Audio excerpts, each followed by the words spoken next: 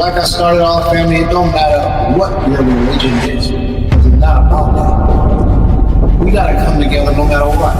We gotta help each other no matter what. If we don't, then our whole civilization, all of our people of color, will be destroyed. And that will be the first time in history that it ever happened. As we're about to read in the story of Exodus, it starts talking about how the oppressor had made a plan to destroy all the men in Israel. But we already know that they got a plan out here to destroy all the men. The story in the book of Exodus is very much like the story of today's time that we're going through today.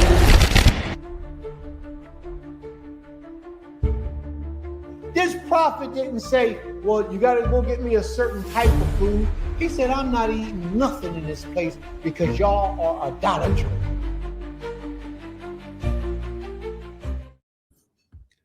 Shabbat Shalom, everyone. Shabbat Shalom. Shabbat Shalom, all the energy in the house today.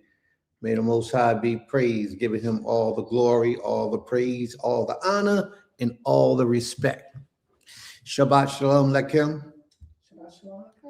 You know, we got some very interesting, very, very interesting conversation today, lesson today, teachings today. Very, very, very, very interesting. You know, through the years I've been teaching for many years, the angels and demons are one and the same. And I got a whole lot of backlash about that from a lot of different peoples. Oh no, this ain't true. Where you getting this crazy stuff from? People upset and angry and disappointed and all types of things. And I mean from prominent leadership, from prominent teachers, you know. But today we're going to have that lesson. We're going to talk about it in detail. We're going to get into it in depth, and we're going to pull out scripture. And then we're going to step outside of the Bible, because, you know, it's easy to support stuff for your own ideal in the Bible, right? Yes. So we're going to step outside of the scriptures, and we're going to pull it from circular information as well. There's a lot of things about history that people don't know. There's a lot of things about the sciences of this world that we don't know, that we don't understand. So we're going to divulge into this. We're going to divulge all the secrets, not all, but a lot of the secrets that have us in a state of illusion. A lot of us don't know this, but in reality, America have us under a spell. Mm-hmm. It's a strong spell that they got us under. And they work their magic, they work their witchcraft in a way that it's what we think is obvious is not so obvious. What we think is clear is really not what we perceive it to be at all. So we're going to deal with a lot of this stuff in today's lesson, especially when you talk about spirituality, religion, angels, demons, heaven, hell, Christianity, Hebrewism, Islam, Hinduism, Buddhism, any of the religions of the world. They have a plan for every one of us. And they have incorporated the world supremacy power in a manner that they can complete their mission right underneath your nose, and you won't even know it. So we're going to get into that today. May the Most High be with us. May the Most High God protect and bless us. May the Most High strengthen us. But what I ask of you, family, is that you put on your thinking caps. Get your notebooks, your pens, your papers, and your pads. Take these notes, even if you got a recording device. Get your recording device out and begin to take this journey with us as we travel into the psyche of the mind, into the psyche of religion, into the psyche of spirituality, into the psyche of what you are involved in yourself. All right, let's travel. We're going to do this. But you know, there's a process that we go through. So let's finish this process first, giving everybody else time to get in here while we get moving. May the Most High be praised. All right, Emma. Shabbat Shalom, huh? Do you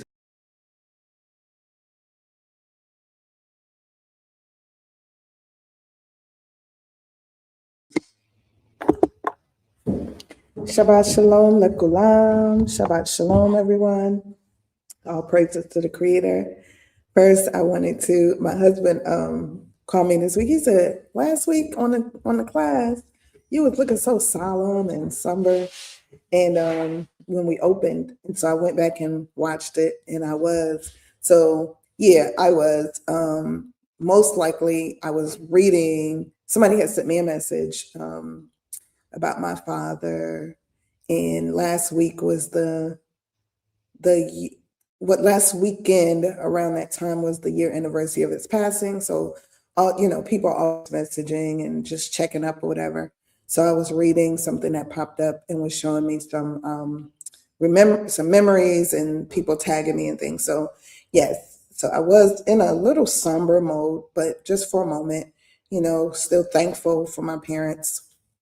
But I just wanted to, come on and say that I'm always jubilant about the Shabbat day. And yeah, so excuse my presentation last week. So first and foremost, giving all praises, all glory unto our Creator, our Elohim, the Master of the universe, one who knows, sees, and is all. All praises to Him for the Shabbat day, for bringing us forward on this day. Giving thanks to Him for life, the sun, the sky, the beautiful sky, beautiful weather. Here in Georgia, it's 78 degrees on January the 10th. So y'all know Georgia, I always say Georgia's a fickle place when it comes to temperature and weather. But thankful for the weather because, hey, it is given to us by the Creator, right? Thankful to the Most High for this Shabbat day. I love the Shabbat. The Shabbat is my favorite day of the week. And I always say it because it's the one day out of all the days that I don't have to, work in the manner of that I do every day. And I'm able to appreciate that and then appreciate the work that I do. It gives me a good day to reflect, to rest, to rejuvenate, and to just thank the Creator for all my blessings, for His grace, for His mercy, for His patience with me throughout the week that just passed, and for all the good and the bad that may have happened, the lessons I learned during that week. So the Shabbat, I really choose this day to really, it puts me in that state of reflection, of meditation, and thankfulness, because I look at this day as, every day is important. However, for me, the Shabbat is a sign, for me, with my Creator, with our Creator, of Him allowing me to make it to one of His set apart day, that He said this day is important, that this day is for rest, that this day is for honoring Him and glorifying Him. So I'm thankful when I make it to another Shabbat day in a healthy way and being strong and healthy. I'm thankful to the Creator for my Horim, my parents. Yes, as I just mentioned last week, maybe like almost 2 weeks now, December 30th made a year that my father passed. And so, yeah, it was a different type of day. I mean, it was very beautiful outside. My siblings and I, we all spent most of the day together, and our children, and eating and laughing and remembering. And that was beautiful. We didn't sit and cry and just be in a somber and a depression state, because that's not my father. That wasn't my father. He smiled even when he was sad. He would cry, but he would be thankful for the tears that he was crying. He taught me so much about being humble and thankfulness, and just, allowing life to be what it is, but understanding that it's part of life. Every emotion, every moment, it's part of our growth. It's part of our the blessing, actually, that the Creator gives us. So, we counted our blessings of having all the years we had with Him as our Father, on the physical, and we know that He is definitely here with us in the spiritual. So giving thanks to the Creator for my father, for my mother, for my other father who passed as well a few years ago, and even my other mother who passed a couple years before my mother. So, the Most High has blessed me. I've had multiple parents whom all been righteous, positive role models in my life. And I'm super thankful. I'm super grateful. I'm humbled by the experience. I remember texting my Ish last week. I was just, and I do get emotional, but I was telling him how I truly just miss my parents physically being here and just reflecting on everything they did for me and how, I'm grateful that I did have all the years I've had with each of them individually. And, and that I'm thankful for it. And I know everybody doesn't get what I had. Everybody that does not have that mother relationship or father relationship or even multiple parents. When you have a blended family, sometimes it's so difficult for people to get along. But I was blessed in a family, or I am blessed in a family where all of the parents got along. They got along. They raised us all up together. When people say, how many siblings you have? And I'm like, oh, I got like 18, 19 siblings, something like that. And they're like, your mom had 19 children. And I'm like, no, it's a combination of my family, the blended family I have. But they raised us up like that, even though we didn't all share the same blood. They raised us as if we did. And we saw them, even if they did have disagreements, they never allowed it to separate us, the children, from their disagreements. So, I'm super grateful for that, for the example of unity, for the example of collective work, for the example of faith and creativity, all the things that they did to show us that, we are us as the children. The future is more important than them not getting along. It was more important for them to get along and to be one with one another so that we could have a loving and righteous and positive environment. I'm thankful to the Creator for my Ish, for the presence of him, for his leadership, his guidance, his protection. I'm thankful that the Creator allowed him and my sister wife and the baby and our daughter Selah to make it here safely yesterday and right before the Shabbat. So I'm grateful for traveling mercies. I'm grateful for that. I'm grateful for, just what he is allowing to be in our family. I'm grateful for the messages that he sends through Maish to give to the people. And I'm thankful to the Creator for our children, the ones who came through my womb and the ones who didn't. Thankful for the blended family we have. And as we continue to grow and learn how to be blended in this life, I'm thankful for that. I am thankful for my family, my siblings, my nieces and nephews, my aunts, my uncles, my cousins. So thankful for all of them. I am thankful for my close sister friends. I have about maybe two handfuls, and when I say close, I mean like we've grown together from young, and then some I've met, more recently. Well, not in about 20 years, and so I'm super grateful for them and their dedication to this walk, to our union as sisters.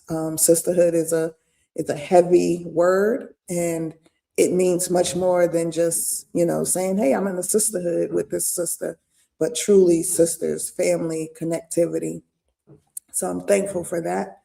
I'm super thankful and proud of my daughter who got accepted into 2 colleges yesterday. And so I'm just super proud of her and all of what she is doing in her life, waiting to hear more from what from more colleges that she may be accepted to. And as one of my sisters, when I say a sister, Malcolm Igdalia, who's here, she is one of those sisters I speak of. Like she said, thankful for GHATK. That's our school. I'm so thankful for GHATK. We had our first week back school this week, second semester. And I'm talking about it was amazing just having all the children back. We have new students. I'm so proud and thankful. My brother is entrusting, us with my nephew's education. He's enrolled him into our school. My son is back into our school. Just seeing the children come in every day, bright eyes, ready to share, ready to learn. The educators are on point this semester. Like everybody is coming with their A game. I'm super proud. We have our ups and downs, our hiccups. We're in our 5th year, but this is our growing years. This is our growing pains, as they say it. And we're learning so much, about the education of our children. So I'm super, super, super, super, super proud of our students and our school. I'm thankful because it doesn't have to happen. The Most High didn't have to bless us with this mission to educate our children, but this is one of the most important jobs or assignments that the Creator can give you. I was speaking with an elder the other day, and she said that one of the things that is so disappointing with her in the movement and in the Black community is the lack of effort and support that goes into the education of our children. And I know this is thankfulness. I'm sorry, I'm going a little further, but she was just saying how we can, we come together for all these other things in the community, but when it comes to the proper and righteous and positive education for our children, we don't put in the effort. We just say, well, there's a free school over there. Let's just send our child there, not even worrying about what they're learning, not caring that they don't know, that they're not being taught how to read properly. She was telling a story about how a little boy went from 4th grade and all the way until he got into 9th grade. He was saying and spelling words, and they were just passing him along. And then when he got in 9th grade, I think the teacher was marking it wrong, and he was like, "No, these are right." And then he started to tell her why. And it was showing that no, that it was wrong because the other educators didn't correct him. They just passed him along because at one point in the education system, it was a rule of no child left behind. So that meant they passed the children regardless if they knew it or not. And so it's so important that, independent schools like ours, GHA at TK, is supported.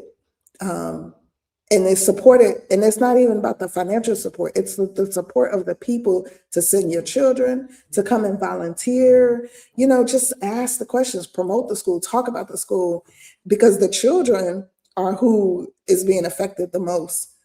We've already been through those stages, but our children, our future, that's what we need to invest in. That's what we need to put our love and our time in and have the patience to do it.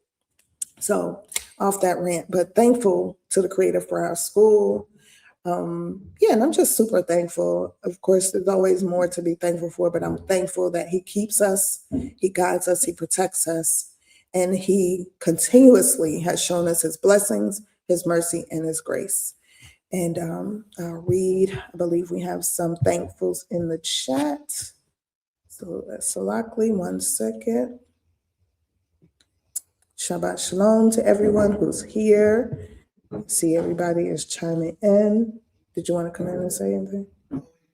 Okay. I'm gonna read Malka Higdalia, her thankful. She said, "I am so thankful for my mommy also." Yes. It's hard seeing that the Most High has not opened her eyes, yet she has taught me so much that add to my servitude. All praises. Hallelujah. Ima Sukari says, Shabbat Shalom, family. Blessed memories of your mother, father, and a communal family of many.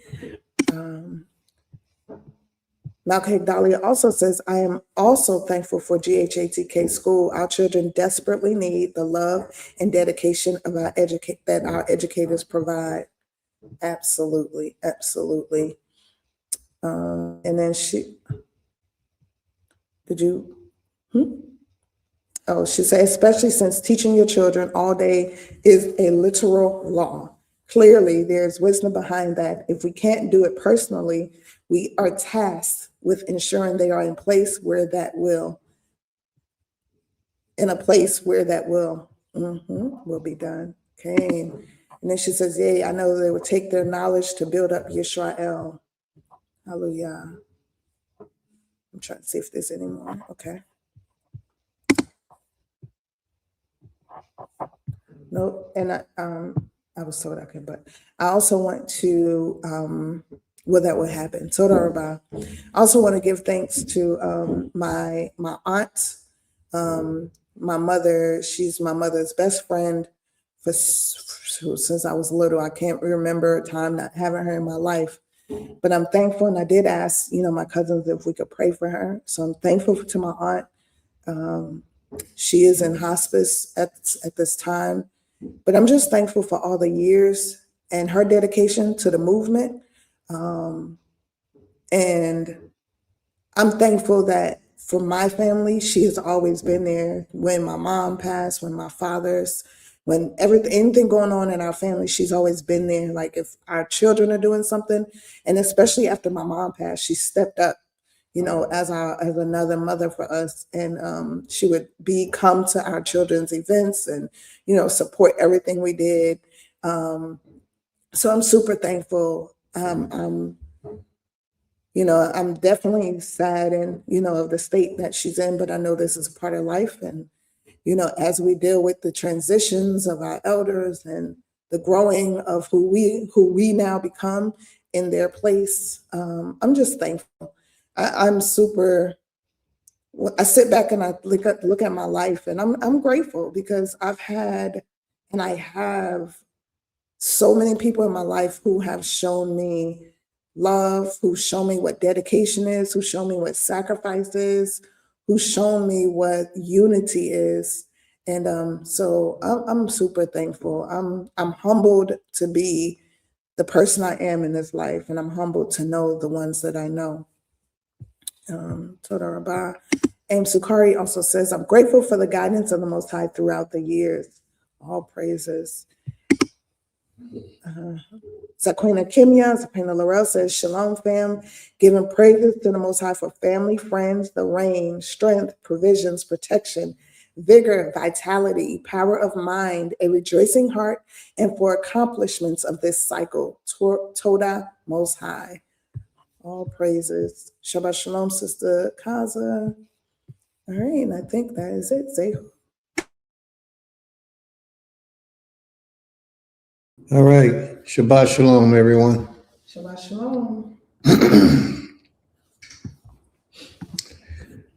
I'm thankful for the Most High for so many things. I'm grateful for his blessings, his protection, his mercy, his kindness. Last night, I came to the temple and I asked the Most High to guide me in today's class, that you all would get a portion of hidden knowledge and truth brought to you through me, as he would work through me to help to enlighten you to his truth, not man's truth, but his truth. Far too often we hear what man has to say, and we don't hear what the Most High has to say. And I know I was taking on a lot to do that, asking for that. And if the Most High was to do it, is to do it, will do it. But when that time comes, I knew there was going to be a lot of change needed in our philosophy and thinking. So I thank the Creator first for even having a place to go to, a set-aside place just for worship and praise. And if you don't have a location, you can always set aside a place within your home. Most High has been gracious to us. We do have a location. But I woke up this morning around 3 o'clock, and I was dizzy. Couldn't hardly get my bearings together. I had to sit on the bed for a little while, go open the door, breathe in some air. I had to do a whole lot, and I'm still feeling nauseous and dizzy. My head is still, I ain't got it. So as I was just sitting here, I was just thinking, I said, well, maybe that's the Most High answering my prayers, putting that spirit on me. And that spirit, Iman, could you get the door, please? that spirit is making me weak because I feel real bad. I'm dizzy. I can barely get my bearings together, but it's okay because we're going to do this. But I thank the Most High for all that He does, for His protection, mercy, kindness, and guidance. I thank Him for safe travelings, for we traveled another 600, 700 miles just yesterday. But we're here. It doesn't always mean when you get on the road that you're going to reach your destination safely. So when you do reach it safely, first thing I do is thank the Most High. Because I know that it wasn't guaranteed that we made it here yesterday. So I'm grateful for all the blessings, protection, mercy, and kindness, and provisions that He provides. So I'm grateful. Just want to let that be known. May the Most High be praised from everlasting to everlasting. Shabbat Shalom, Sister Higdalia. Shabbat Shalom, Brother Wab Ben Shao. May the Most High be with you, bro. May the Most High be with you. Aim Katir. Shabbat Shalom. Ima Sukari. Shabbat Shalom. Sister Aisha. Shabbat Shalom. Sister Laurel. Shabbat Shalom. May the Most High be with you all. Mr. Otter. Shabbat Shalom. Bain Karut. Shabbat Shalom. Shabbat Shalom. Sister Yoshero. Shabbat Shalom. Shalom to everyone who is here with us, who are present today. We are grateful. We're so grateful that you have chosen to spend your morning in the Shabbat day with us. We're so grateful. And to all of our regulars who the Most High has blessed to be here with us, we thank you all as well. There's a lot of you in the background in the audience who has not typed, and we understand. You don't want to be seen. You don't want to be known, but that's okay. Ain't nothing wrong with that. If that's the spirit you have, maintain that spirit. It's okay. But we're going to get into some lessons today. We're going to get into some teachings, and I promise you the Most High is going to fulfill His word. And you're going to go on a journey today like you haven't been in a long time.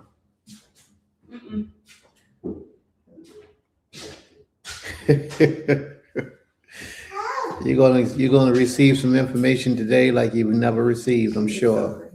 I'm sure. We're gonna have a nice time today. Great, fabulous time. I would also like to acknowledge the presence of some of the others, the regulars who are here today. Sister Ornette, Sister Shemaya, Ima Yahudi, Brother Taquan, Torah Kodesh, Shabbat Shalom,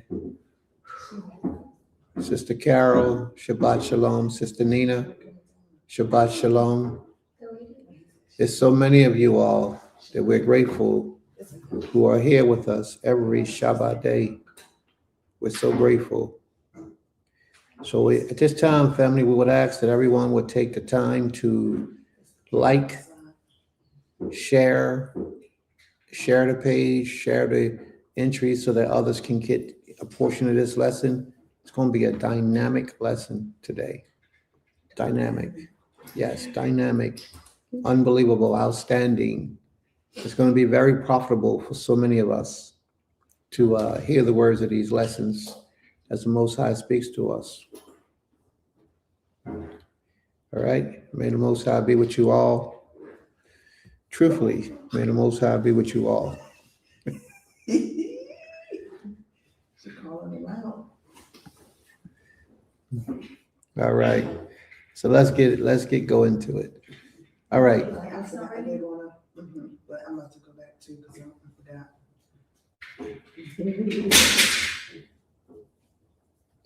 You wanted to do something? Yes. Go ahead. Y'all gonna say thank you? Yeah. Are you on mute? Yes. All right.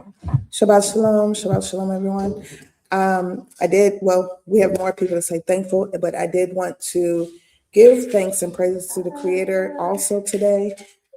Today is my baby sister's birthday, and then 28 years ago today, I birthed my firstborn child, and I'm so grateful.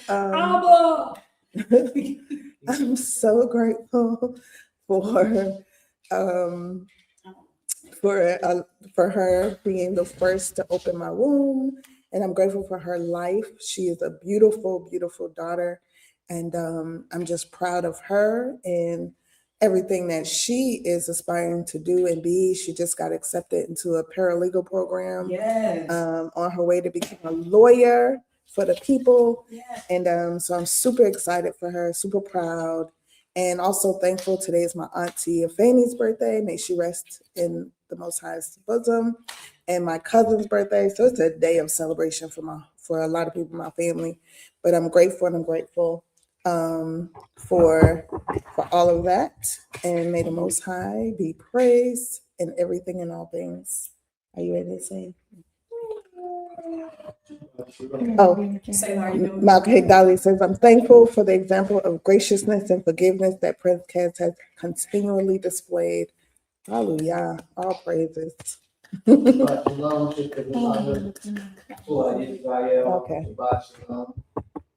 All right. Shalom. You know, all of you who are here today who are and will be present. All right, go ahead. All right. Wait. Taylor wants to do it. We have to do ours. Yeah, go ahead. I'm grateful The for baby is behind. She doesn't want to get on camera. I'm grateful for being here and waking up to this day. I'm grateful for the nature that's around us and the good oxygen. I'm grateful for the food that we ate today Okay. and for being here and celebrating the Creator. All right. Shabbat shalom.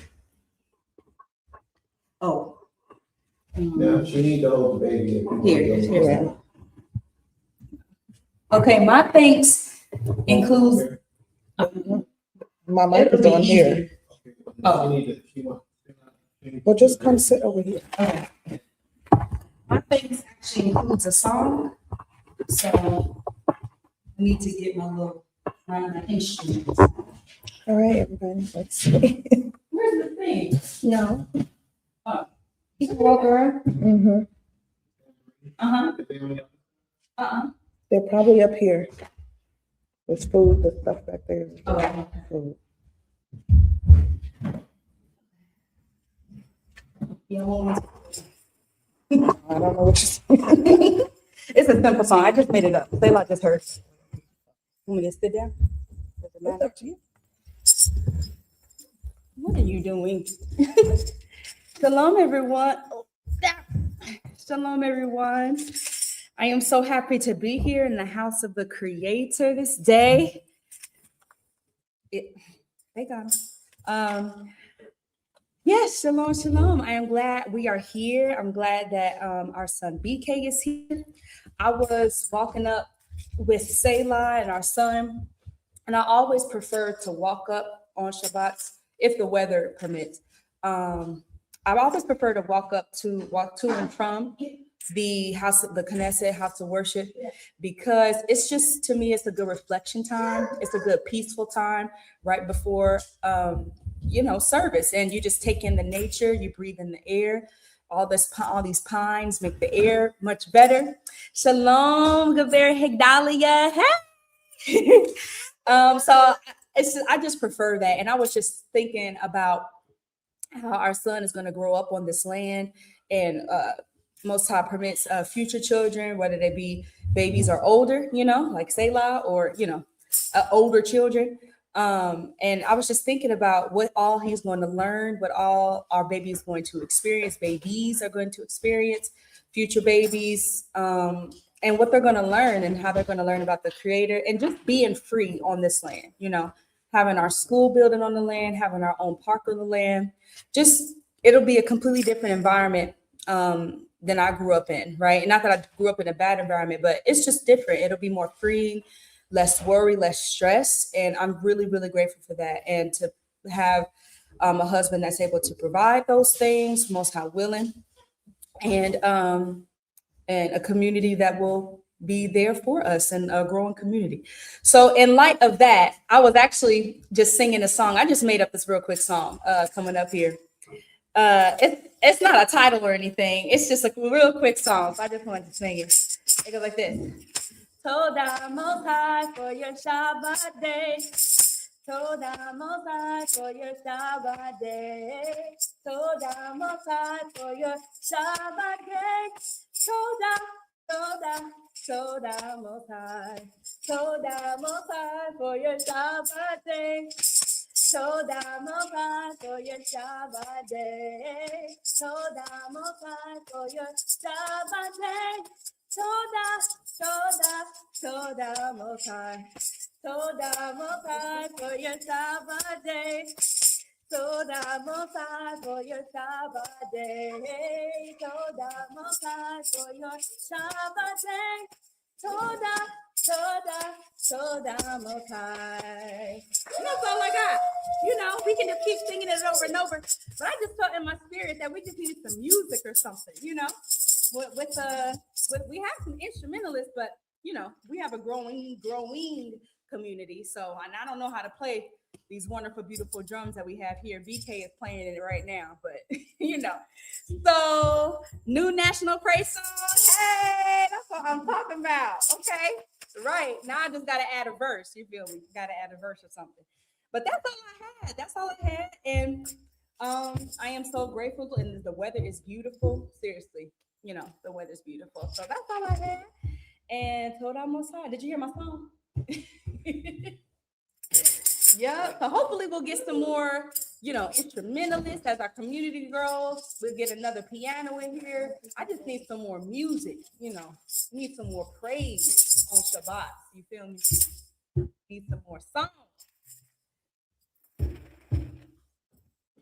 Very beautiful. So, thank you. Is this okay? I got a question. Is Ka'aza Sister Aisha? Is that the same for Aisha?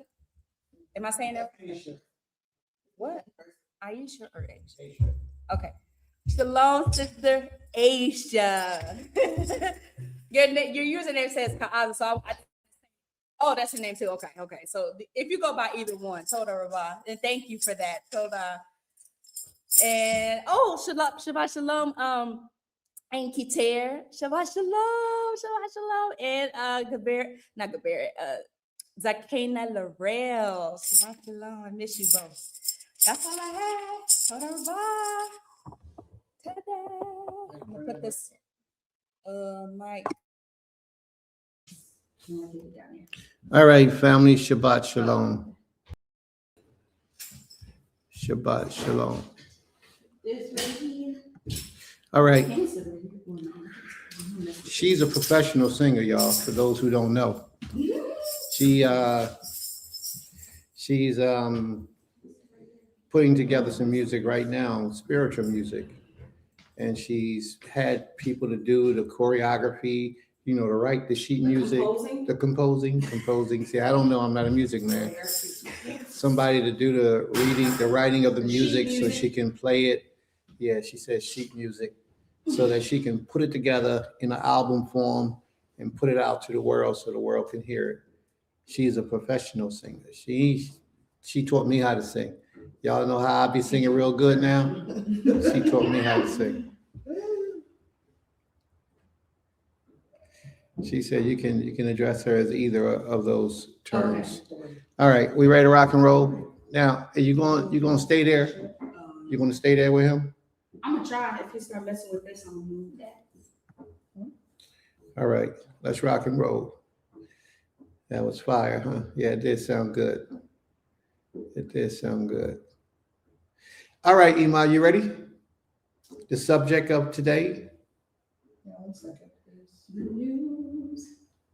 Yeah, she brings forth weekly. She brings forth the current events and different topics and subjects that Israel needs to be made aware of, just as instrumental parts of our lives that can help better us in our journey and our walk to the Creator. Some of the problems that we have in the world today that needs to be cast in the light she's presenting those types of informations to us.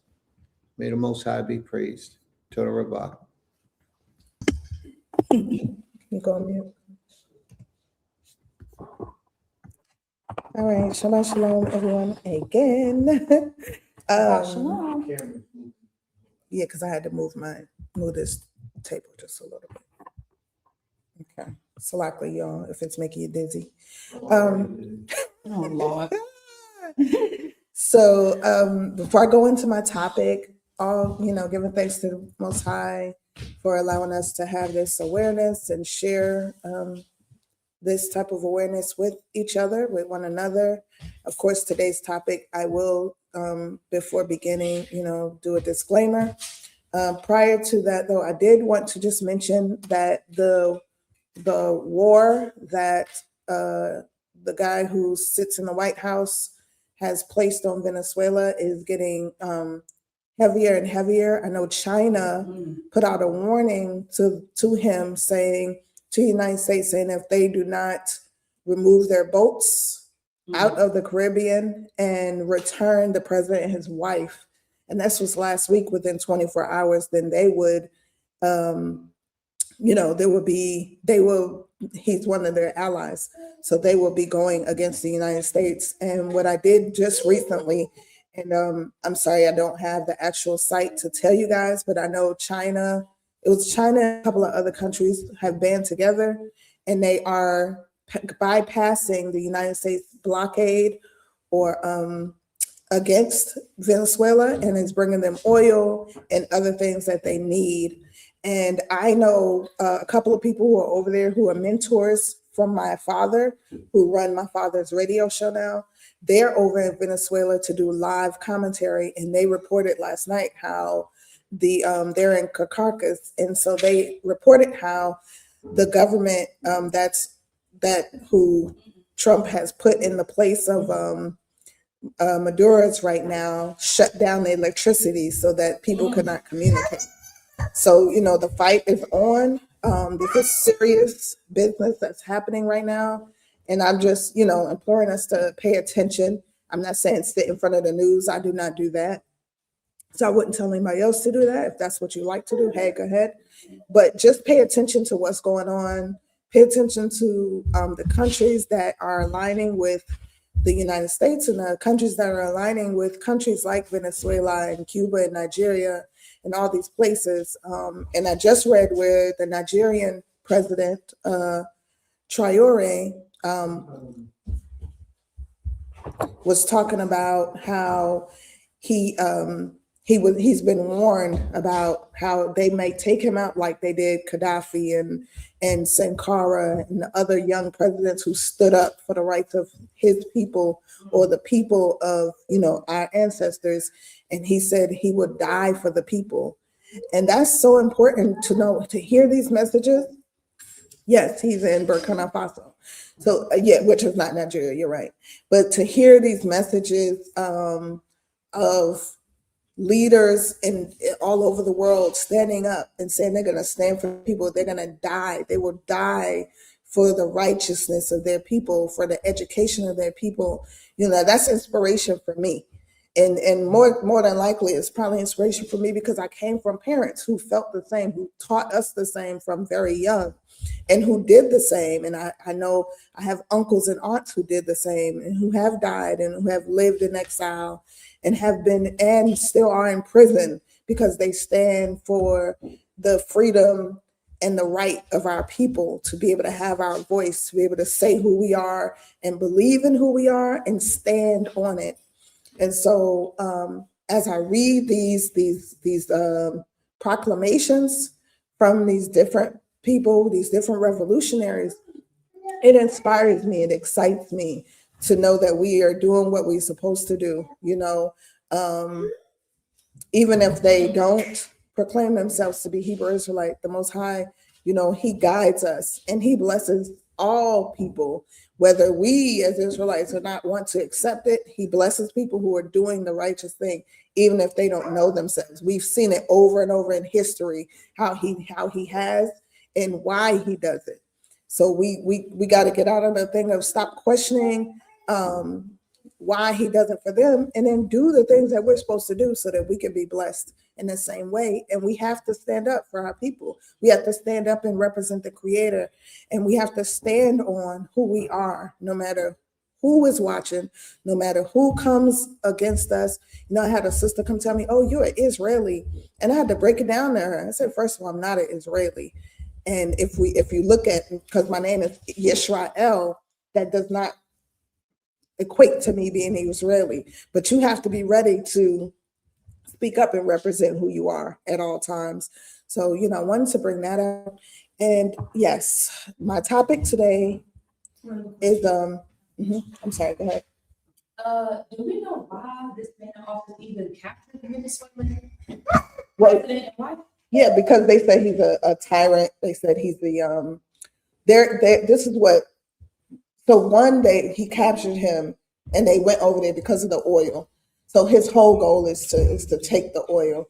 Venezuela, Nigeria have those two countries are places who have the oil, that have the resources, the things that we utilize. And so a lot of times what happens is people in power like him will go over into countries that they feel like are quote unquote third world or impoverished and try to take over. And they take over and they try to steal the resources. Right. So they basically to steal the So he resources started and to this have, basically. yeah, but it's been happening long before he kidnapped President Maduro and his wife. They've been having ships in the seas, killing people in boats, claiming that they were blocking them from bringing drugs into the United States. But right before he captured Maduro, he released the former president of Honduras, who was a big drug smuggler, and he released him, and he knows it. So, you know, it's all politics. It's all a lot of different things. He gave him a pardon, but basically means he freed him from prison. So, you know, Honduran president, former president of Honduras, he was a drug smuggler. But, you know, all this is why part of having independent schools is being able to educate our children on this type of history, because this is the things they do need to know. When they're in public school, they don't break it down to the depths. They just say, hey, support the United States, whatever, right? They don't break down why there are other countries who do not support this country, what happens, what president did, all these things. And so, you know, it's so important for us to know this kind of information and knowledge, especially because the United States is not the only country. We have all these other countries around us. And if we're going to go visit places, we got to be mindful of where we're visiting, who we're representing, you know, when we go there, because there are people who, because you're American, they might, you know, so you have to be right. Exactly. So a lot of it is making sure that we stand on who we are. I'm just gonna highlight this comment right quick. Miyu says this shows us many things, but the most important thing is you can't have freedom if you don't have the ability to protect it. Absolutely, I agree with that. And then he says not only oil and gold, they have one of the largest gold mines outside of Africa. Absolutely. Toto Rabah for adding to that conversation. But yes, so Toto everybody for your questions and your comments. So my topic today, I'm sorry, y'all, let me change this banner. My topic today is, I'm just gonna give a disclaimer. What I'm about to talk about today can be, you know, can be sensitive, it can be triggering.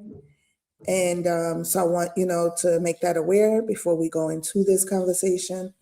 But I decided to go into this conversation because it's very important. This is all the conversations we've had before, and probably should do trigger warnings, period, because different conversations affect people differently. But so today I am talking about molestation and the R word in the Black community.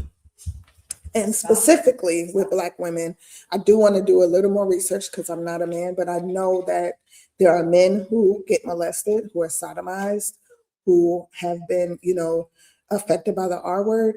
And so prayerfully, if Most High willing, I can go into that next week. But so this week I went, of course, I'm always, Googling, and I did not do the research in advance like I normally try to do. Had a really busy week with the school, but I went to a site that specifically does the research about Black women, about these particular conversations. And so, yes, so if you have comments or if you wanted to share anything, this is a safe place, a safe space. Yeah, hopefully, Creator willing, if it be His will, that this will allow others who maybe have had this happen to them and haven't had the ability or the strength to speak out. Not saying you have to do it live here. You can send us a message, write it down in a journal, or tell somebody that you truly trust in your family and that will protect you and help you to resolve and to get some answers to this if it did happen to you. So the first I wanted to speak on, it says African American girls and women 12 years old and older experience higher rates of the RAPE, and sexual assault than white, Asian, and Latina girls and women from 2005 to 2010. Of course, this is like, different levels and different times of the information. It also says 40 to 60% of Black women report being subjected to coercive sexual contact by age 18. And I kind of wanted to pause on that particular topic, because I think understanding when they say coercive, sometimes people will say, if you don't want to have sex with anybody, whether it be a boyfriend, intercourse, a boyfriend, husband, whoever, and coercive means that they use manipulative ways to force you to have intercourse. And it has happened to different people that I know personally in my family. And then so what people try to say is, oh well, because they didn't like force them physically or put a gun to their head, then it's not really the R word, right? It's not really an attack. But no means no, as Sister Kaza said, no means no on every level. And coercive sexual contact is considered molestation. It can be considered the R word because a person said no. But what happens is the person who's coerced them, who's convinced them, they've used manipulative words, methods, all these things, so that to them, they're feeling like, well, I didn't really do anything wrong. I just convinced them. But you convinced them in a very unrighteous manner. You used words, you used situations, and the person still didn't say yes. They just succumbed to the pressure of it. And it happens a lot. And it even said by the age of 18. And a lot of times that's usually what happens when we're looking at teenagers having intercourse. The guy is pressuring her. And I've even heard of, like I said, women pressuring young men. So, it's a big topic. And one of the things that I learned, because, it happened in my household personally, that we have to pay attention to the signs. When my husband and I talked about this subject, it really made me reflect on a lot of things. And it made me think about even him knowing, because, we can be I'm saying mothers sometimes can be very, lenient. It's like, oh, we all just love each other. We're all a family. And my husband would tell me things like, watch this, or don't allow this, or don't do this. And I allowed certain things, and then certain things happened because in my mind, I'm like, oh no, we're a family. We wouldn't do this to each other. And when I'm saying family, like I'm saying like community, like a broad spectrum of people. And believing in that concept that we love each other and we're here to protect each other, take care of each other. And so, yep, Sister Kaza has come. I'm gonna put those up in a minute.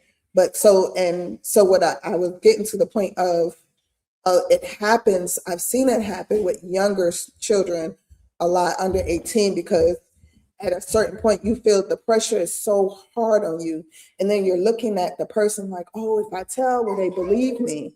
You have these doubts of, if somebody's going to believe me, will I be looked at? Will I be talked about? Will people understand why I may have caved under that pressure, or other things? And then you start to believe what the predator is saying to you. You start to believe that these things are going to happen. If somebody tells you, if you don't do it, or if you tell this particular person, he may go to jail, and then this may happen.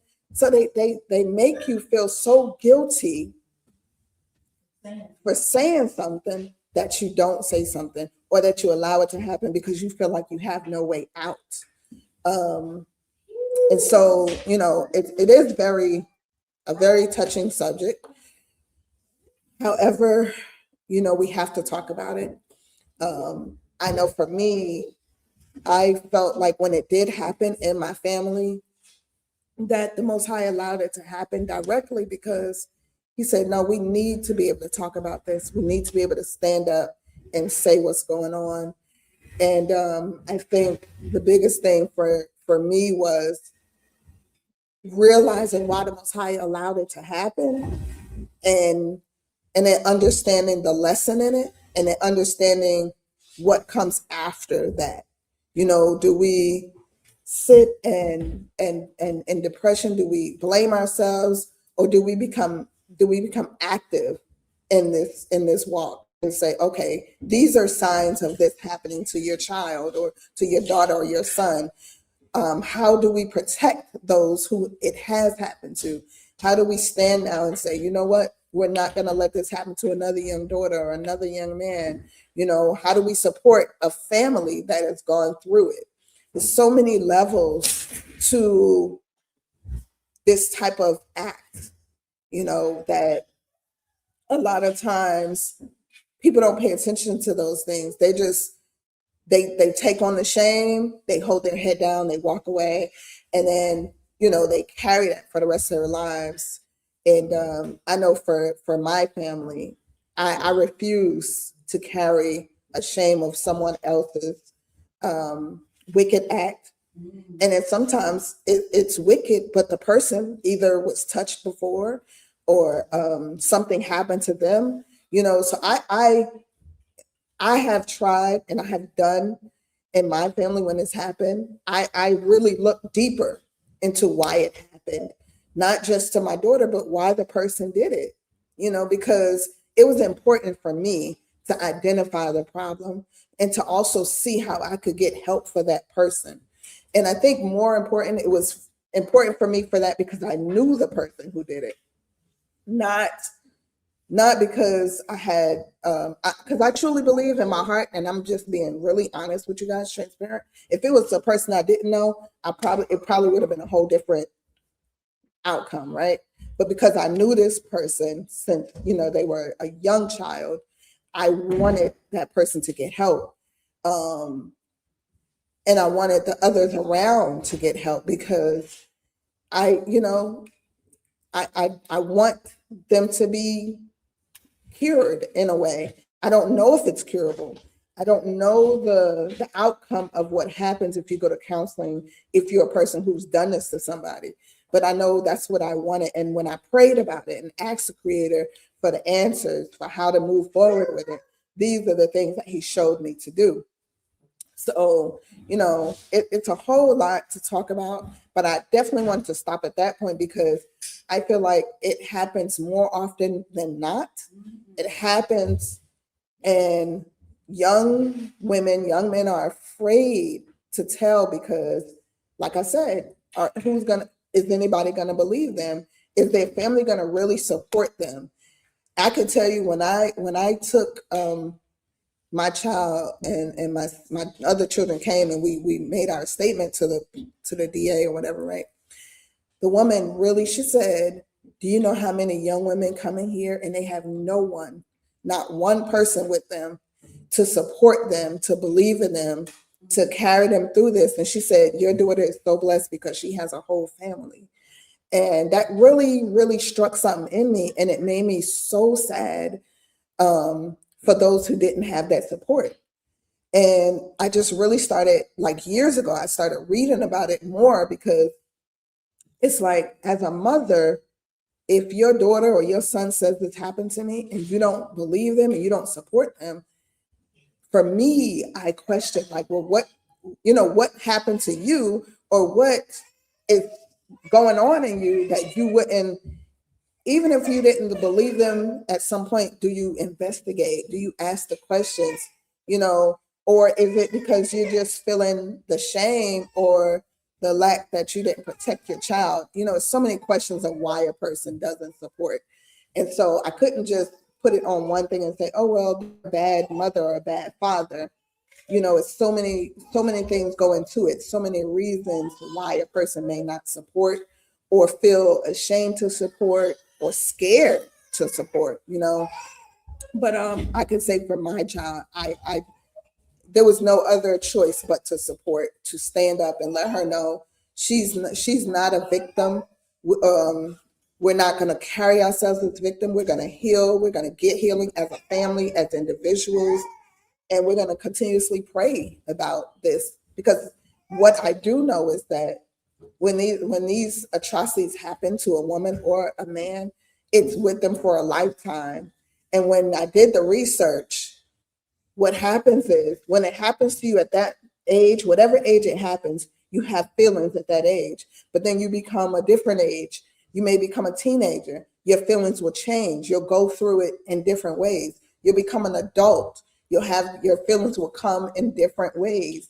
You'll think about it differently. It may affect you differently. It may affect you wanting to, even if you ever want to be married again, if you want to have children, all these things, it'll affect how you are emotionally with intercourse. It'll affect even if you feel comfortable with having intercourse again. It's so many things. There's so many young women who have become sexualized because they've been, victimized by this action, that going out and just having intercourse with random people is the way that they heal. And part of that is the way they heal because nobody has stepped in to try to give them some type of other form to way to heal. They haven't gotten them counseling. They don't have anybody to talk to that will truly listen to, what's going on with them. So we just have to pay attention to the signs. And I'm imploring everybody to pay attention to the signs of your daughters and your sons. Ask the questions. If they start, because some of the signs that I know that I saw, but I didn't question, because I was just like, nah, was if they start dressing differently, if they start acting differently, like basically staying to themselves. They were once like this jubilant, one to always be up under you, talk to you, come to you for everything. But then they start like to just go in and be seclusive, go in their rooms, be in the dark, having dark thoughts. Yep, lying, hiding things, because they're going through it and they're trying to figure out. What I learned was they're trying to figure out how to tell or how to just cope with what's happening to them without telling, or sending you signs so that you can ask the question, so they can say, well, I didn't tell, but I was asked. That's their way of being able to not hold that guilt or not go into the trap of, well, whoever is doing this to them has told them. So pay attention to their signs, watch how their cleanliness, if that changes, if they become where, they don't care about their presence, how they present themselves daily, all these things are signs of something going on. And it may not be, depression, and it may not be a sexual thing that may be happening. It could be other things, other forms of bullying, and other forms of taking something from a child, manipulating them, like I said, bullying, and bullying comes in all forms, talking about them, beating them up, taking their money, anything. So we just, I just really want all of us to pay attention to our children. I tell my family all the time that it literally broke my heart, and it would break my heart to see other women go through this, other families go through this, because it's not something that you just recover, you go to sleep and you wake up and it's done. It's something that you live with all your days, and you just learn to kind of figure out how to not allow it to cause you to be angry, to cause you to be depressed, to walk, like I said, with shame. And for some, it causes them to have strength to be able to go and talk and talk to other women and talk to other families and speak out. Exactly. Okay. And then I have some comments. I'm going to read some more comments, and then I'll read some more of the statistics that I've worked on. So Sister Kaza says, a person waking up in their sleep to acts already being made. Wow. Yep. I've heard that happening. A naive person who doesn't know how to react or fight. Yes. Family members doing this to other younger family members. It has happened. It does happen. Yes. And that's one. Family members doing it to other family members is one that happens so often. Like, I'm gonna look up and preferably if somebody can look up and get the stats on that. It happens so often where uncles, fathers, stepfathers, boyfriends come in when it's young daughters. Like, I have watched a couple of series. I watched like real life documentary about these things happening, and it's so often, and how the mother doesn't believe them, or it'll happen so often that one child will allow it to happen so that the siblings younger than them won't get touched.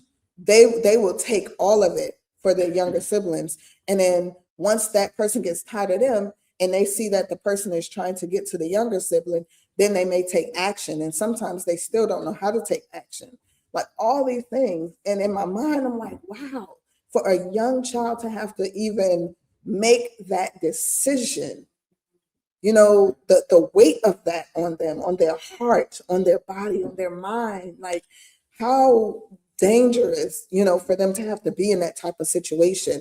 And what does it make of them, as they get older, like, how do they live their life for the rest of their lives with that? In some stories, the people have the young women have become very prominent in their walk, in their life, because they were able to, at some point it stopped, and they were able to tell somebody, and that person was able to be arrested or convicted or whatever had to happen, and they were able to get help.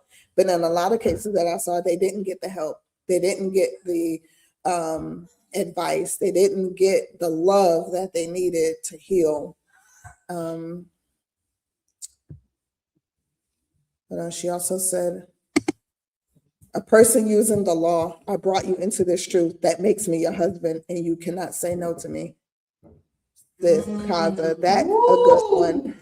I have had sisters inbox me that same sentence or same thought or same thing that happened to them.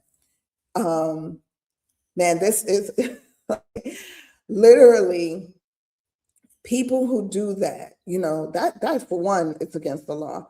You basically changing the Most High's words. You're basically putting a stumbling block, all type of different laws that we can find that are exactly breaking the law, and they're using the law. And this is weak males who do this, And then there are some prominent men. I've had women tell me stories about men who have high positions. That's what they say. Oh, I'm your husband. I can take this. This is mine. And some men truly believe that. Some men truly believe that they're not hurting you. They're not taking something from you. They're not, molesting you. They're not raping you. They're not doing these things that can cause so much damage to you, not just physically, mentally, emotionally, spiritually. So that's an important, like everything we're bringing up, it's like we could talk about this for days, and I definitely feel like as women, we should have outlets where we can talk about this more, because so many of us are going through this and are afraid to speak out or tell somebody. And she said, and yes, telling someone they will go to jail for life if you tell is not protection, but placing fear, placing fear and manipulation on said person. Absolutely. Yep, absolutely. Yep, Sister Sharon says, yep, it passes down. It absolutely does. One thing I know that, and I watched this, somebody told me this happened rather, that their child was predated on and he became the predator, because that's what he knew. That's what he thought was normal, so those, we really have to, if a child is predated on, we have to do our best to get them help so they do not turn and do it to another thinking that it's okay. And yeah, she said many times victims because predators, because so many reasons. Absolutely. She also said, Sister Kaza said, if someone speaks out, that's the first indicator. We have to believe something happened. Absolutely. And then she said, I also believe women hear better than men in these situations. They do. They do. Yep. Then she said, grandpas. Did she move? Well, what did she have on? All these things. I just read somewhere it said that when a Black woman comes in and says this happened to her, they are more. They become. What's the word? Instead of it being investigated of who the person is, they're investigated of what did they do, what did they have on, where were they when it happened, all these things versus go get the person that did this, and then, hey, maybe let's talk about those things later after we've gone through counseling of how we can avoid these situations. But even in the most, and we can get real deep with this.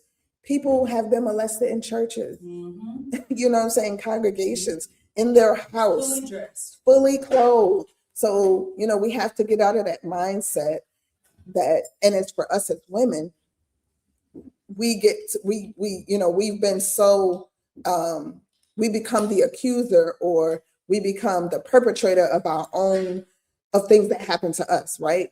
And so then we go, okay, well, if I have on this long skirt and the cover up completely, this won't happen. And it happens. Every culture, all those different topics, it happens. Sorry. So, we truly have to pay attention to our children. And Sister Casa also said, and when one doesn't heal, it changes their brain. So in the future, it's harder for them to use discretion. So it becomes a mess, a confusion to others that hear the story. Absolutely. Oh, absolutely. Totally. Trauma does that. And it is trauma. Yeah, any type. Oh,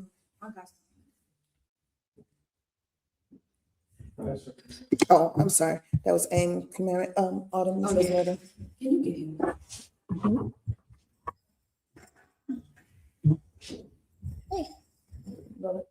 Go to say bye. One second. Oh, hold on. Shalom.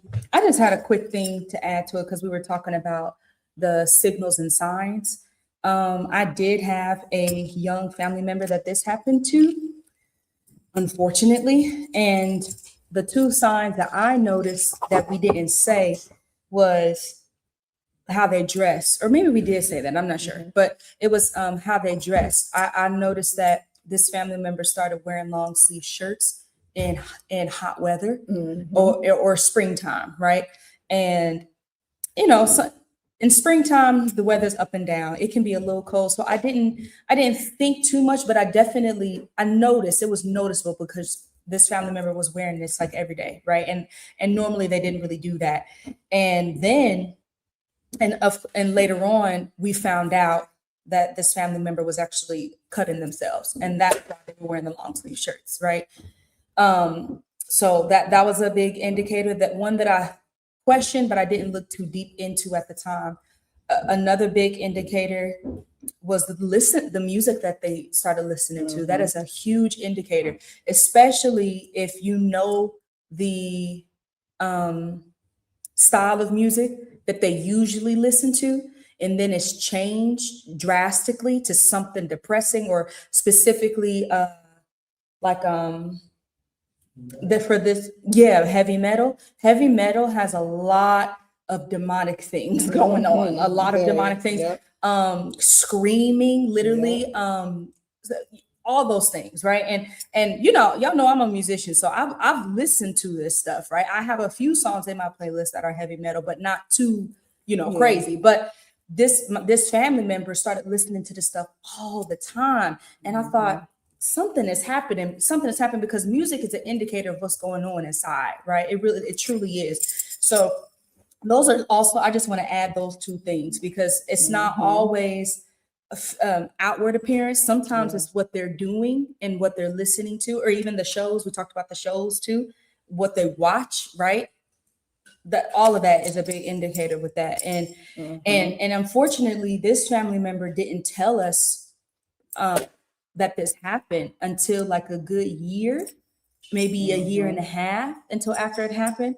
And when I spoke with this family member about why they didn't tell us, of course, it was shame, guilt, right? And then they actually told me that they didn't want to feel judged, Right. and then also they didn't know how we would take it, right? They didn't want to disappoint you. Yeah, all of type those of things. Yeah, definitely, all of those things. And I had to reassure that family member, like, listen, I know, because she actually, it was a she actually brought it up to me, like, you say, you talk about the church and stuff, you know what I mean? Like, she didn't want to feel judged, basically. And I had to reassure this family member, like, listen, I may talk about these things because they are important, like not having sex and things like that, but don't ever feel like you can't ever tell me nothing, right? So me and this family member had a real big heart to heart about that. And my mom got in on it. It was a whole family thing. It turned into the whole family, and I'm sure extended family too, maybe gathering around. So this family member definitely shed some light, and I'm glad that they did eventually share it with us. But I just wanted to share those two signs, and thank the Creator that this family member is in a way better place now. I checked in with them, and they are in a much better place. Of course, this type of thing isn't necessarily gone from the mind in such a short amount of time, but I am glad to say that they are not in the same mental space that they were in when this, even a year later after this happened, right? Because it took this member a good year and a half, and I'm grateful that we caught the sign, right? Because she was cutting herself, so it can get that deep, and it can get even worse than that, as I'm sure some people know it has. So I'm really grateful that it did not for my whole family. So I just want to share those two signs, just in case something that, and you see something that's very specific. The music one is important though, for sure, because that is a small but huge indicator too. So That's it. That's all I want to say. To our God for that input, sister wife. Very important. So a couple of other points I wanted to bring out was stereotypes regarding African American women's sexuality, including terms like Black Jezebel, promiscuous, and exotic, perpetuate the notion that African American women are willing participants in their own victimization. However, these myths only serve to demean, obstruct, appropriate legal remedies, and minimize the seriousness of sexual violence perpetrated against African American women. And I thought that was very important too, because a lot of times this happens, and then the woman, like they said, they label them. Oh, she's a hoe, or she's a thought, or she's promiscuous, and all these labels are then put on women that have gone through these things, but nobody's questioning why, you know. And then the other part is, why are we labeling and the victim? You know, it's like what it says. It says they're willing participants of their own victimization. Like, that's so important for people to understand. Like, they use those terms to say that, to kind of be like, to basically to give the predator leeway. And a lot of times that happens when a predator is known or comes from a rich family. You know, yeah, all these things. So we have to look at the signs too of why they may label a woman like this, because they want to protect the predator. Another one I saw, it said a study found that college students perceived a Black victim of sexual assault to be less believable and more responsible for her assault than a white woman or white victim. And it also says some African American women's decisions not to report their sexual assault may be influenced by the criminal justice system history of treating European American perpetrators and victims differently than perpetrators and victims of color. And that could be too. You find where, and I break that down to say, like, Black women will not tell because they want to protect the predator, because they know that they might get more time than if it was a Caucasian or another person of race that may have done it.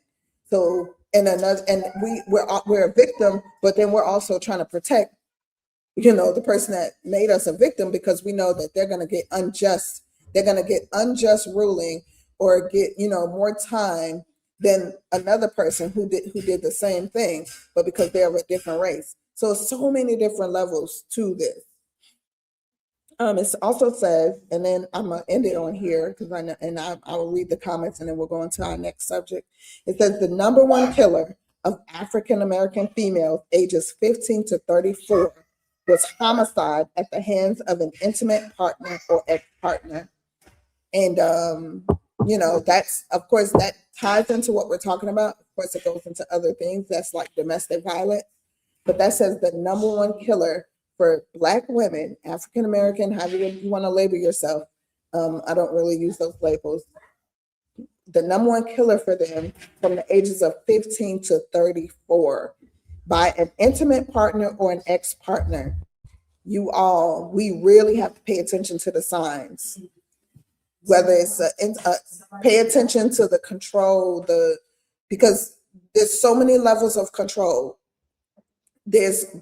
And I'm saying this very transparently, there is righteous control and there's unrighteous control. You know, I think the word control itself, people cringe when they hear it because they don't put the perspectives in line. They don't use what the Most High said, well, not what he said, but when it, you know, certain laws that we look at and understand that that's what that means. But they use the westernized concept of what control is.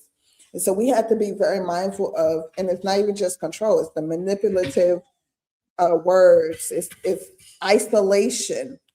When you're with a partner and he isolates you completely from your family, not just, oh, you know, we're gonna do things together, but he doesn't want you to talk to your family, see people, He doesn't want you to have friends. You know, and this is just me. Like, everybody may not believe what I'm saying, and they don't have to, but those are signs of a person who is not good for you, because nobody should ever want you to just not have no one to talk to, no one to have a friend, no, your siblings, your mom, your dad. Like, if that person is saying, no, when you come over here with me, you have nobody else but me.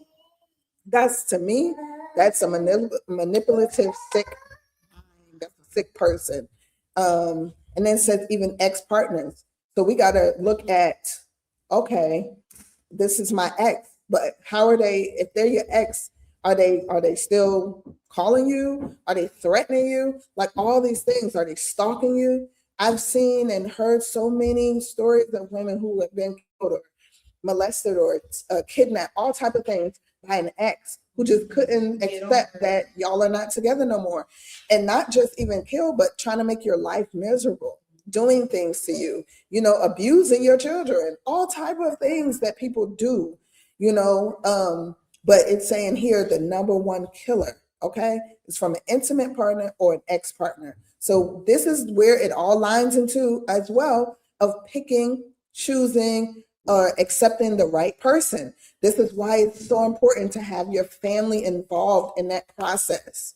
So important to have, especially if you have a father, especially if you have your uncle or brothers, because they're males. They can see through, they can see that male for who they are. They see signs that we as women don't see, because we caught up in the, oh, he fine, or he got this money, or he makes me feel good, he buys me flowers, he gave me jewelry, all the things that we think we need from him. But the things that we need mostly from him, we don't see it because we've been blinded by the materialistic things. But our fathers, our brothers, our uncles, our male cousins, even male close friends, you know, people who love us as sisters or, you know, friends, whatever we grew up with, they can see the signs. And so we have to pay attention to them. Yes, exactly. Check the mate. So let's pay attention to the signs. Let's get, this is part of our culture, getting back into courtships, getting back into, and not just courtships, right? Courtships with no intercourse, but guided courtships, meaning having elders to be able to sit and help guide your courtship, making sure that when you're out with the person you're courting, you're not out alone, because anything can happen. You don't want to go into a courtship and you're not sure if you want to marry this person, but now you done slept with them, now you're pregnant, or now you got an STD, whatever, all these things. But the courtship, the guided courtship by parents, by elders, and I'm talking about righteous people, okay? By leadership in your community. These are the important reasons why we have courtships. These are the reasons why, yes, we say, girl, bring him here so we can check him out. You know, even sometimes your girlfriend could say, hey, let me check him out. Like, you ain't even got to like go out and then, you know, however, because I don't know how everybody's situation is, but they can see because they may have been in situations like that. But we just have, and part of that is trusting the person that is asking you to show me this person, trusting and believing that they want the best for you. So if they're telling you, giving you warnings or signs, we have to pay attention. That's it for my talk today. I pray that those who have listened and will listen got some out of it. It helps anyone heal or at least speak out, speak up. Babe, I have an echo. If they allow them to speak out and speak up, I pray that it has. If, like I said, if you need to talk to somebody, I know locally there are 1-800 numbers. There, you know, call 911 if you need to. There are what I found when it did happen in my family. There are counseling centers that are free for the whole family, for the victim and the whole family, or the person that it happened to and the whole family. And for them individually, even family members individually and in collective, so that everybody can heal. Seek out, if you're able to, seek out help. Like I said, if you need to email us, call us, whatever you need to do, we're here. We keep privacy, and we're here to help in any way we can, because this is a big factor in our community, in our lives. It's happening to someone every day. throughout the 24 hours, women are being molested, RAPED, men, young men, and grown men. And a lot of times men don't want to speak up on it because their ego won't allow them, or they're very ashamed of it happening. But it's happening. And especially in our community, we don't want to tell because Uncle so-and-so is the favorite uncle. Everybody loves Uncle Bob, or not Uncle Pete, or whoever it is, right? Everybody loves him. So we want to protect them. And then we don't want to feel like we're the ones who caused the problem in the family, but we have to speak up. And then when someone speaks up, like Sister Aisha said, we got to believe them, at least to the point of trying to investigate what's going on. Because I'm not saying that people don't lie about things like this, because people have. She said even grandpas. You're right, Sister Kaza. So we have to listen. We have to, if someone says it, we have to take it a first step further and ask the questions. We have to ask. He said, wow, it's crazy work. You said Uncle Keith. I actually didn't say Uncle Keith. I said Uncle Pete, but if Uncle Keith is something important for you to outline, brother, we're here. And he's a menace. Wow. See, so and that's why I say it's triggering, because it is going to bring up memories or thoughts and remind you of people in your family. But we have to, and it is a fearful space to be in, but we have to do our best to support our family members. We have to do our best to support them in whatever way they need support.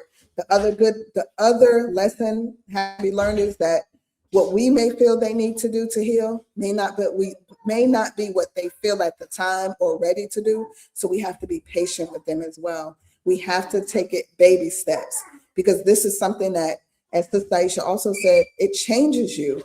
It changes your whole concept of life at times. And especially if you haven't healed, it changes you. It could change you forever.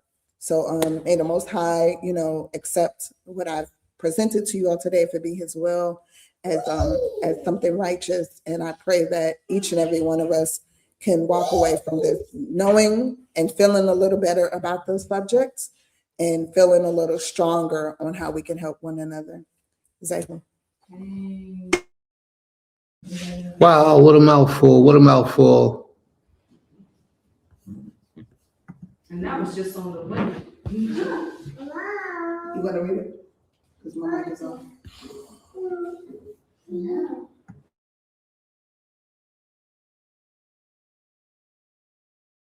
All right. And I want to go back and read comments, so salakli everyone. But Aim Laurel, Zaquina Laurel says, awesome princess. Well, she's an Aim, y'all. She is. She's a mother of our community. So Aim Kenya says, awesome princess. Years ago, I experienced a stalking. Years ago, I experienced a stalking. What an experience. Keep up the great work, Beulah. Toda Rabah, Aim. Toda Rabah. Let me go back to read a couple of comments. I'm sorry, hold on.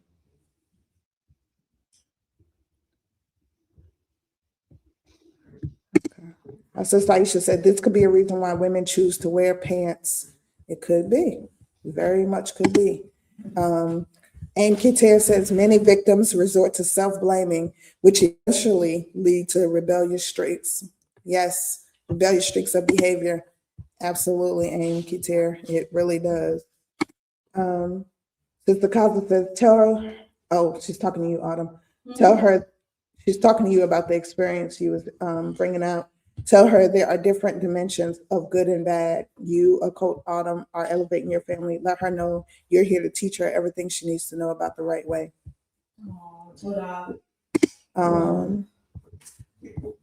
And then she'll never be confused with you. Aim Sukari says, we are accepted, given everlasting. Oh, I'm sorry, that was halal. Salakli, everybody. Marshawn says 100. I thought when she put that, when I was talking about being in the family and people in your family.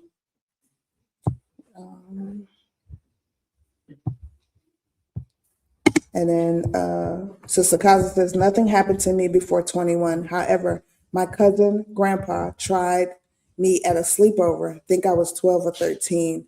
I walked home. My cousin's grandpa tried me at a sleepover. I think I was 12 or 13. I walked home around 3:10 a.m. mad and angry. I lived 3 blocks away. Wow. Yep. And that's another wow, that's so important you brought that up. Sleepovers. Yeah, because I know for my family member, that's what it happened at a sleepover. You know, that's where it started. And sleepovers, I remember my mom was very adamant, like about us not really sleeping over unless she truly, truly, really, really, really, really, you know, knew the family and really, really, and it was a big really. And I know my sister, one of my sisters has 2 daughters, and the only house she would allow them ever to sleep over was at my house. They only felt comfortable sleeping at my house. Their father was real adamant about, you know, if there was a man in the house, not wanting the children to sleep over there. If they were older boys, you know, because not that he knew them to do anything, but he just didn't trust it, because you just don't know what's going on in a person's mind.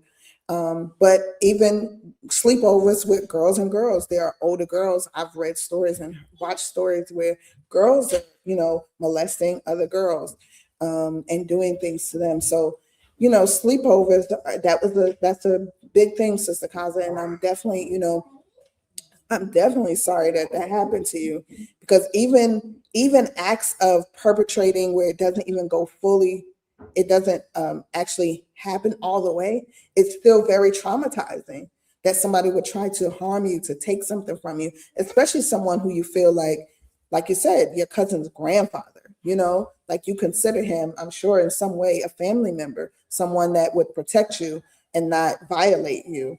So thank you, Sister Kaza, for, you know, tuning in and just giving all your feedback and comments. I truly do pray that this has helped someone today.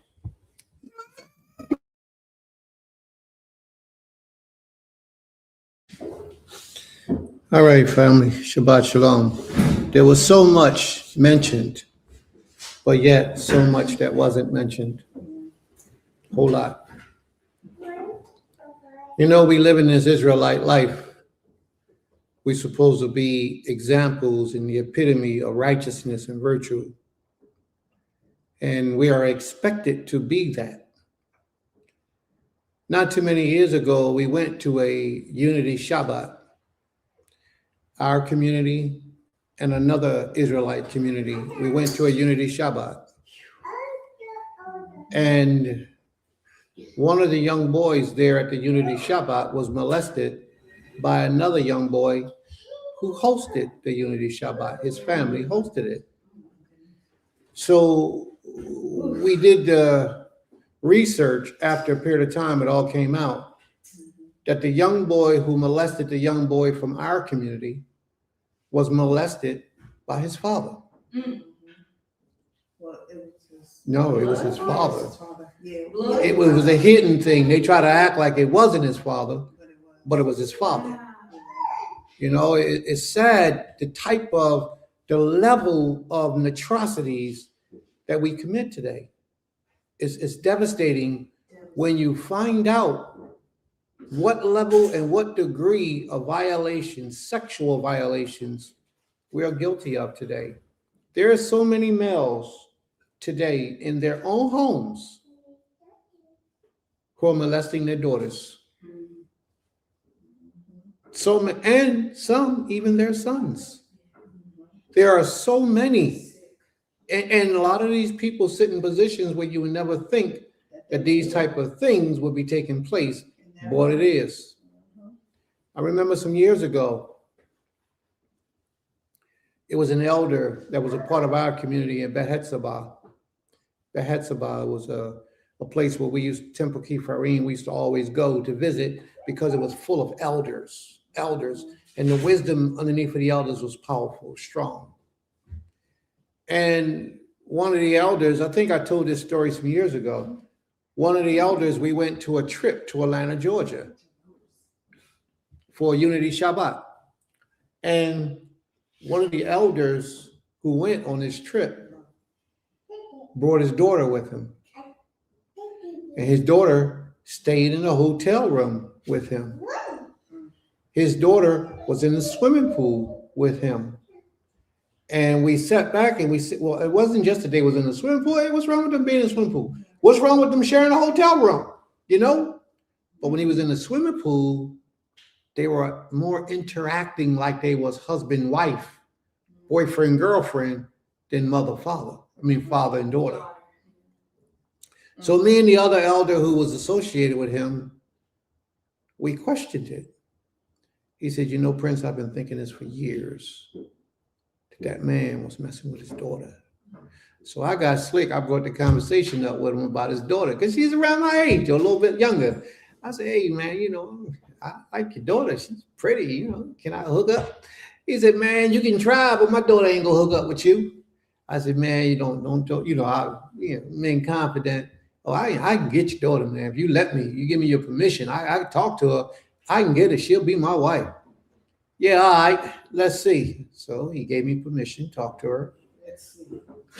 We went out, we did things. We didn't have intercourse. We did things, you know, and we talked and we chilled and we left each other alone. A little while later, we left each other alone. About a good 5 years later, she got married. Maybe 5 years later, she got married.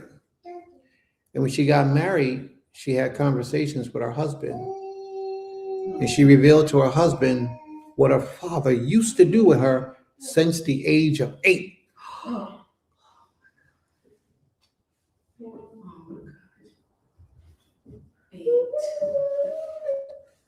Since the age of 8, he was doing these.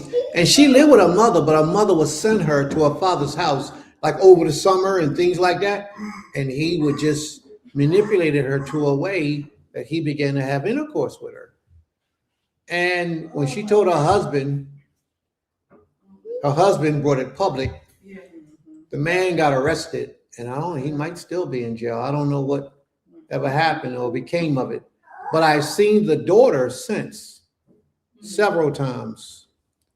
And I think that every time we see each other, it comes back into her mind about what he knows what happened. Because a lot of people want to escape that life after they've been victimized like that. They want to escape that life and everybody who knew about that life, so they go on and start a new life. But Philadelphia is small. And I'm one of those people. I'm in a lot of different houses in Philly. And every time she would see me, in my opinion, I think that it would trigger something in her mind where she would try to escape that. But she was in the business. She sold real estate. So, you know, and we bumped into each other quite often. But she tried to avoid it. And I can tell, and I didn't want to bring it up. You know, you don't want to ask questions about those type of things. So, you know, all I say is don't be surprised of the type of abuse that's taking place right within the community. And like my brother said, he said, I know this is a public forum, but there has to be a penalty. And just by the fact that he wrote that, he knows what the penalty needs to be. You know what I mean? You know what it needs to be. Because you've actually destroyed somebody's whole life. Most of those young women become promiscuous, extremely promiscuous later in life. Another fact that I haven't heard mentioned today is that a lot of people who have received that type of treatment in their youth usually have a lot of tattoos on their bodies. Yeah. A lot of them usually, I would say, according to statistics now, somebody has to do the research to find out because I did it once before. It was like 80 to 90% of the people with multiple tattoos had received that type of abuse in their lives. That's a lot. It is a lot. Glad you spotted it and said something. When something alarms my intuition, when it comes to these matters, I take it upon myself to make it my business. You have to, because you have to get involved. it comes to her mind that you couldn't have been, that you could have been her husband. Wow. Men think differently. Okay. May the Most High be praised. We scream we need village this, village that, until someone displays village behavior. Then it's your business. Not here. Can I say something? Yeah, my wife wants to say something. Let me go on mute. So, what Maura Sharon just put, that just reminded me too. It is true. We scream we want village, we scream we need a village, all this.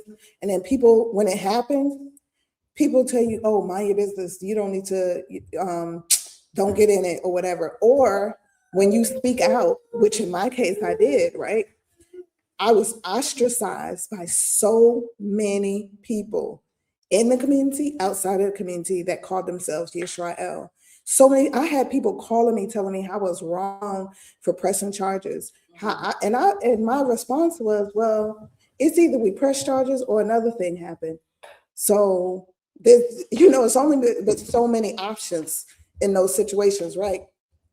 But what was so more sad to me was the amount of hate, the amount of people that turned their back on me and my family because we spoke out about something that was happening within the community. And it actually caused me to really pull away from Yisrael. Like I still have a real wall up against a lot of people and being in the midst of a lot of people, because I'm just like, I don't even know if I trust.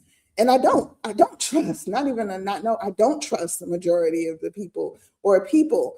And the sad part is, like, literally, in my family, like, I see how it has affected all of my children to, how they even want, if they want to be around Israel. And when they do, where we are, what are we going to do? Like, we go into it. We all go into, anytime we're in a Unity Shabbat, I go into it very guarded. I'm looking at people because I'm like, I don't know, who I'm in the midst of right now. And, people would even laugh at me and be like, oh, you so serious? Because I was like, no, we need to do background checks on people. We need to look at people. We need to have IDs on people, a full application before they come visit or live, because we have to know things. Literally, we have to know these things.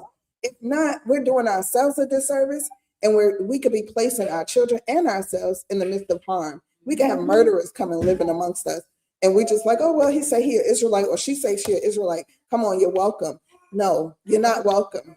And we have to take this seriously. And like I said, for me, speaking up, we have to speak up. And I'm one of those people, I don't care. Like, it didn't faze me to be like, oh, I lost these friends. It hurt me because I'm like, dang, this is something that you would think people would rally behind and support. But what it taught me is everybody does not have that heart. They do not have the strength. They don't have the righteousness. And some people, and it also taught me it could be a sympathetic thing where they can't deal with it because it happened to them, and they've been shown to just sweep it under the rug, because if somebody brings it out, then they're going to be ostracized, like how we were, or talked about. But I'm gonna tell y'all, for me, I don't care about none of that. Y'all can ostracize me, talk about me. If it's wrong, we speaking up about it. It's gonna be let known it ain't happening. We are going to be very on our security tip. So you definitely, if you come in here, you're definitely going to submit your paperwork and your ID. And if you do not, then you're not welcome here. And it's not on some like we don't like you, but we have to protect ourselves, and we have to protect others that are coming to visit here. And if you go into a place and that's not what they're thinking, then you should be very mindful of where you're going into. And you need to be watching the people that are watching you. Because believe me, people are watching all the time. And I'm not trying to be mean about it, but I would never sleep well if this ever happened again in the midst of my family or in the midst of my community, because we didn't do the things, take the proper steps. And even that doesn't say that it will never happen, but the what we're doing is being proactive about it, and Sister Sharon, it's so sad that that is the reality. Mind your business. Don't worry about it. But I can't mind my business. And then I also can't not say something to somebody else if they're going into a place, wherever they go, and I know some wrong has been done, I have to speak up. I might not tell them exactly what happened. I'm gonna be like, listen, if you're gonna go here or go there or be here, be mindful of your children. Make sure you know where they are at all times. And I have to say it. I have to speak up, or else I will be wrong. And I am wrong if I don't. So say who. So much, so much, so much. Another thing that I wanted to mention was not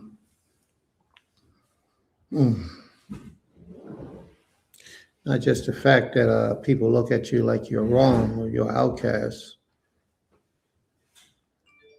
I forgot, it was something else that I wanted to mention, bring to mind to the people about these types of situations. But don't sleep on it, family, because it happens, and it happens too often. It happens too often. Brandon Kodesh, Shabbat Shalom. May the Most High be praised. All right.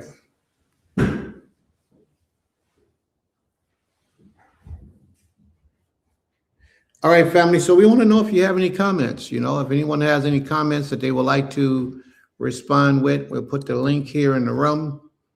You want to come on, you want to speak your piece, you have the opportunity to do so. But you have to be mindful that this thing is real, it happens, and you have to do what you can do to protect yours and others from this type of atrocity from taking place. All right? So we're going to move on now.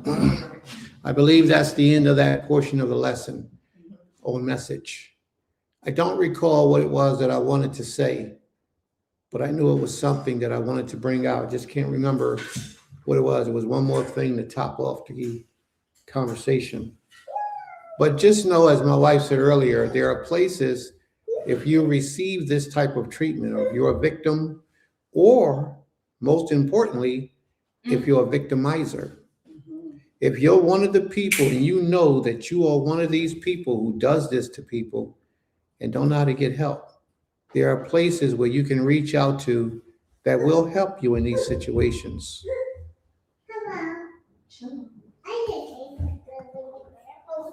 That's you, Ima. Sister Nina says, Shabbat Shalom, Sister Nina says, Shabbat Shalom, family, giving all praises to Yah. When my son went off to school, he had an awakening and came home and told of stories about many of the girls and women whom had been sexually assaulted.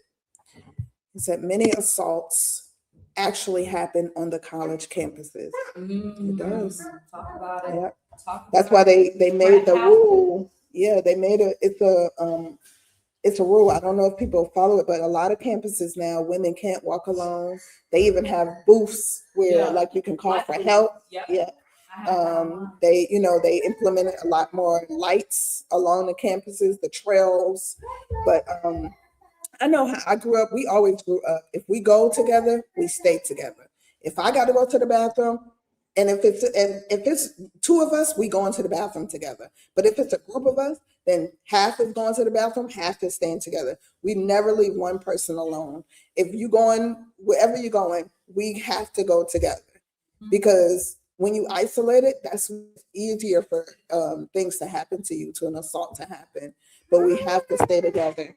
And we have to be, and we have to make sure that others around us understand that. Like, no, she's not going with you. If she go, I go. And we have to be strong enough to accept that. So, say who?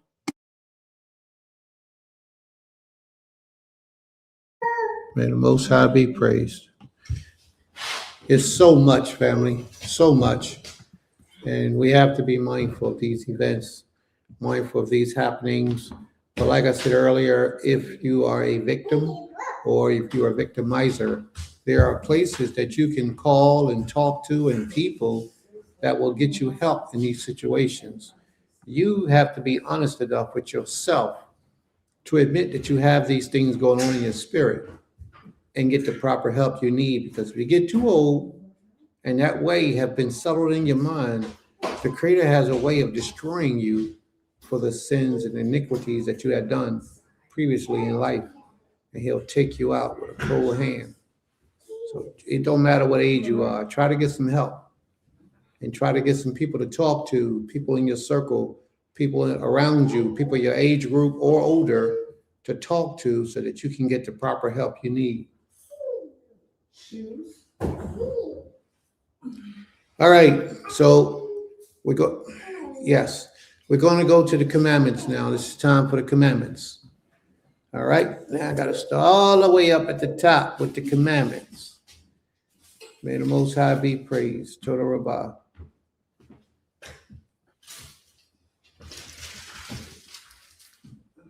I thought Sister Dahlia had put a commandment up here.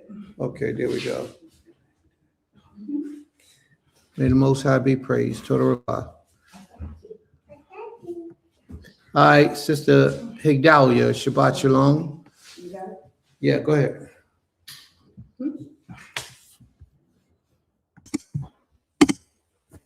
All right. Sister Higdalia, Malka Higdalia's law can be found in the book of Leviticus, Vayikra, chapter 19, verse 14.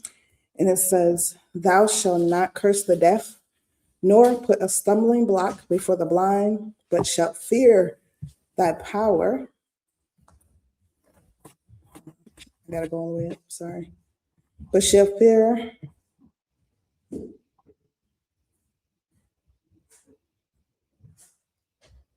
I'm sorry. But shall fear thy power, I am the Most High. And then she said, I look at this law as having multiple meanings, one of which is to not further curse people who the Most High has purposely made blind. Not only is it between them and the Most High, I think one would just earn their own blindness to occur, which will potentially separate them from the Most High. She said, I left out deafness, but I meant both, the blind and the deaf. Most High be praised. She did have two thankfuls up here. Let me just read them real quick. Not all the way up there. Her thankful, I'm sorry, this I didn't see this. I am thankful to the Creator for the perfect design of our bodies and even for our personal alarm. Pain allows us to know something is wrong, which gives us the ability to address it. I'm also thankful for all the wonderful herbs He has made for the service of man, as stated in Psalms 104. What kind of herbs you talking about? What kind of herbs you talking about? Okay.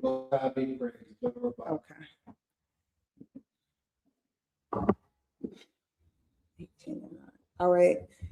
Aim Laurel's law can be found in Shemot Exodus chapter 15, verse 22 through 26. And it reads, And the children of Israel went into the midst of the sea upon the dry ground, and the waters were a wall unto them on their right hand and on their left.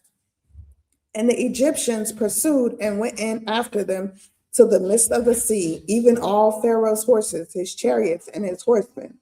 And it came to pass that in the morning watch, the Most High looked unto the host of the Egyptians through the pillar of fire and of the cloud, and troubled the host of the Egyptians.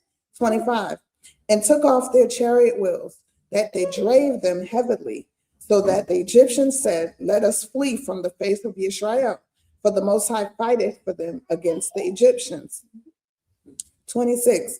And the Most High said unto Moshe, Stretch out thy hand over the sea, that the waters may come again upon the Egyptians, upon their chariots, and upon their horsemen.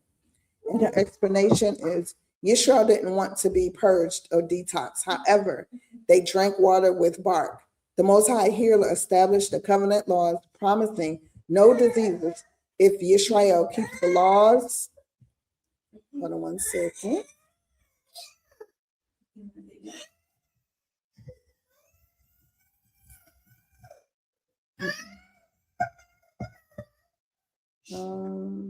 I'm trying to find the rest of her law. Oh, okay.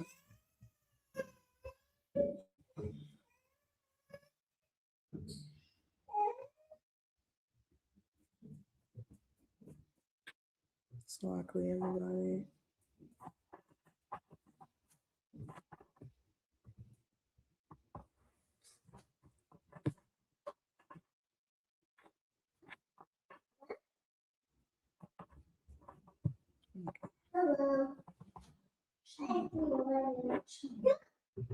Okay. If Israel keeps the laws, statutes, I pray to appreciate the bitter and sweet.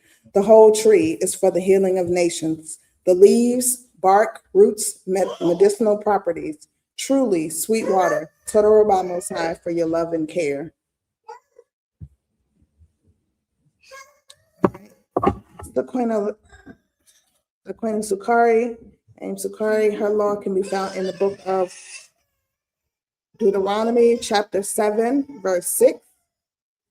And it reads, "For thou art a holy people unto the Most High thy power. The Most High thy power hath chosen thee to be a special people unto himself, and above all people that are upon the face of the earth." And her explanation reads, okay, let me get to it. We are accepted, given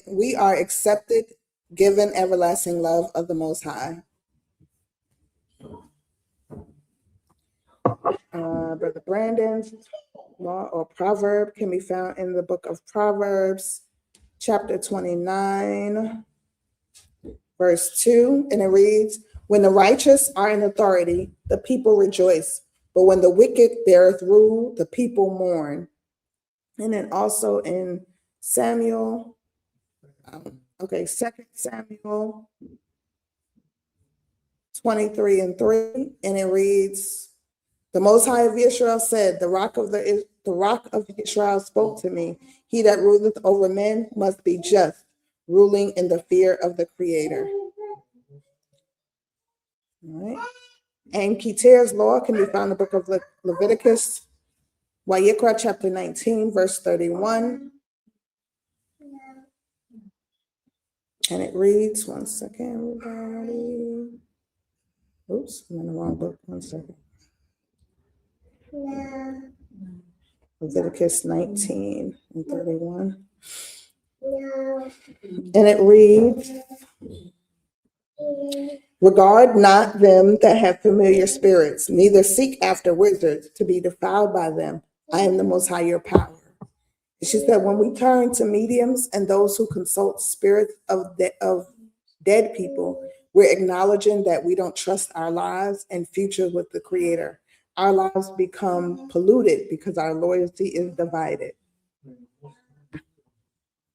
Thank you. All right.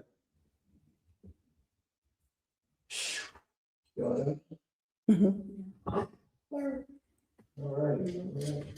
It's that time, family.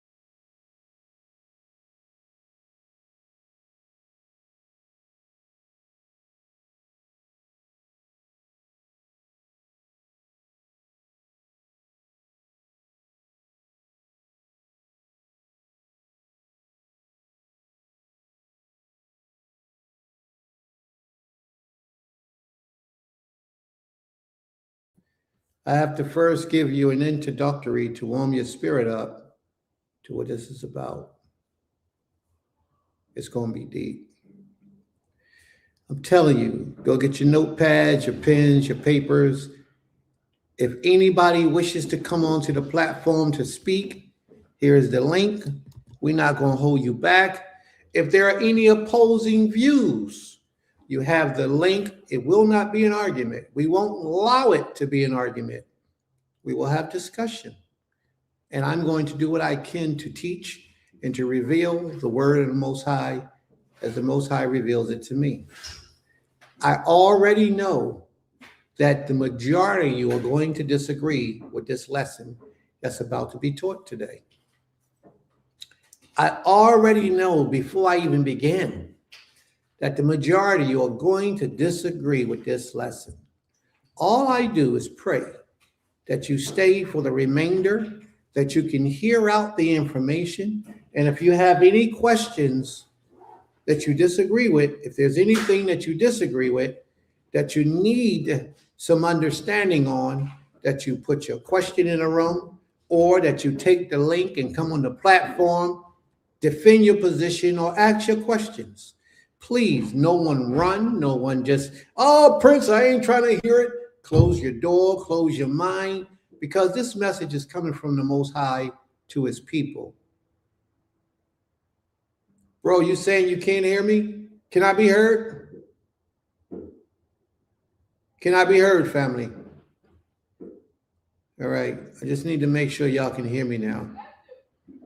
You might need to go out and come back in. If you say you can't hear me, okay. All right. My brother Zulu, Shabbat Shalom, bro. May the Most High be with you. That's my man.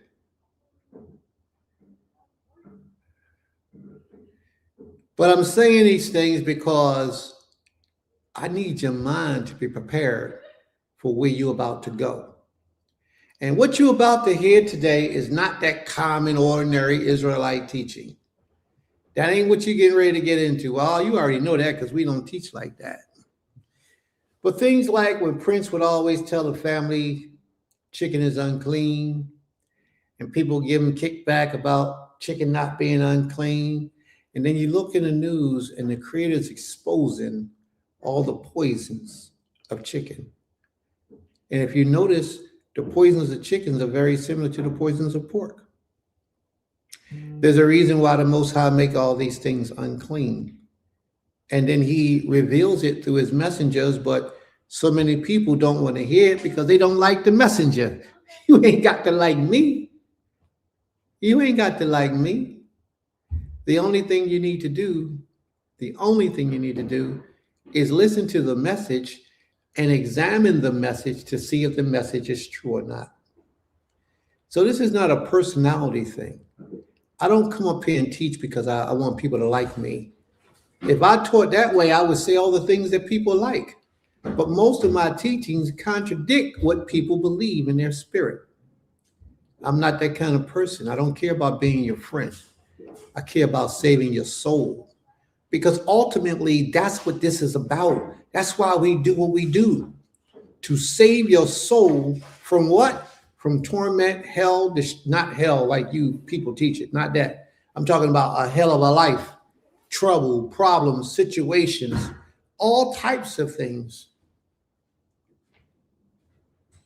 To change the way you think so that you can begin to serve the Creator in righteousness and truth, so that every effort that you make toward serving him is counted to your glory, so that you will receive the benefits of the servitude and the sacrifices that you put in. The whole purpose of these things is so that when this is all over and done with, your legacy can live on way past your mortal lifetime. So that the rewards of the Most High will be great even in your lifetime.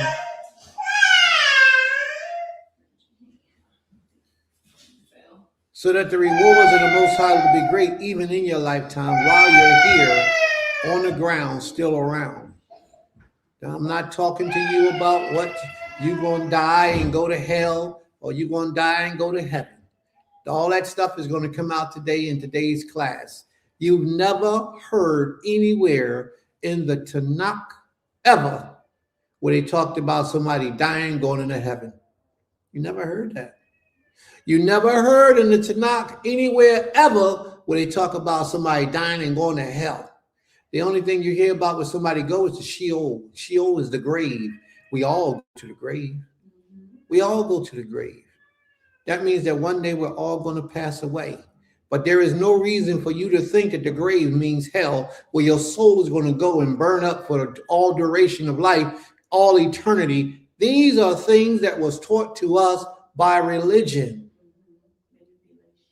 And although we got away from these religions, for the most part, we haven't really gotten away from these religions. Because the philosophies and the principles of these religions, they still follow us. Although a lot of us was able to walk away from that deity of those religions, or those deities of those religions, and embrace the oneness of the Most High, we haven't fully gotten away from those religions. And today, we're going to talk about that.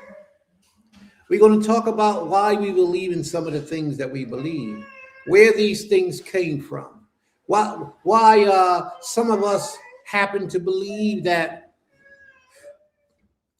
ghosts can haunt you and kill you and destroy your life.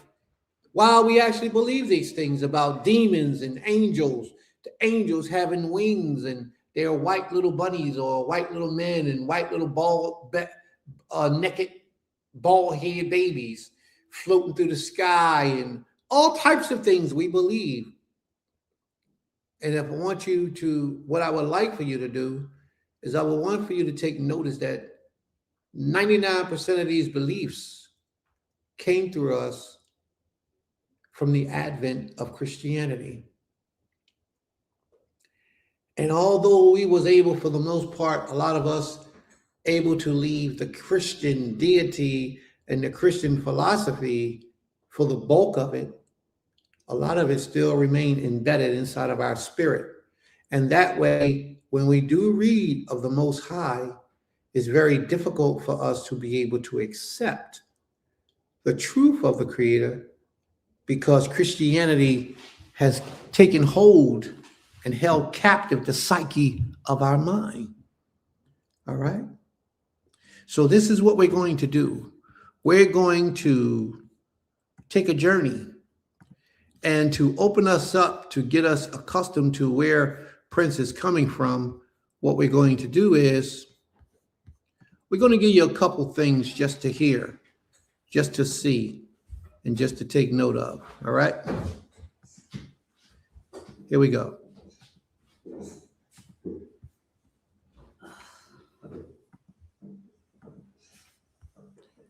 Why can't I hear this?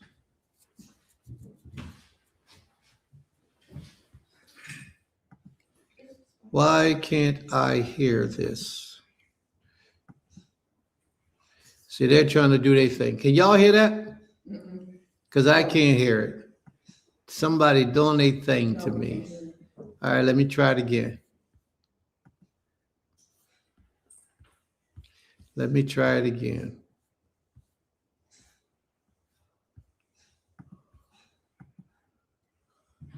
My past. Let's bring up yours. All right, y'all ready? Let's go. The devil always want to bring up my past. Let's bring up yours. You got kicked out of heaven, G. You got kicked out of heaven. You know how hard it is to get kicked out of heaven? I want you to think about this. God gave his son so people could get into heaven for free, and you got kicked out and can't go back. You're the first person in history to get blacklisted from heaven. Well, you don't get your hook. The devil always want to bring up my past. Let's bring up yours. You got kicked out of heaven, G. You got kicked out of heaven. You know how hard it is to get kicked out of heaven? I want you to think about this. God gave his son so people could get into heaven for free, and you got kicked out and can't go back. You're the first person in history to get blacklisted from heaven.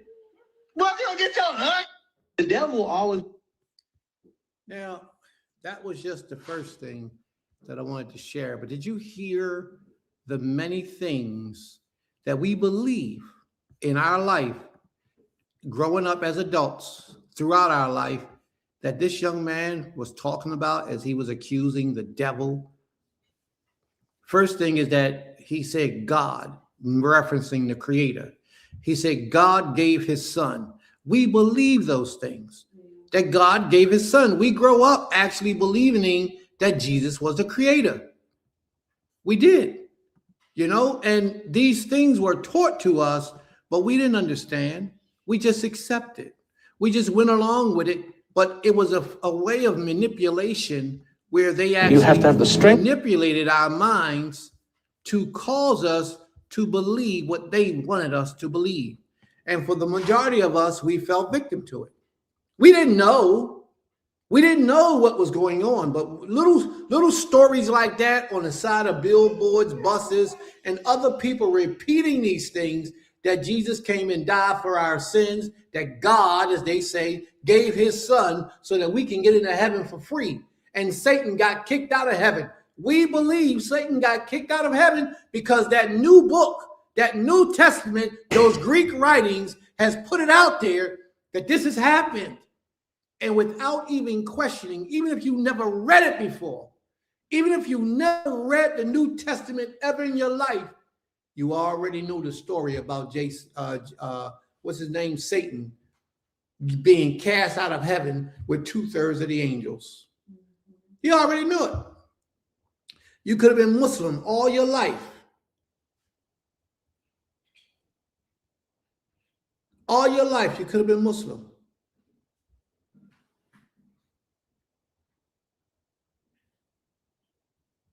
But you'll learn these things because they cover us with a doctrine without even introducing you to the doctrine. Because you're a part of a society or culture that this government, this social system, uses mind manipulation to control our thoughts and the way we think. It will cause us to believe what is not true, what is not real, what is not there. And then when you go into the books of the spirituality, the books of righteousness, the books of the law, you have a problem understanding these things because it doesn't fit with what you have been taught in society growing up. So let's embark on this one now. Y'all ready? Of your understanding and pull your kids out of school, teach them yourself, go to another state, do whatever is necessary, but get your kids out of the system. And you have to love them, and you have to be strong enough, and your love must be stronger than the lures of the world. See, if it isn't, that you struggle to say, don't do this, and it only becomes, if it's a wrong energy, if it's a will involved, if you don't have the light that they can respect and the love they can feel that touches their soul, then they'll rebel against your will with the will of their own. And you say no, they say yes. You say do, they don't. You say don't, they do. And then they get their support, the will of the world, because the support for this rebelliousness in the world is stronger, into drugs, into this. Your love must be stronger. Your powers must be stronger than the powers of the world. Thank God I've saved all my kids. Thank God Okay? he saved They're all all quite his unique, kids. as you've noticed. Yeah, what this European man is really talking about is how manipulative this world is that we're living in today. Very, very manipulative. He understands that. He's sharing that information. He's sharing that knowledge with us. But so many people don't understand the influence that this world, this system, this government, this society that we're in, a lot of us don't understand how powerful and manipulative they are. How much control they have over us, over our thoughts, and over our minds. Now, remember, family, I'm still conditioning you for today's lesson. I'm still preparing you for the lesson that will be coming forward today. So I'm still easing you into it. Watch this. Told you that Coca-Cola played the biggest manipulation in history, and it all started with a drink laced with cocaine. Yes, you heard me. 125 years ago, Coca-Cola wasn't just a soda. It was a stimulant, a nerve-tingling elixir with a kick strong enough to keep people coming back for more. But then the cocaine had to go. Public pressure, changing laws, you know the drill. So now they were left with just cola. And the question became, How do you make people addicted to something when the real hook is gone? They studied their sales, and what did they find? Coca-Cola was a summer drink. Sales plummeted in winter. People didn't think it as something to drink when it was cold. That was a problem, $1 billion problem. So what did Coca-Cola do? They used Christmas. They rewrote Christmas. Back then, Christmas wasn't the all-consuming holiday it is today. Easter was the big deal. Now, I need y'all to pay close attention to this, okay? They're saying Coca-Cola had to find a way to make more sales. Now, pay close attention to this, please, because this is the type of manipulation that they did with the teachings of the Bible, and they used Christianity to usher it in. Coca-Cola had to make more money, so they're going to use Christmas as a way of them penetrating the mind of the people so that Coca-Cola can make more money. Are y'all listening? Watch what happens. Watch what they do. And I promise you, most of us didn't know this story because I didn't. Christmas? A quiet religious observance? Nice, but not essential. So Coca-Cola advertisers got to work. They needed a winter mascot, a figure so deeply embedded into Christmas that people would unconsciously associate the holiday with their brand. They found a washed-up Saint Santa Claus, a figure the Catholic Church was about to decanonize. They merged him with Kris Kringle, a Danish chimney-sweeping thief who could dislocate his shoulders to slip down chimneys and rob houses. But Coca-Cola didn't want a lanky, green-clad trickster. No, they needed something that screamed Coca-Cola. So they fattened him up, dressed him in Coca-Cola red and white, gave him rosy cheeks, pinkish, like the Coca-Cola logo.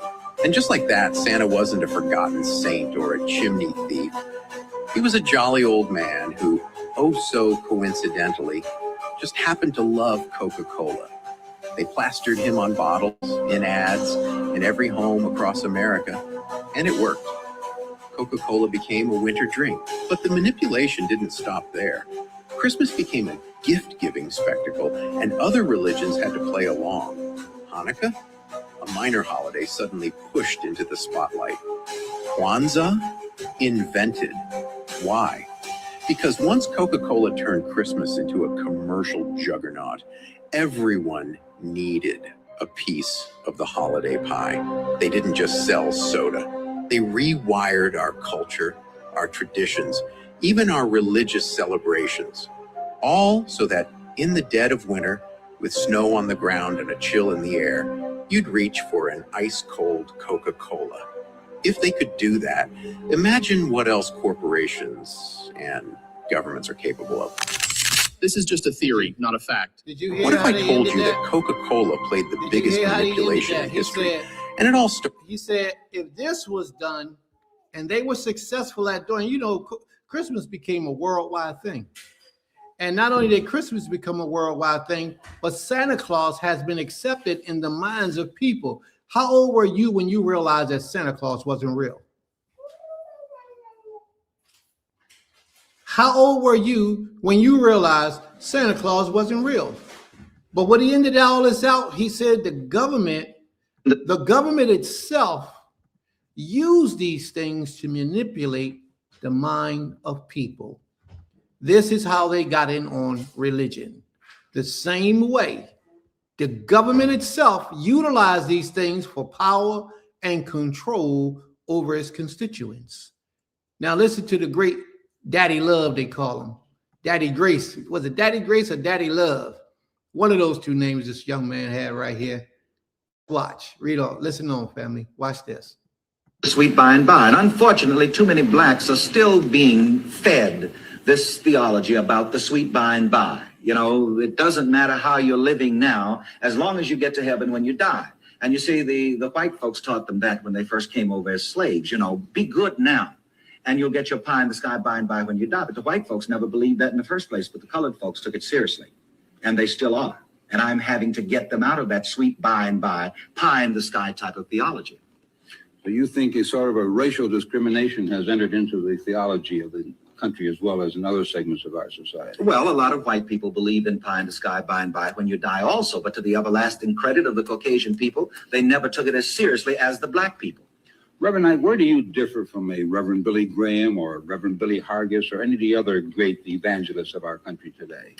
I differ. I don't even know if Billy Hargis represents that era today anymore because he's somewhat of. Well, I cannot speak for anyone else, and I wouldn't attempt to do so. However, I can say that the major difference of my evangelistic ministry is that I am not attempting to herd the masses into the folds of organized religion. I am not trying to get people to join a church. I'm not trying to convert people to any particular theology. I'm only attempting to convert people to believe in the God that is within them, to believe in their own possibilities, and to make the most of their lives right here, right now. That's the major difference. And that's the major difference. That's true. You know, you got to get people to understand the power of the Most High that exists within them. You know, but the whole point that I'm trying to bring out right now is how manipulative this culture, this society, this government has been to our people, manipulating us, causing us to believe things that are not true. And when we grow up with these concepts in our mind, we automatically gravitate to that these things are reality, these things are real. And when somebody comes and try to share with you that these things are not real, and not true and not accurate, you already have it in your mind that this guy is wrong, this guy is inaccurate, and you begin to go on the defense and you try to defend the lie. But you see, this is another thing. People do not like to accept self-responsibility. People like to have a convenient devil that they can blame when they are lazy and don't do what they could do for themselves. People like to have a devil that they can blame when they don't live up to the best that they could live up to. And when they do things that they shouldn't do, so that they can say, as Flip Wilson says, the devil made me do it. And it is said also that the devil was seen sitting outside of the church crying his heart out one day, down on the curbstone and just weeping and wailing. And so finally somebody went out and said, devil, why are you crying like that? He said, those people in that church, he said, everything that goes wrong, they put it on me. And it only goes to show you that human nature says that, well, I got to have a scapegoat. But in this philosophy, there is no scapegoat. If you're not being, doing, and having the good you desire, it's not the white folks or the black folks. It's not the system. It's you. So that's something for us to consider. All right. So now we're done with those introductories to warm us up to understanding the dangers and the poisons of the people. But you see, this is another thing. People do not like to accept self-responsibility. People like to have a convenient devil that they can blame when they are lazy. We understood. Thank you, sir. So what we're going to do, family, we've already set the foundation, the beginning part of our lesson, the foundation or the platform for us to bring forth our message. So now we're going to bring forth the message. Now, I pray that you've gotten these things into your mind and into your understanding about how we have been manipulated in our minds for so long of a time, how we've been manipulated as a people to believe things that just simply aren't true. And then the things that are true, we block them out of our minds because we've never been told that. We've never been taught that. This lesson today is coming based on angels and demons, the true principles of angels and demons. Now, I know we think we understand what angels are, and we think we understand what demons are. So what I would like for some of the people to do is write, just let us know some of the things that you think what angels are and some of the things you think demons are. How about if you can come in today, write a little bit about what it is that you believe, or if you want, hit the link and you can come in and speak on what you believe about angels and demons. And we're going to get into this lesson. And I don't want to spook anybody, but I want you all to be aware that we're going to go deep on this subject. And a lot of you may disagree. I'm expecting a lot of you to disagree with this subject and what's about to take place in these messages. All I ask is that if you disagree, state your reasons, post your questions, or hit the link and come on the screen and defend your position to show where we're wrong about what the Most High has placed in my spirit to present to you, the family. And before we begin, I wanted to read an introductory about a brother that I actually had in my notes. It's called "The Creation of the World" by Brother Basil. It says, "The earth was without form and void," Genesis 1 and 2. In the few words which have occupied us this morning, we have found such a depth of thought that we despair of penetrating any further. If such is the forecourt of the sanctuary, meaning that if we don't need to go any further because we already received the word and we already understand that word to be true.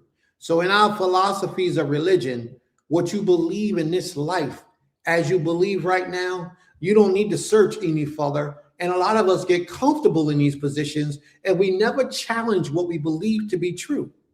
We never challenge these principles because we have learned to accept it for all the years that we have believed in this thing. This brother is giving you a word of advice here. If it's such is the forefront of the sanctuary, if the portico of the temple is so grand and magnificent, if the splendor of its beauty thus dazzling the eyes of the soul, what will be the holy of the holies? If we're comfortable with all that we already see, all that we already think we know, already understand, if we're comfortable with that, then why we need to go any further? So we entered into the temple of the Most High and we're in the courtyard and we're so mesmerized and we're elated and we feel like this is all I ever needed. You won't go to the porch. You won't care to go inside the sanctuary. You won't care to go to look behind the holies of holies because you are so elated and comfortable with understanding the port of mind that we already have. This is the surface of what this is all about. And there are so many of us that are comfortable with just understanding the bare minimum because if you know more, it makes you required to do more. And a lot of us don't want to do no more because we feel like we make enough sacrifices right now.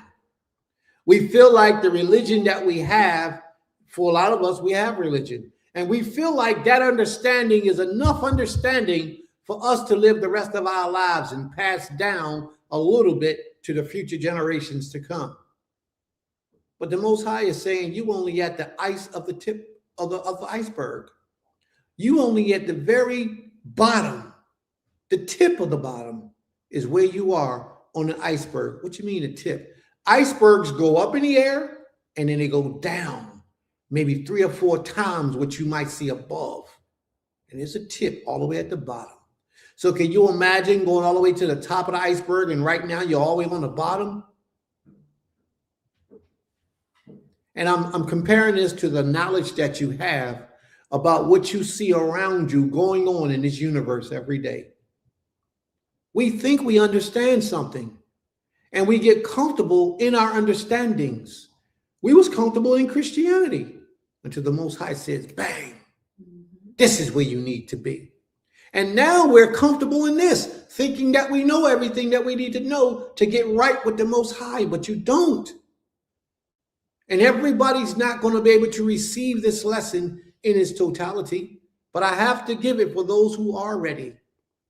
And I have to present it in a way that those who are not ready, that they can still receive a portion of this information to help them grow in their understanding. He says, who will dare to try to gain access to the innermost shrine? Most people are afraid to go any deeper.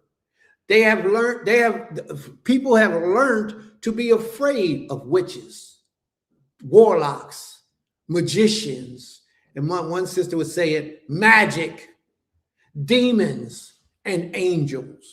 Or Prince, we know enough about these things.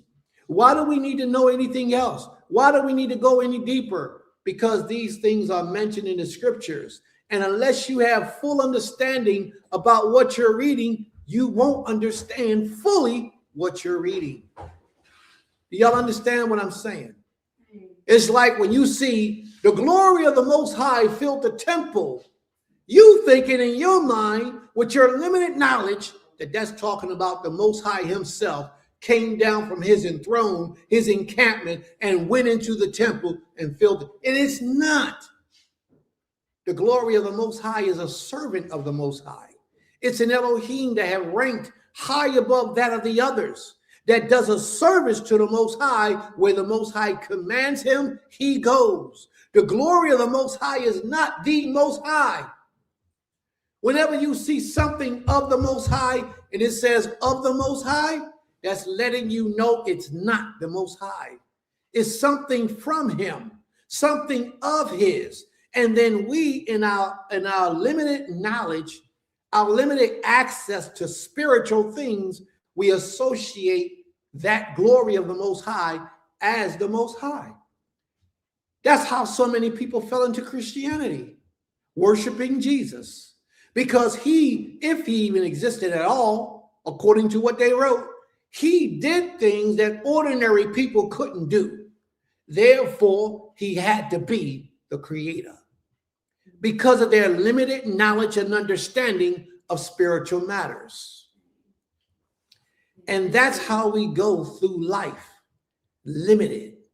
If it says of the Most High, then that's short automatically, if you have an understanding of the English language, it's showing you a possession. It means that this thing is owned by that individual.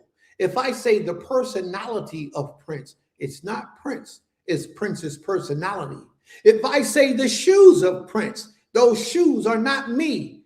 Those shoes come from me, they belong to me, and they shall serve me as I see fit. Let me know if y'all understand me so far, because I'm ready to drop a Uzi on you. Do y'all understand so far? If I say the wife of Prince, the wife of Prince, the daughter of Prince, the son of Prince, if I say those things, then that means that those things are not Prince. They extend from Prince and they belong to Prince. Do y'all follow me so far? So why is it that when I tell you and try to teach you that the Most is High, the creator of all creation, is not a spirit? Why do you have a problem accepting that? And it's because you refuse to go into the holies of holies and see what it's all about.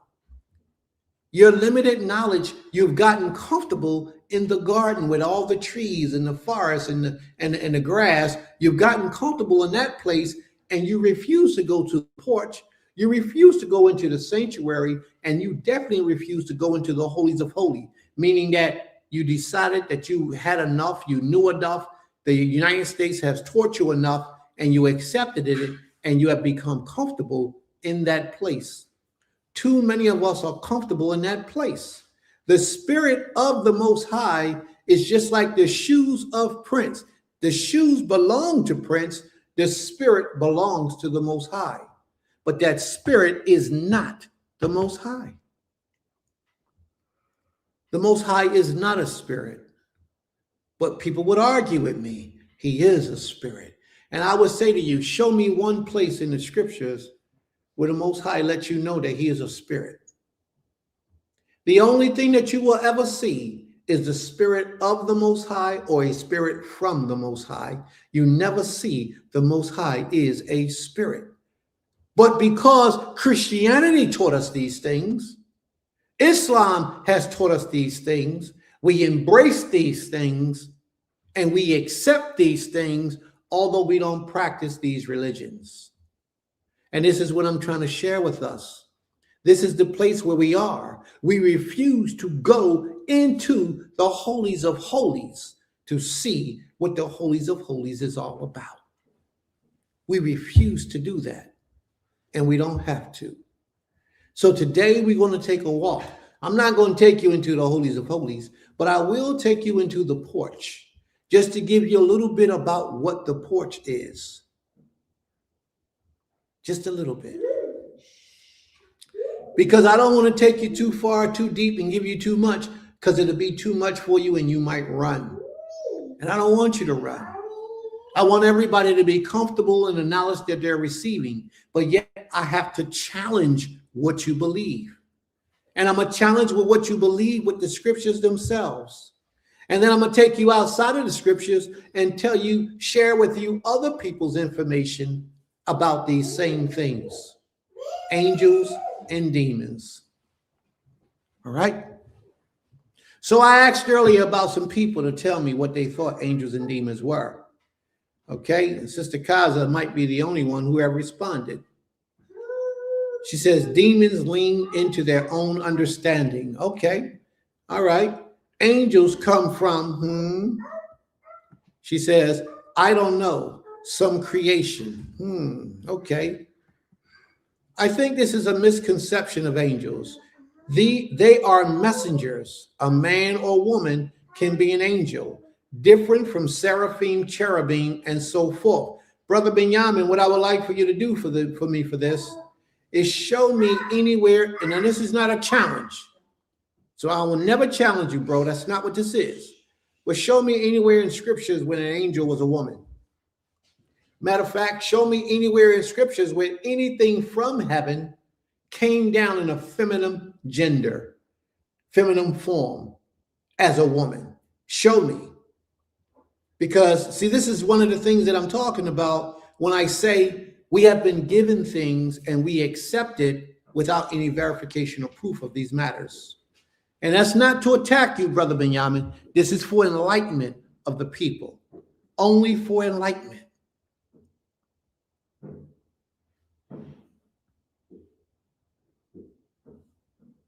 You want to ask a question? Yes. So what if the people that, Come up a little closer so they can hear you, please. what if the people that wrote the Bible, they took out like if they changed it, like man, what they changed it to like make their thing superior? Like what if they wrote he instead of she? So you going into this conversation in a different way. It's too many things to support that you're completely wrong, but we'll deal with that at a later time. Let's say somebody took something out of the scriptures that wasn't there. What I'm saying today is we can only deal with what we have. What we have on record is what we have to go by.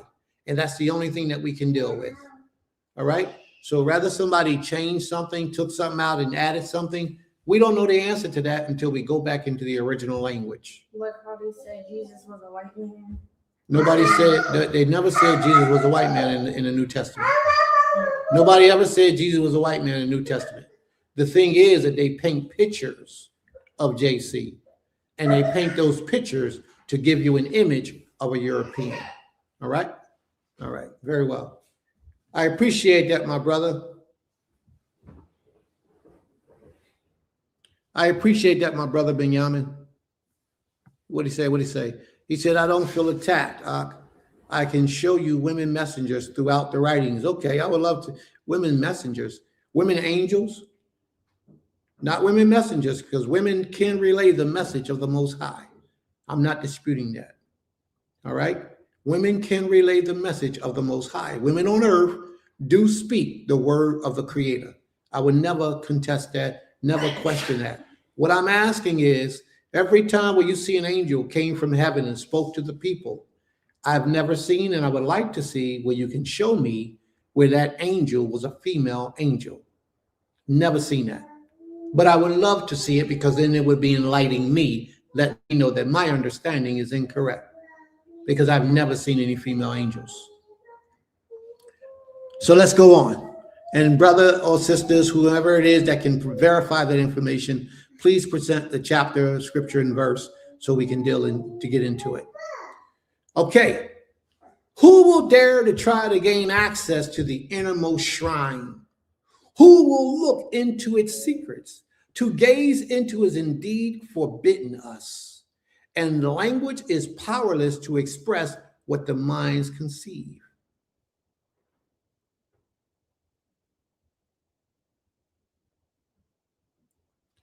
It's funny how you bring up this part about even donkeys can be messengers of the Creator, because we're going to indulge into some of that today too. Yeah, thank you, bro. Appreciate that. Let me see what you wrote. All right, let's see. You must have thought about that, Sister Kaiser. All right. To gaze into is forbidden, indeed forbidden for a lot of us. And language is powerless to express what the mind conceives. So this is what I had, begins my lesson. How many of us grew up believing that Christianity was the birth of JC? That Christmas was the birth of JC. How many of us grew up believing in that? Raise your hand. Come on now. I grew up believing in that for many years of my life, because my mind was influenced with Christianity. So I too was one of those ones who grew up believing in that Christmas was JC's birthday. Nobody couldn't have told me that it wasn't. But as I got older, the Most High explained things to me. He revealed things to me. He began to send his messengers to me, and I began to pay attention, and I learned. How many of us grew up believing that rabbit lay eggs? I never believed that. My daughter got her hand raised. They say, they say that for that. During Easter. Yeah. During Easter. Yeah, the Easter eggs. Yeah. Yes, she believed that. Well, I Rabbit. That's the whole thing. You don't pay attention. Yeah, don't pay. You just allow them to feed your subconscious mind. Yeah. And then the more they reinforce it in your subconscious mind, the more easier it is for you to accept it and then try to defend it.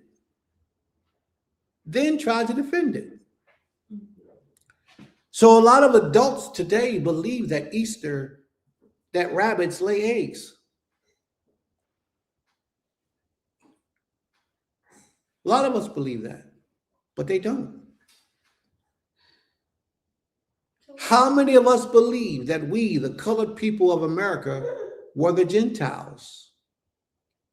And that the Europeans over in Israel, who live in the land of Israel, who call themselves Israeli and Jews, were the Jews? How many of us grew up believing in that? You see, all these things was reinforced into our subconscious mind by the powers that be. They created this platform to hold you hostage and cause you to believe in the many things that you believe today, because they had an agenda. And ultimately, their agenda was to captivate your soul, to keep you away from the glory and the promises of the Creator, by dumbing you down and causing you to believe in things that just simply are not true. Let me see what Sister Nina says about demons. Sister Nina says, demons, in my belief, would be anything or anyone whose main purpose and objective is to encourage you to do anything and all things against the word of the Most High. And she's absolutely on point. Now, sis, I want you to hold on to that's what you said demons are, okay? Hold on to that later on. That you said demons are anything and anyone who tries, their objective is to encourage you to do anything and all things against the word of the Most High. Hold on to that thought.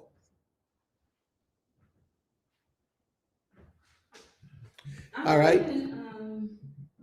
Ima Sukari, she says, angels, I have heard difference are not that different from demons. Oh, there you go. The only base that is the reason they're challenged. They challenge.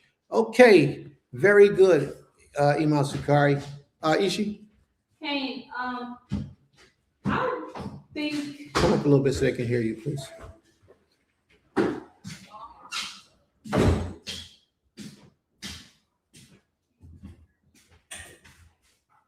I think that the term demon is a Christian thing in the first place.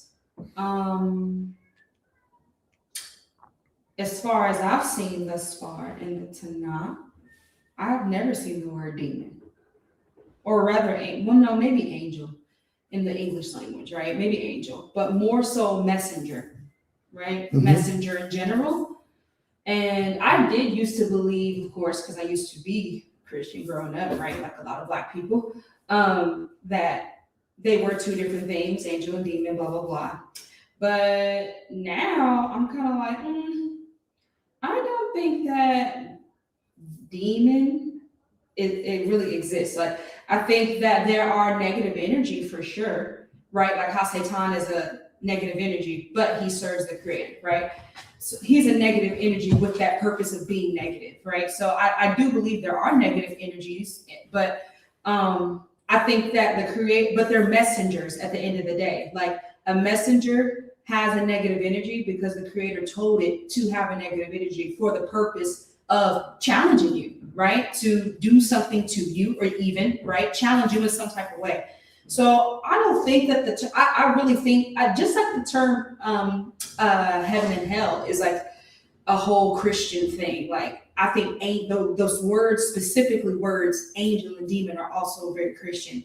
And I don't think that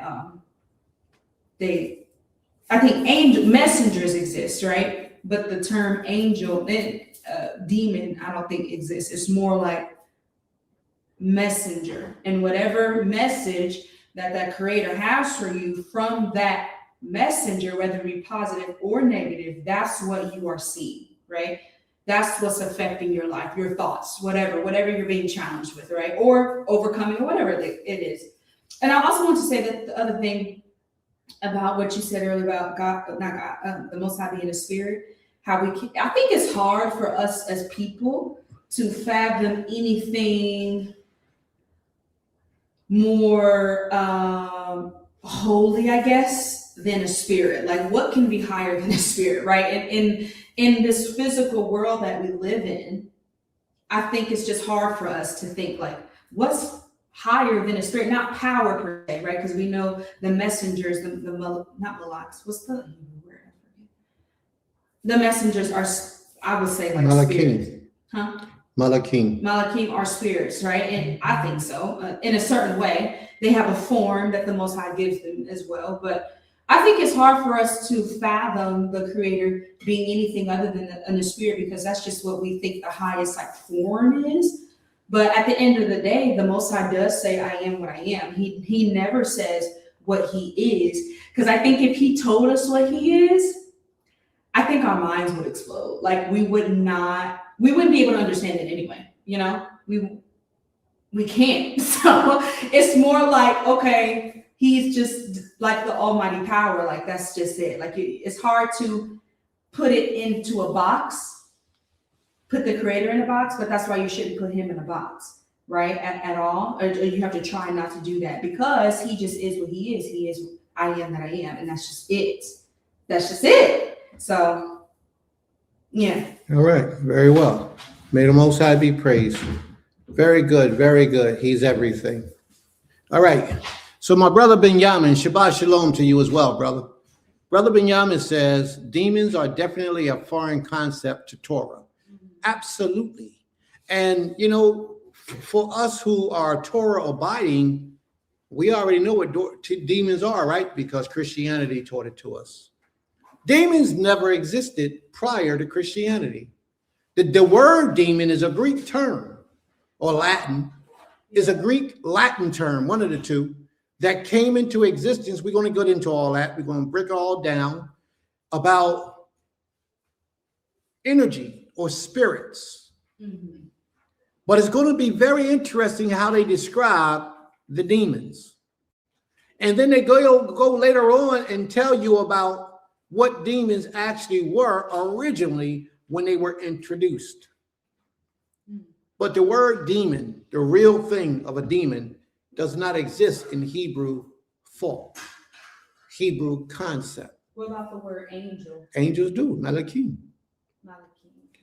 So what I'm saying to you is, like my brother put in here, Rav, a Ruach Rav, I don't know what he got Rav, but it's Rav, R-A-B.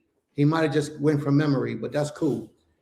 It's a bad spirit, a negative energy. Negative energies during the time of Christianity became demons. But in ancient mysticism, many years before, the Enochian language, those languages, those religions and things of pre-Israel, right? The Akkadian language, the language of the ancient Sumerian texts, those type of things. They speak about Enlil and Enki and those type of things. They talk about these negative spirits or negative energies of the underworld. But they never use the term demon until more modernly recent people would translate what they were saying. And after Christianity, after the advent of Christianity, words like demons, words like hell, words like heaven became dominant upon the earth. Now we have a word in Hebrew that we translate as heaven, and that word is Hashemayim or Shemayim. Hashemayim means the heavens, but if you break it down, it really means what Mayim means. Mayim means waters, so it's actually the high waters. Yes, the high waters. And if you realize it, we are living in a fishbowl right now. This air that we're breathing is water. It's water. It's just a different form of that water. So if you go up higher, that's the high heavens, but not just always physically. It also has a mental connotation to it as well. All right?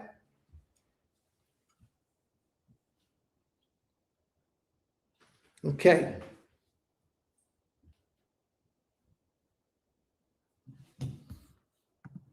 All right. All right. I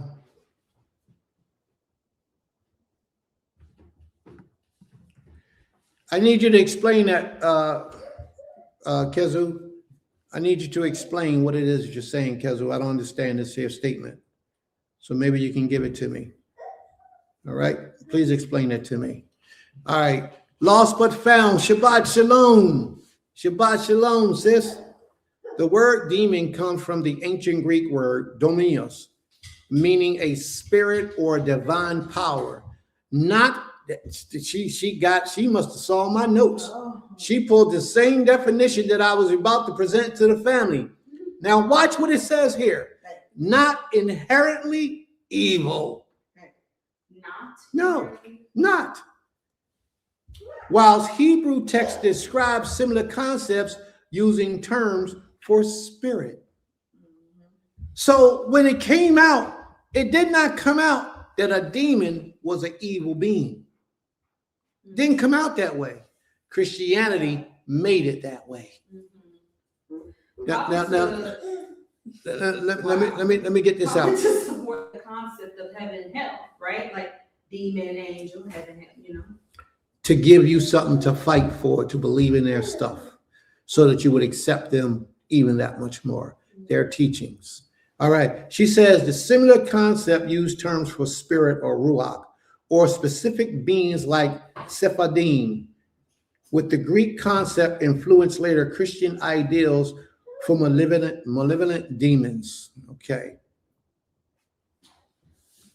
All right. Ra. Okay. All right. No problem, bro. No problem. We if it's Ra, it's Ra to you. It's no problem. You my man. So whatever you say, so be it. No issues. Not here. Not ever. All right. If that's you say Ra, you say Ra. Okay, no problem. But let's read on this. I'm trying to open up our minds that we have been given these philosophies about so many things in life that simply aren't real. And the last thing that I left off with was that the fact that you believed through a long time of your life that you were the Gentiles. And you're not Gentiles. You later came to learn that that was a lie, because somebody else actually took your place and made themselves you and you to be them. In reality, they wasn't the people of the Most High at all, but you were. Imam. Could you go to my camper, please, and get me some oregano? Let me try this oil first. Give me 1 second.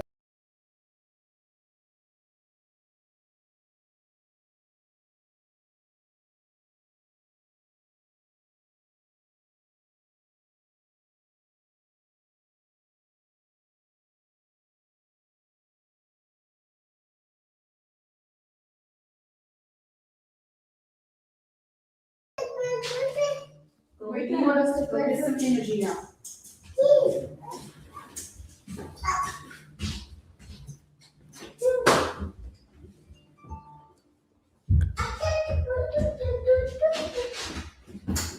I have a toothache, so please forgive me.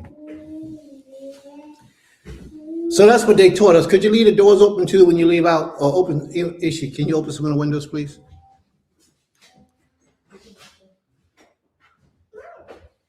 And that our ancestors came to America on slave ships. A lot of us believe, even till today, that all of our ancestors came to America on slave ships. A lot of them did, didn't they? A lot of them did, but not all of them. That's a difference. At the bottom, pull those 2 tabs in, push it up. A lot of us believe that we only got here because of slave ships. And that's how our ancestors got over here. And that's how we believe today. Okay, can you go any higher, please? And that simply isn't true. All of our ancestors did not come over here on slave ships. A lot of them did, but not all of them. A lot of us was here before America, before Christopher Columbus got here. Another thing is that they teach you that Christopher Columbus discovered America. Christopher Columbus didn't discover America. But these are things that we were taught over and over in repetition in our minds for the majority of our lives. And we pull them in. Just push it up a little bit. There you go. These are things that have been taught to us so long throughout our lives that we actually believe these things, but they're simply not true. Open it up, please. And turn that fan on, please, the second button.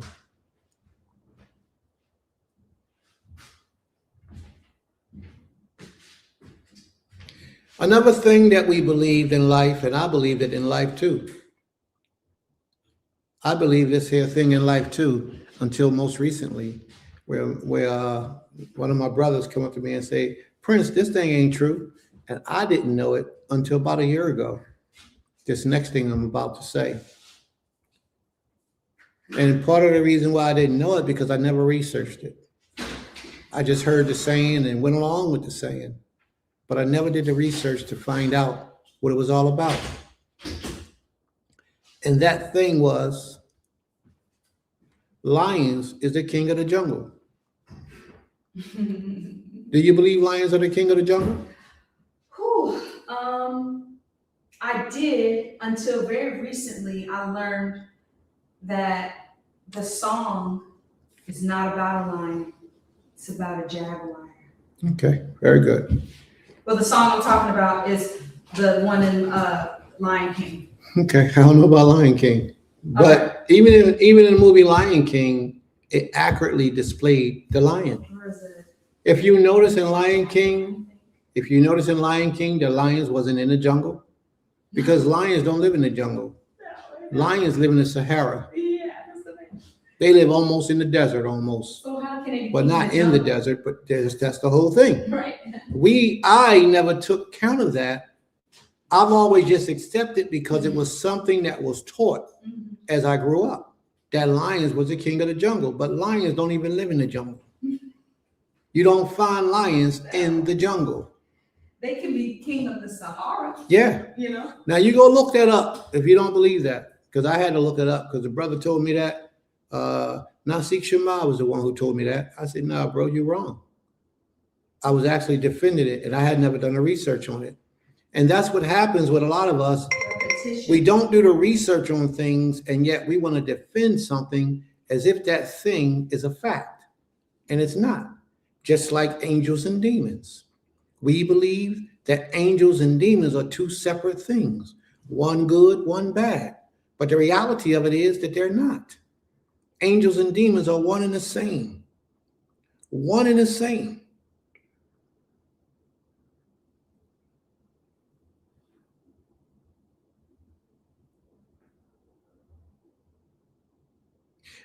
My brother went all the way to the scriptures to show me that he was correct when he said about the word Ra. Ra. Okay, that's good, bro. All right. All right. You know we ain't got to do that. You know we ain't got to do that, but it's cool. Thank you very much for being so diligent and showing your history. That's a good thing. I appreciate that. And your knowledge of scripture and the Hebrew language. We're going to talk about all that. It's so much to talk about today. We're going to have a good time today. We're going to have a good time. But I never do that, family, until that brother pulled my coat to it. And I told you wrong, man. The angels are the king of the jungle. What are you talking about? The lions are the king of the jungle. I said, you don't know what you're talking about. Yeah, right. He said, Prince, let's go look.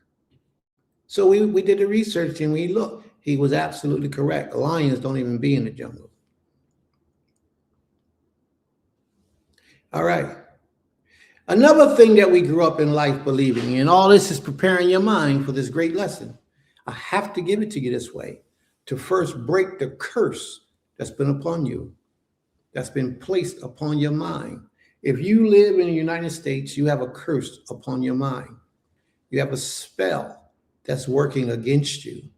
This spell that they placed on us, because although the United States teaches you that witchcraft is evil, witchcraft is bad, stay away from witchcraft, although they teach you all that, the United States practice witchcraft. And they have us under a spell for the majority of us. Why do you think they say when you're awakened, they call you enlightened? Or he woke. Why do you think they call you woke? Because you're breaking free of that spell that they got you under. You become to reclaim your knowledge, reclaim your history. You begin to practice a different doctrine other than what's been fed to you. They call you conscious. You're waking up. Many of us, even today, many of our adults believe that in voting, you get to choose who the next president will be. We believe that our votes matter, that our votes count. And you got a lot of people right now that will put you to death if you didn't accept what they say about voting. Your votes don't count. Your votes don't matter because they already know who's going to be the next president. They already got it designed. Why do you think that research that they done about all those presidents who are related through bloodline? The majority, with the exception of one president, the majority of the presidents that we've had were all related. Who? All of them. No, the one. I forget who the one was. Except the seven black presidents, I think it was. The original seven, I think it was original 7 black presidents before George Washington. What? But all the presidents that we have today, I believe with the exception of one, as they stated, were all related from some great king that ruled a long time ago. His bloodline was traced, and they can all trace their bloodline back to that king. They already know who the president's going to be before they take a vote. It's called, what is it called? What is it called? Who elects presidents? The Electoral College. The Electoral College. That's exactly correct. The Electoral College decides and determines who the president is going to be, and it has nothing to do with your vote. They're prestigious people, as they say, college professors, attorneys. They're prominent people in society, and they determine who the next president is going to be. It has nothing to do with your vote, but you won't know that because that's not what they teach you. They'll have you believing that you got to go out and vote for the president. Yeah, sure. Obama might have had more votes than a lot of presidents, But they already had Obama predicted to be the president. He was already, that's right, pre-elected to be the president. They are all forms of deception in this world that we grow up, that we live in, that we come into adulthood living in. Then you right, me, you taught me this way back in the store, and you probably did, because that's how long ago I learned it, and that's been over 30 years. So may the Most High be praised. Toda Rabbah. You probably did. It ain't but one man taught me that, so you must be Danielle. So if you Danielle, then because Danielle was the one who taught me that so many years ago. So you must be Danielle. May the Most High be praised. All right, let's get moving, family. Let's get moving. So now that we know, I have to make it clear. Now look at these two translations of what I'm about to read. Now these two translations, I posted both translations for a reason. One translation is to perpetrate your mind to continue in a sleep state. The other translation is showing that they're not really afraid of what you understand or what you gain from the scriptures. The first translation is presented to you to cause you to stay in a stage of slumber. And this is what it says. I am the Most High, and there is none else. Beside me, there is no Elohim. So for all the people who believe that Jesus is the creator, that Jesus came in the form of the creator, that Jesus is the creator, that him and the creator are one, that he sits on the right-hand side of the Father. All those people who believe this should shut you down or cause you to rethink yourself. A lot of people believe that we never met the creator, we don't know nothing about the creator, and that Jesus is the creator of the Old Testament. This parable, this story, this right here should shut all that down for you, because you believe that Jesus is the creator and that he's the creator of this world, and that outside of him sits the Father, the creator. But according to this, he says there is no other Elohim. He says, I am the only Elohim. He says, I equipped you, though you do not know me, that people may know from the rising of the sun and from the west that there is none besides me. He says, I am Yod-Heh-Wah-Heh, and there is no other. He says, I form the light and create darkness. I make well-beings and create calamity. I, the Most High, who do all these things. Well, Danielle, my hat is off to you, bro. Shalom, shalom. You didn't have to come in that order or that manner, but that's cool. However you choose to be, so be it. May the Most High be with you. And when you're ready to come up here and present your lesson, you already know we're waiting for you. Let's move on. Now, that was one version, but here's another version of the exact same thing. And watch how they present it. This is the King James version right here. He says, I am Yod-Heh-Wah-Heh, and there is none else. There is no Elohim beside me. So there's nobody sitting to my left. There's nobody sitting to my right. So for all those Christians who believe, that JC is the creator that's spoken about in the book of Genesis,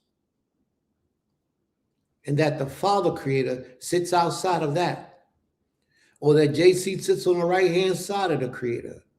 All those people who believe these things have been shown that they're not accurate according to this writing, because the creator says, there is no Elohim beside me. He says, watch this now. He says, I gird thee, though thou hast not known me. We don't pay the Most High no attention. We don't care to know him. We want to do what we want to do. There's a lot of people who live in this life. We don't care to know the Most High. So we don't know him. We live on life, just living our lives, trying to get our best life. And we take no heed nor knowledge of the Most High supreme being, supreme intelligence of all creation. That they may know, watch this, from the rising of the sun, from the west that there is none beside me. I am Yod-Heh-Wah-Heh, and there is none else. So who we talking about? We're talking about the creator of all creation is saying this, right? The creator of Abraham, Yitzchak, with Israel, he's the one who's making this declaration to all the earth. In the book of Isaiah, the 45th chapter, verse 7, he says, I form the light and create darkness. He says, I make peace and create evil. Who does that? Who makes peace and creates evil? Why are we so busy to say it's Satan? Why are we so busy to say the demons did it? The Creator says he does all these things. There is none who has the power to do these things except the Almighty. He says, I make peace and create evil. And my brother, I think might be where you and I, my brother Kezu, I think this might be where we make our differences. So brother Kezu, if you can do me the honors, please, look up that scripture and look for the word evil in that. And I believe it's Rob.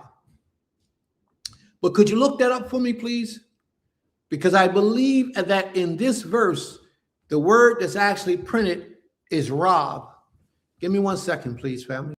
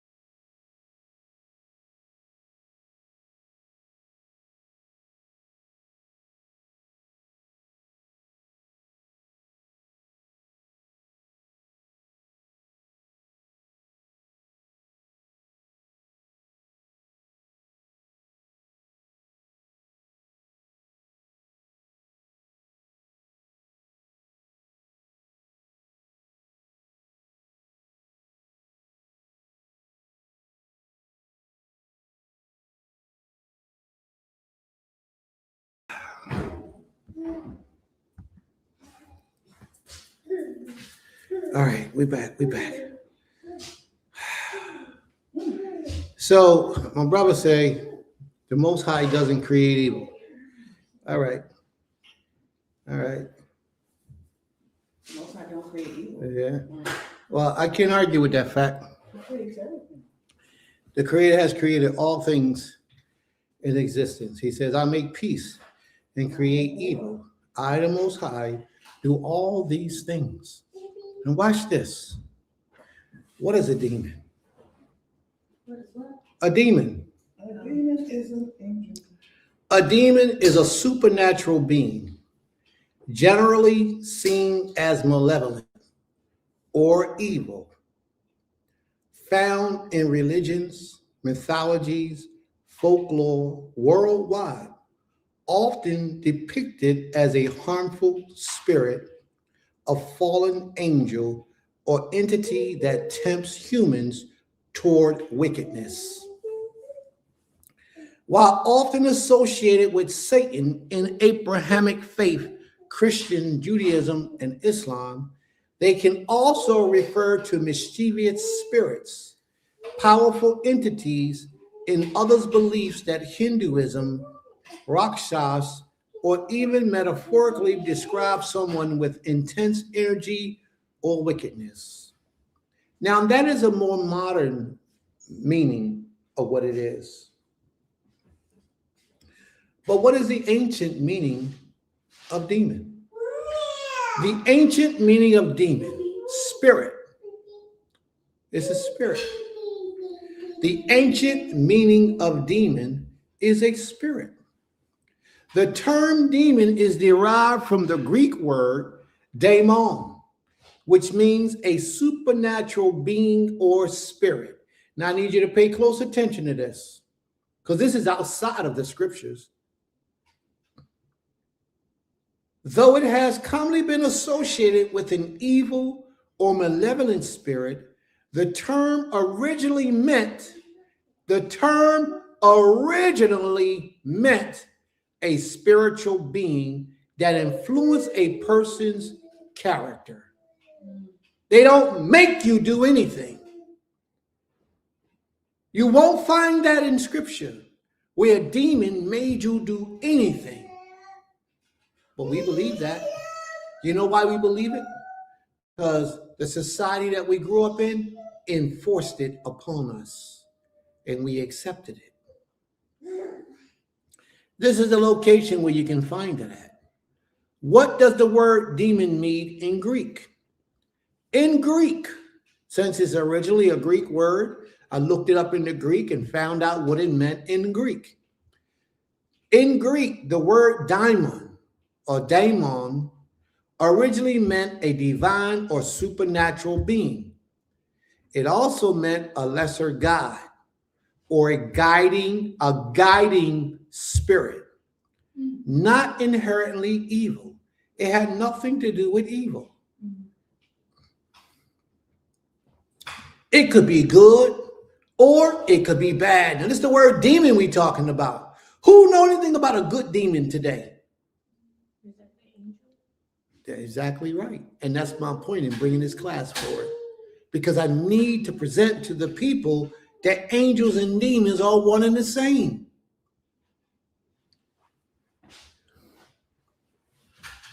Who know anything about a good demon in today's world? They don't talk about a demon being something good. Every time they speak about demons, it's always something wicked, evil, something to run from. Now, I don't want to confuse anybody with this lesson today. So if there's any questions, please post your questions. If anybody wishes to come to the platform to speak, here's the link. You can come on the platform and you can speak.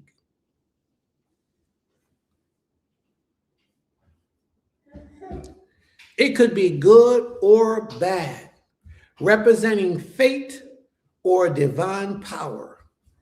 Now that thing representing, meaning that it stood in the place of and it presented itself as that thing, fate or divine power. But in the New Testament and later Christian usage, it became associated with evil spirits or fallen angels. Now, what did I say earlier? I said you got this from the New Testament. I've been teaching this for years, but people don't want to hear me.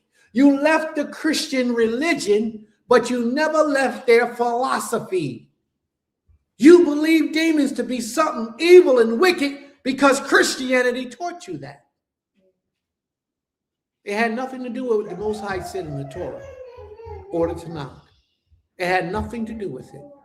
You called yourself converting from Christianity into the oneness of the Most High. But the only thing you did was change the name of what you did. You kept their concept, their teaching, their philosophy. For many of us, we kept their God. Yes. Since you're saying it's like the same thing, Can you come up so they can hear you? since you're saying that they're one and the same, then isn't that like basically saying it's a fallen angel? Because, No, you know, no. It's not a fallen angel. Angels don't fall. That's another Christian concept from the book of Revelations. They teach you that there's a such thing as fallen angels, and there isn't. Thank you. I encourage you to continue to ask your questions. It means a lot.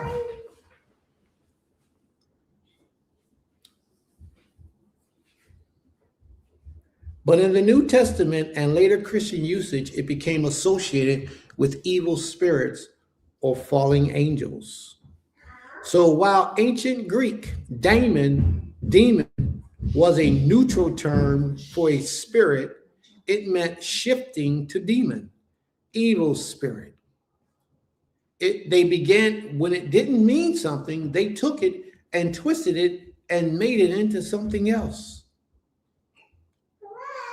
Though biblical translations and evolving religious views, they shifted how we viewed the word demon or what a demon was. They shifted it because they had an agenda. They make us believe that demons are something that they're not. And then when I go out and stand up and teach that angels and demons are one and the same, people want to dispute. Oh, you crazy, Prince, get out of here, man. Get that garbage out of here. The only reason why they're saying that is because they're holding on to the Christian concept and don't realize that they're holding on to the Christian concept. But angels and demons are one and the same. All right, let's deal with it. Wait, what was it? You said to influence a person. Human behavior, yes. The whole thing about Hasatan is the adversary. He's the one they call the devil. They call Hasatan the devil. His whole job was to deceive people. His whole job was to manipulate people, whisper in their ear to cause them to go against what the Most High has placed in order. That's his job to do. Am I right? But many people who know this, they never ask this question. Who gave him that job? Many people know that Satan's whole purpose is to deceive man, to manipulate man, to cause man to go against the will of the Creator. So if this is his job, who gave it to him? Who created him to do these things? The Creator did. So if the Creator created Satan to do what Satan is doing, then why is Satan evil? Satan is more obedient to the Creator than we are. But we got Satan moved to the side like he's doing something wrong. She said, what about when you yourself are the Satan? You're the evil one. You're the demon. You're the wicked one. And if you stay on the side of righteousness, you will remove that ideology of being a Satan out of your life. Original Greek meaning, supernatural being / spirit, a powerful human, spirit influence, human, lesser deity, God, shifting, diamond. The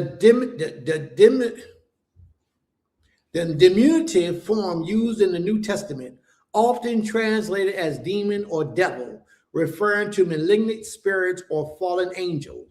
Native content. Christian thinkers reinterpret pagan demons as malevolent entities, leading to the modern understanding of what a demon is. Christians, the teaching of Christianity has us believing what a demon is. That's right. Let's turn to the book of Job, the first chapter, verse 6. Job, the first chapter, verse 6. Anybody got that? Job, the first chapter, verse 6. I got it. So I want to read it. I might as well share the screen because there's some things in Job that we need to talk about. I want to read it because I want you all to understand. You read things and you really don't understand what you're reading. Job, the first chapter, verse 6. It says, there was a man in the land of Uz whose name was Job, and that man was perfect and upright, one that feared the Most High and eschewed evil. And there was born unto him 7 sons and 3 daughters. His substance was 7,000 sheep, 3,000. We don't need to get into that. Let's go to verse 4. And his sons sat and feasted in their houses, everyone his day. The seed called their sisters to eat and drink with them. And it was so, when the days of their feasting was gone, that Job sent in the saints and sanctified them. Let's move on from that. And let's go down to verse 6. Are we ready? Verse 6.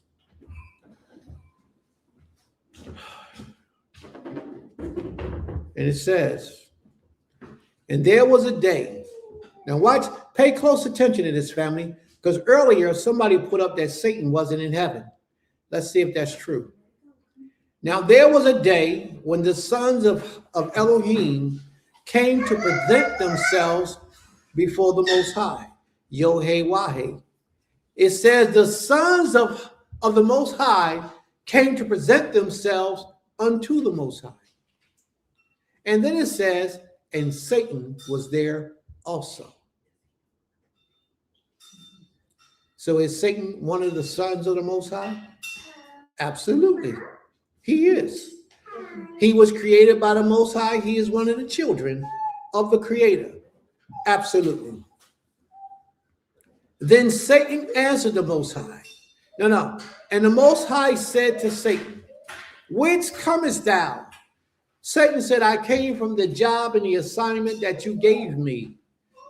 He said, Satan answered the Most High and said, from going to and fro in the earth and from walking up and down in it. Now, what was Satan doing in the earth?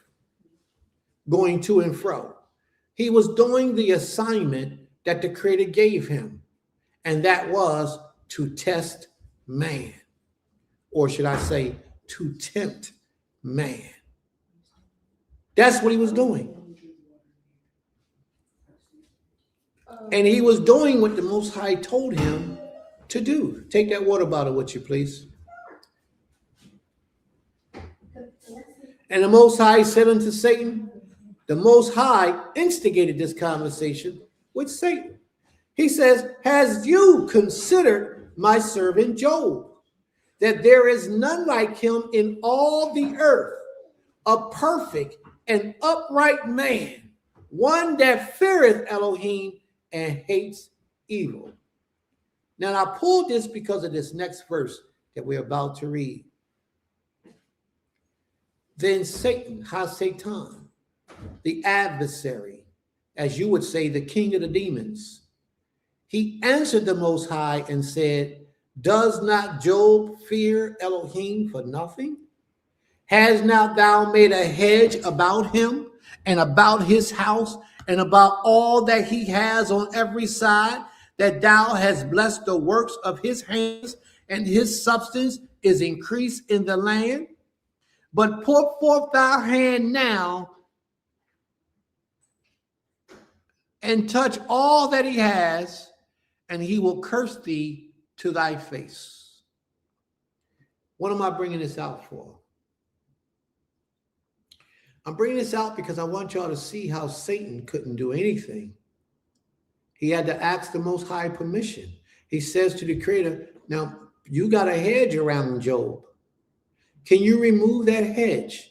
And I'll show you that if he doesn't have this, he doesn't have that, He will curse you to your face, creator. That's what Job said. Satan has no power of his own. None. He can't do anything unless the Most High allows it to be. Now, I remember watching this story that I put in the class one time about this lady who was practicing black magic.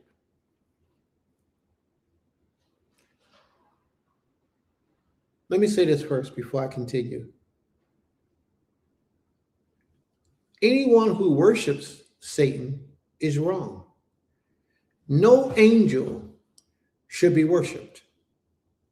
The only one should be worshiped is the creator and the creator alone. So that's what make black magic, sorcery, witchcraft, that's what make these things evil, because they are slaves of Satan. They dedicate themselves to honoring and glorifying Satan and not the Most High. So anybody practicing this art is wrong, and you're evil, and you're wicked. That's not to say that Satan is evil or wicked, because he didn't do anything. You are worshiping him. Just like in Christianity. They take in JC, just like they did Satan, and they worship him and made him a god, made him a power, just like they do with Satan. And there are scripture references that will show you that Satan and JC are one and the same. There are places where you can see in the scriptures that will tie them together. One scripture says Satan was transformed into an angel of light. That's what one place says. There's a lot of places that we can go into the scriptures, if anybody is interested, where we can have that conversation and we will see what it is that's being spoken about. Verse 9. Then Satan answered the Most High and said, does not Job fear thee for nothing? He don't fear you for no reason. And then it goes down to verse 12.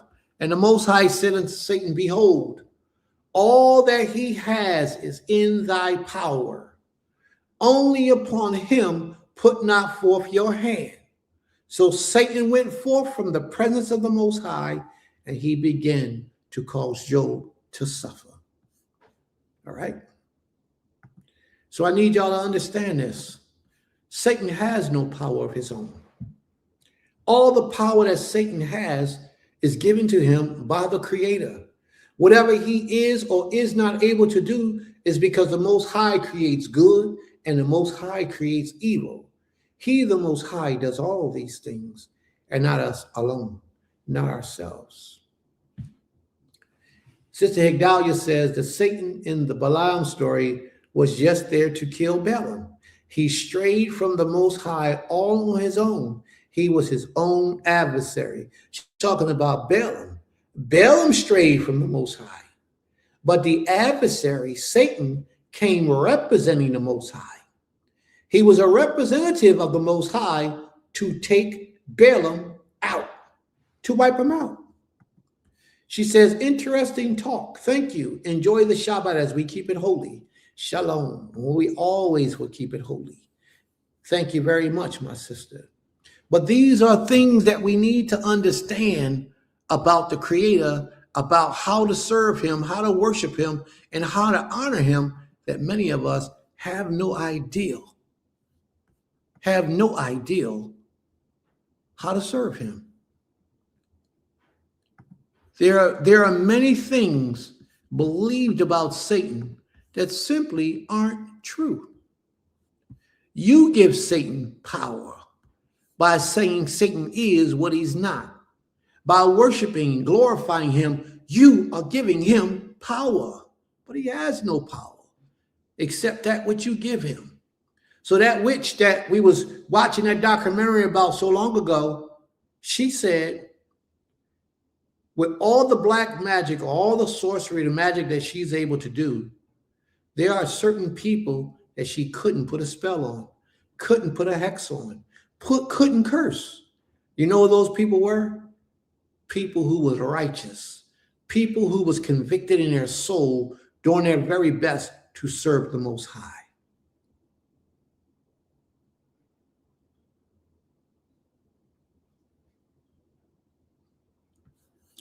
She said she couldn't do nothing to those people. She couldn't do anything to them. Now, let's read on. We have been tainted with the religion of Christianity. Although we have left the religion and have embraced the reality of the truth in the Most High, many don't realize how deeply this religion has penetrated into their subconscious mind. They hold true to the philosophy of the Christian religion, its beliefs, and its God. One example is the belief in devils and demons and angels. Devils and demons are accepted to be and do all the evil, killings, and deceptive things that happens in our lives, while angels are all good, pleasant, and loving, bringing messages from the Most High. And that's what we believe. Ain't it?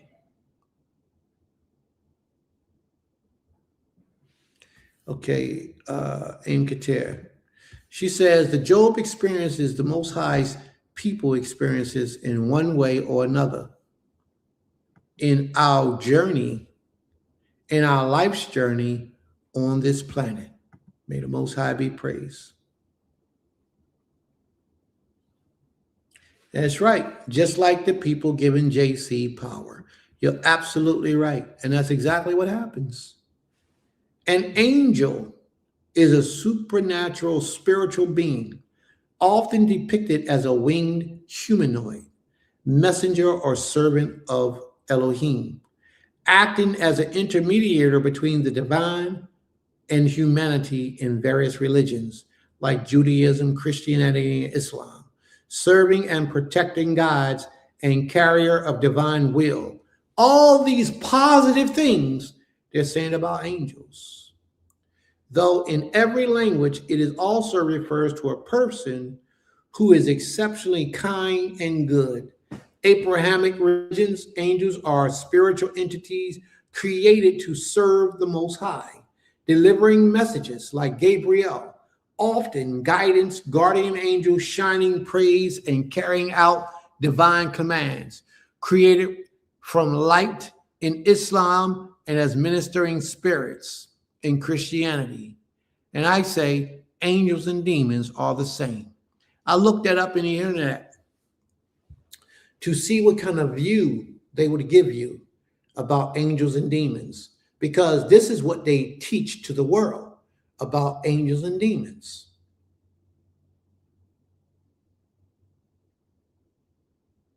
That was right. Angels came from the Most High and destroyed Sodom and Gomorrah. She's absolutely right. And Shabbat Shalom to you, sis. Watch this part right here. Watch this part right here. No, angels and demons are not the same. That's what the computer gave me. Angels and demons are not the same. Now watch their breakdown. It says they are spiritual beings with opposing roles. Though in some traditions, demons are considered fallen angels who rebelled against the Most High. That could never happen in creation. Never. And it hasn't. While angels serve him, acting as messengers and protectors, the core difference lies in their allegiance and purpose. Angels represent good, light, and divine will, while demons embody evil, darkness, and opposition to God and humanity, seeking to disrupt spiritual paths. This is the influence that they have given us throughout our lives. That this is what the difference between angels and demons are. Angels represent good and demons represent negativity and evil and wickedness. Angels' role, messengers, warriors, servants of God, focus on uplifting beings and carrying out divine plans. Their nature, spiritual beings of light, often depicted as benevolent, though all-aspiring. Their allegiance is to God. Now watch this. While the role of a demon is opposing the creator, or God as they say, I'm going to leave it as God.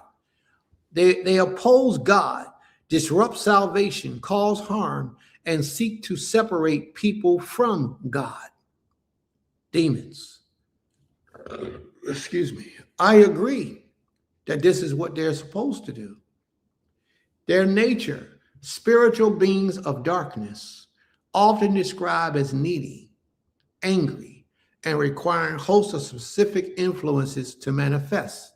Their allegiance is to Satan, the fallen angel.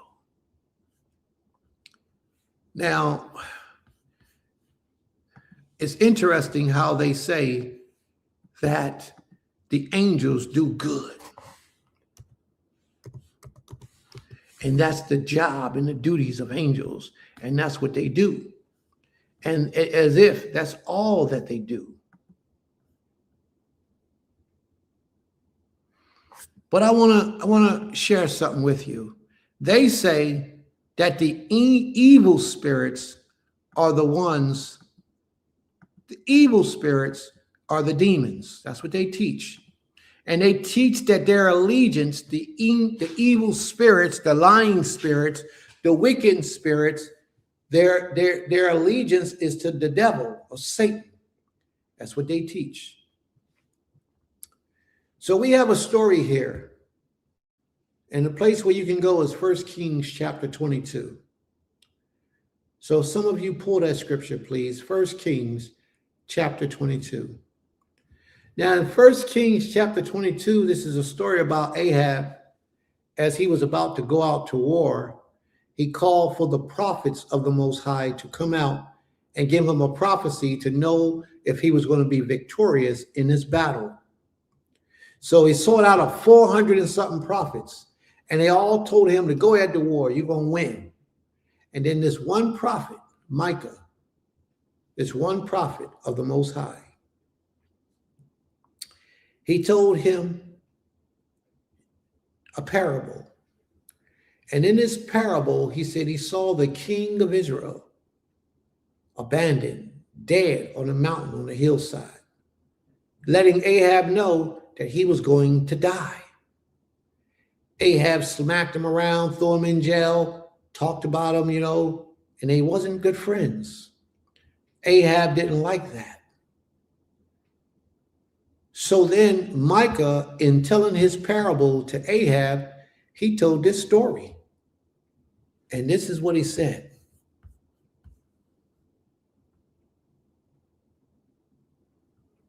I'm going to start at verse 19. He said, "Hear thou therefore the word of the Most High." Now this was a prophet of the Most High with a divine revelation. Divine means from the Most High. So he got a divine revelation from the Most High. He's confessing to the king his story. He says, "I saw the Most High." Look what it says, Yod-Heh-Wah-Heh, the creator of all creation. He says, "I saw them," not an image, not a fictitious character, not a representative, but I saw the Most High. This isn't a vision, sitting on his throne, and all the host of heaven standing by him on his right hand and on his left hand. Now, who would we say is a host of heaven? According to what Christianity teaches, the host of heaven are the angels. Am I right, family? The host of heaven are the angels. As the brother said earlier, Satan is not in heaven. And Satan's angels and demons deceive. Satan's and angels and demons, they lie. I mean, not angels, but demons and Satan, they all lie. They all do all type of wicked things, but not angels. Angels are benevolent. Angels are lovely. Angels are kind. They're good. They serve the Creator, while demons serve Satan. That's what they teach. And that's what we grew up believing in. But let's see what he says here. And he said, "Hear thou therefore the word of the Most High." He says, "I saw the Most High sitting on his throne, and all the hosts of heaven standing by him on his right hand and on his left. And the Most High said, Who shall persuade Ahab that he may go up and fall at Ramoth Gilead?" Let's examine that. The Most High said, who shall persuade Ahab? They teach us that the role of a demon, the role of Satan, is to entice mankind to go against the will of the Creator. Is that right? So now we have the Most High sitting on his throne, asking his heavenly hosts, those who are standing all around him, who's going to trick Ahab? Is this the creator we serve?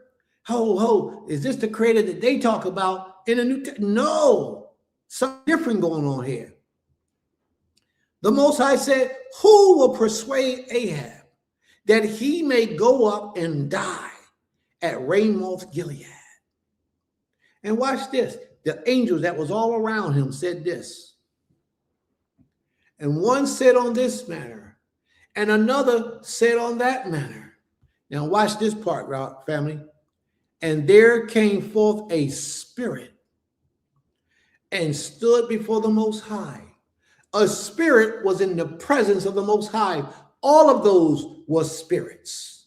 Everything that stood in his assembly was all spirits, because angels are spirits.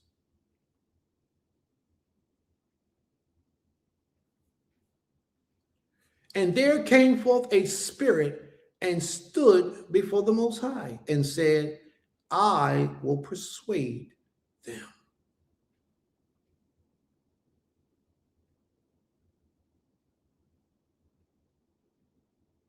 I will persuade him. And the Most High said unto him, remember what I said about Satan? Satan can't do anything without the Most High's permission. Neither can any of the angels. That's how you knew that there's no such thing as fallen angels. Because nobody could do anything unless the Most High ordained it. Y'all follow me? There came forth a spirit and stood before the Most High and said, I will persuade him. And the Most High said unto him, how? Wherewith? The Most High didn't tell him what to do. The Most High allowed them to have free will to come up with their own plan. He said, I will go forth and I will be a lying spirit, a deceptive spirit. He will be a liar. He wouldn't tell the truth. Aren't those the attributes of the devil? Aren't those the attributes of what you call a demon? This can't be the attributes of an angel, someone who stands in the presence of the Most High, not according to the way you understand angels and demons to be. He says, I will be a lying spirit in the mouth of all of his prophets. And he said, who is he? The Most High said, thou shalt persuade him and prevail also. Go forth and do so. Now, therefore, behold, the Most High, who did it? The Most High, who has done all things. I create good and evil. The Most High says, is there a death in the city that I have not caused? The Creator asked that question to mankind. Now, therefore, behold, the Most High has put a lying spirit in the mouth of all these prophets, and the Most High has spoken evil concerning thee. Did y'all hear that? Who put that lying spirit out there? Satan didn't do it. Satan didn't do it because Satan don't have any authority to do anything. Nothing. He doesn't have any authority to do anything except the Most High gives him permission to do so.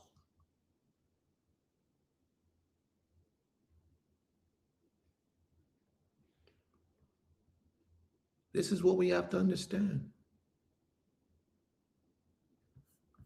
These angels represent the Almighty. A lot of times these angels come forth with destruction in mind. It's all based on the agenda that the Most High has for you. Whatever the Most High's agenda is, that's what you have to understand.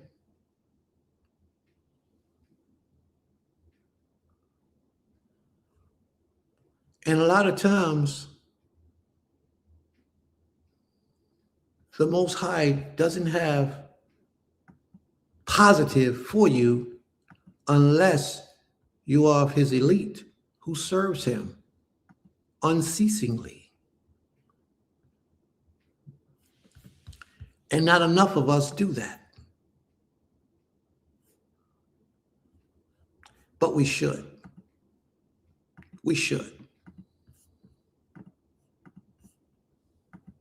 We should. Numbers, the 22nd chapter. And the children of Israel set forward and pitched their plains in Moab, in this side of the Jordan by Jericho. And Balak, the son of Beor, and all Israel went down to the Amorites. And Moab was sore afraid of the people, because there were so many, and Moab was distressed because of the children of Israel. And Moab said unto the elders of Midians, now shall this company lick up all that is around about us, the ox, as the ox licketh up the grass of the fields. And Balak, the son of Beor, was king of the Moabites at this time. He sent messengers therefore unto Balaam, the son of Beor, to Pethor. Now, who was Balaam? Balaam was a sorcerer. Prince, did you call Balaam a sorcerer? Yes, Balaam was a sorcerer. They teach you that sorcery and magic is evil, it's not of the Most High. Stay away from it. Another Christian concept that we have gravitated to accept. Let's see what the Tanakh says about these things. He sent messengers therefore unto Balaam, the son of Beor, to Pethor, which is by the river of the land of the children of his people, to call him, saying, behold, there is a people come out of Egypt. Behold, they cover the face of the earth, and they abide over against me. Come now, therefore, I pray thee. Now, what is he saying? He's saying to Balaam, come and curse the people of the Most High.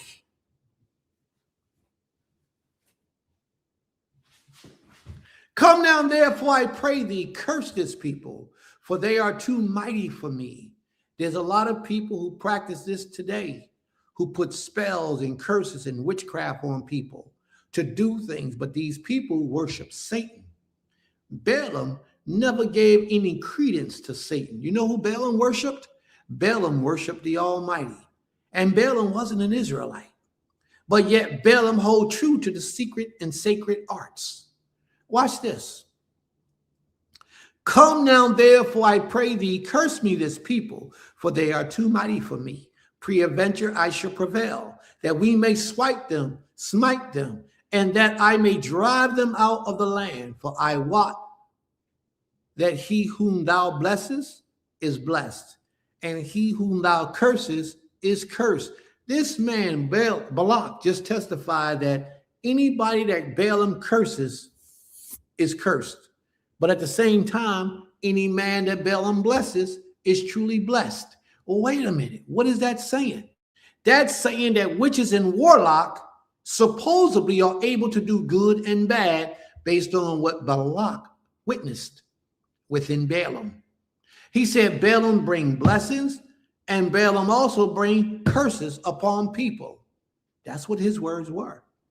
Watch this, family. And I'm telling you all this because what I'm trying to relay to you is what you've been taught coming up in this world doesn't line up with Scripture. Scripture says a whole totally different story than what you believe as an individual who just left Christianity, Islam, or Buddhism. You left those religions physically, but your mind is still trapped with the teachings of those religions. Although you read Torah, you can read Hebrew back and forth, inside out, upside down, but your philosophy is still trapped in the Christian dogma. You'll see something before your eyes and not see it, although it's laying right before you in the scriptures. I'm reading this right here, right out the book, about Balaam, how Balaam was a sorcerer. He also blessed people and he also cursed people. Don't nobody bring blessings upon people but the Creator. Ain't that what they teach? The Creator gave the ability to bless man to man. We, as the children of Israel, we are able to bless people. The problem is we are so far out of our right minds that we can't even help ourselves for the most part. We can't put down the weed for the most part. We are weak. We can't stop smoking the cigarettes. We are weak. We can't stop drinking liquor. We are weak. Some of us can't stop having promiscuous sex with people that we don't belong to because we are weak.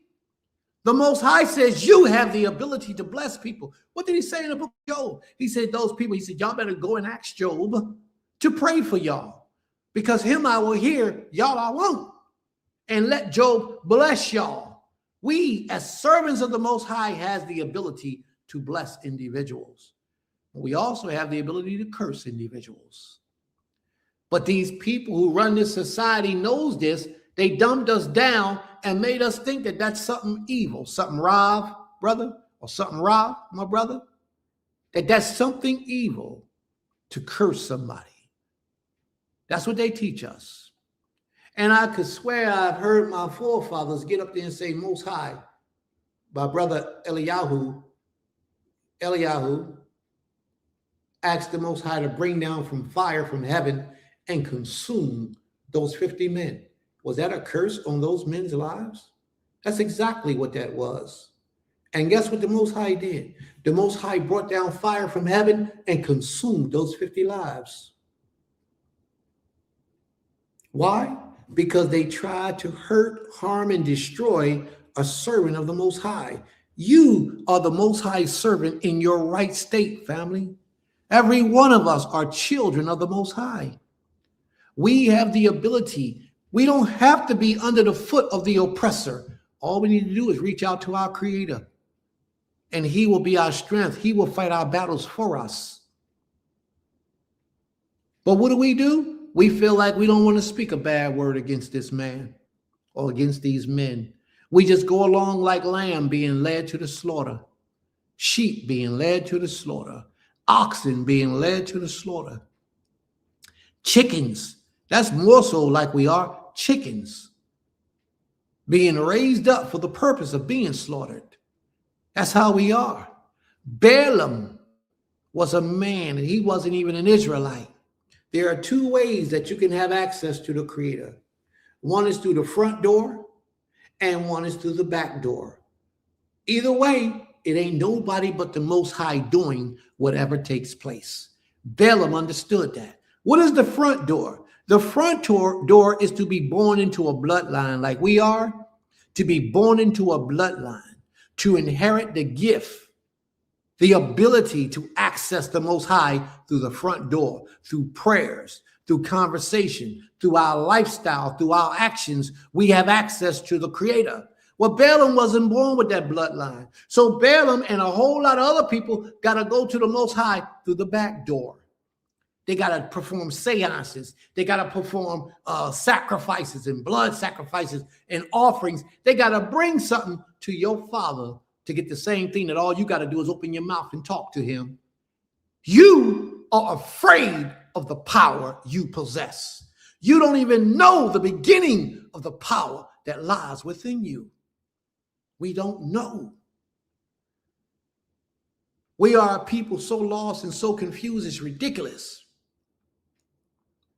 We are powerful beyond our wildest imaginations.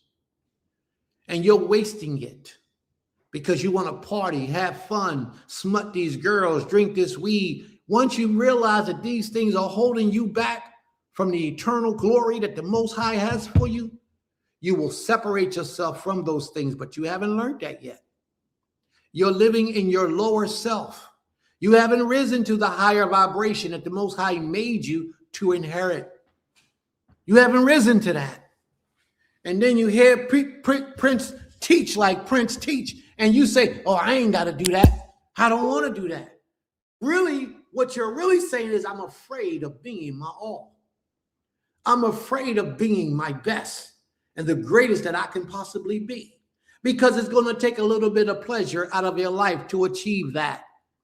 Do you notice that when you read the scriptures and you read about Eliyahu, one of the greatest prophets of the Most High, when you read about Eliyahu, his circle was small. His circle was small. And then the circle that he did have was a circle of all righteous men who all served the Creator. They had one mindset, all of them. What's your circle look like? Who are the people that walk with you day in and day out, what their mindsets look like, where they're geared toward in righteousness and pleasing the Father, the one you say you want to serve. We're playing games, family. And that's why we're in the condition we're in today, because the Most High is saying, my son, I want you to come to live your best life in righteousness and truth. And what we're saying is, no, I don't want to get that up. I don't want to stop this. Oh, I enjoy this. You love, think about it for a second. You love filling your lungs with smoke.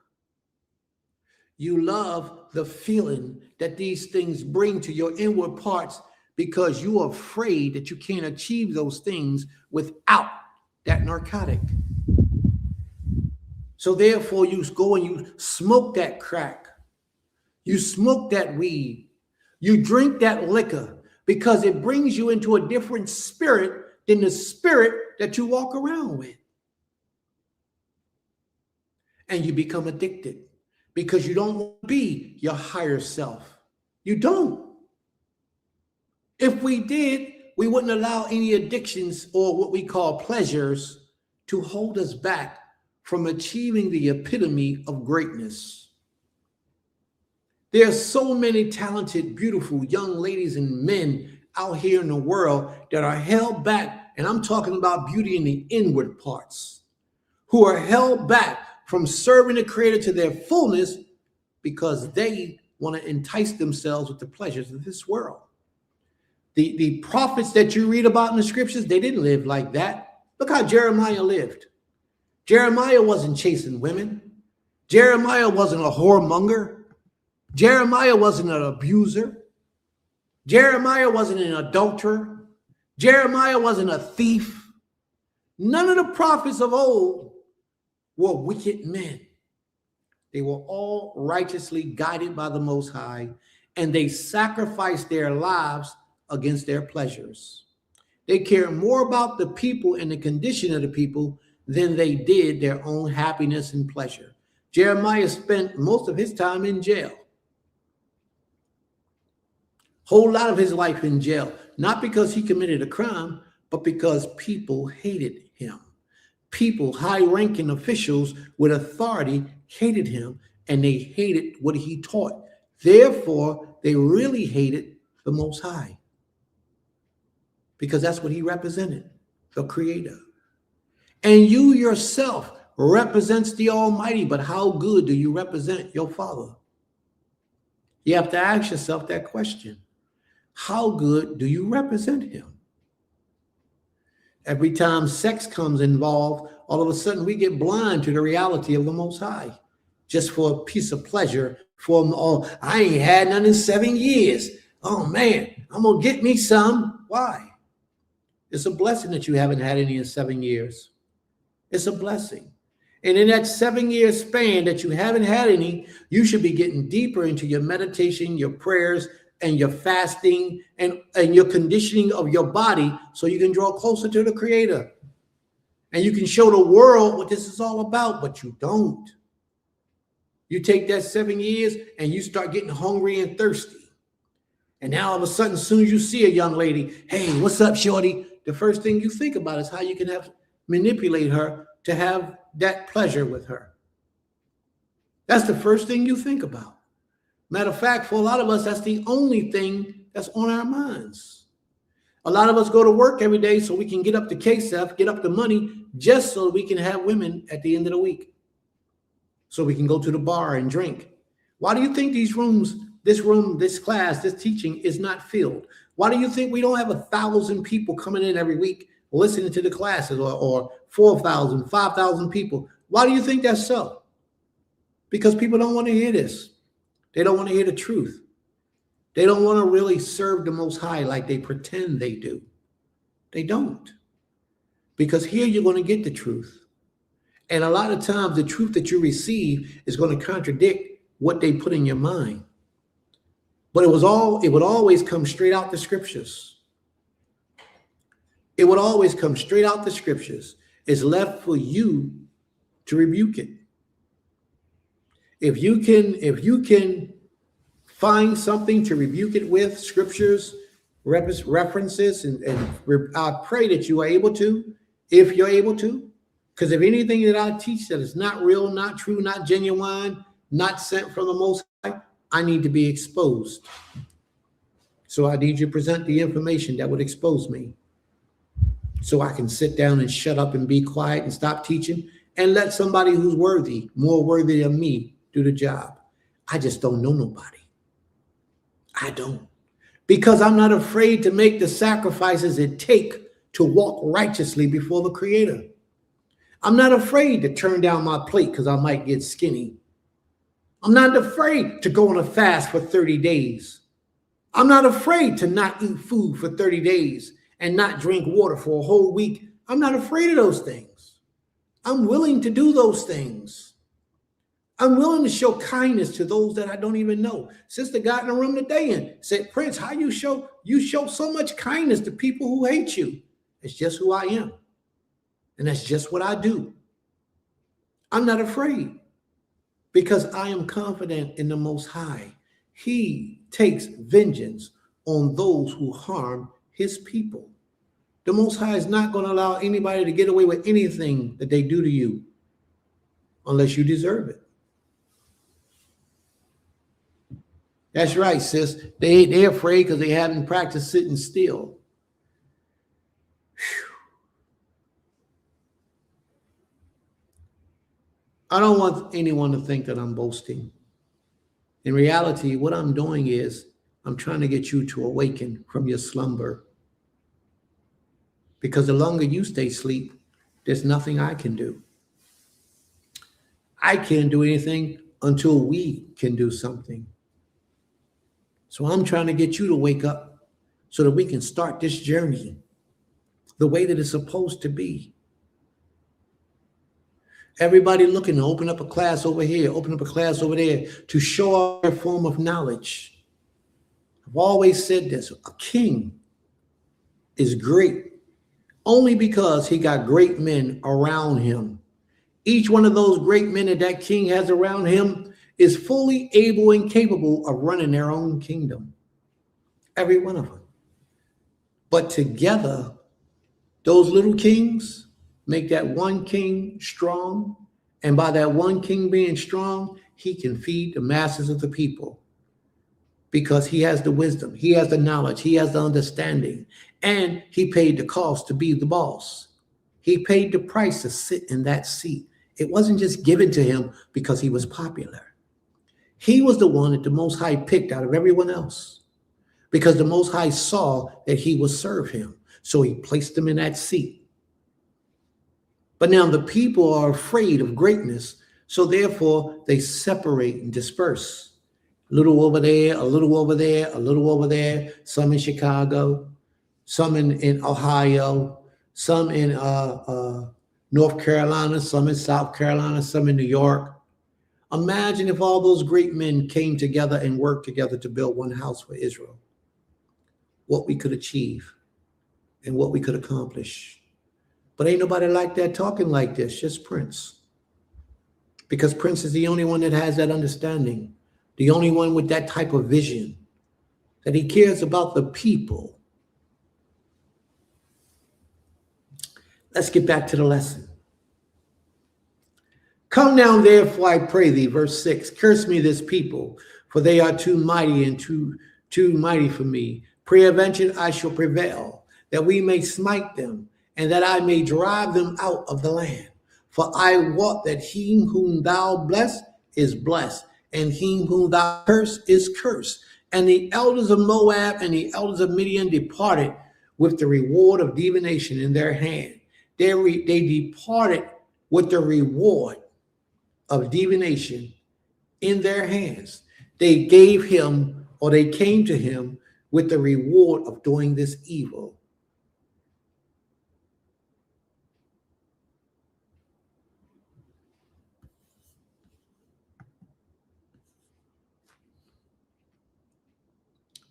Brother Benjamin says, I am asking my family to send up prayers for our Israelite brothers and sisters who live in Caribbeans. Though they walk in darkness, We are one in Israel, and we are under attack. Yod-Heh-Wah-Heh be with them. May the Most High be with us all. And that's very kind of you, my brother. We greatly appreciate that. And he said unto them, with divination in their hand, and they came unto Balaam, and spake unto him with the words of Balak, told him all those words that I just read about cursing these people. And he said unto them, lodge here this night. Watch what he says to them. Now, this is a sorcerer that the one who this society tells you to run from, a sorcerer. They came to bring him a gift so that he can curse some people. And this is what he says. He says to them, lodge here, wait here this night, and I will bring you word again. And then he says, as the Most High shall speak unto me, as Yod-Heh-Wah-Heh shall speak unto me, and the princes of Moab abode with Balaam. He said, I can't do nothing except what the Most High, Yod-Heh-Wah-Heh, allows me to do. Y'all see what I'm saying? He said, I can't do nothing.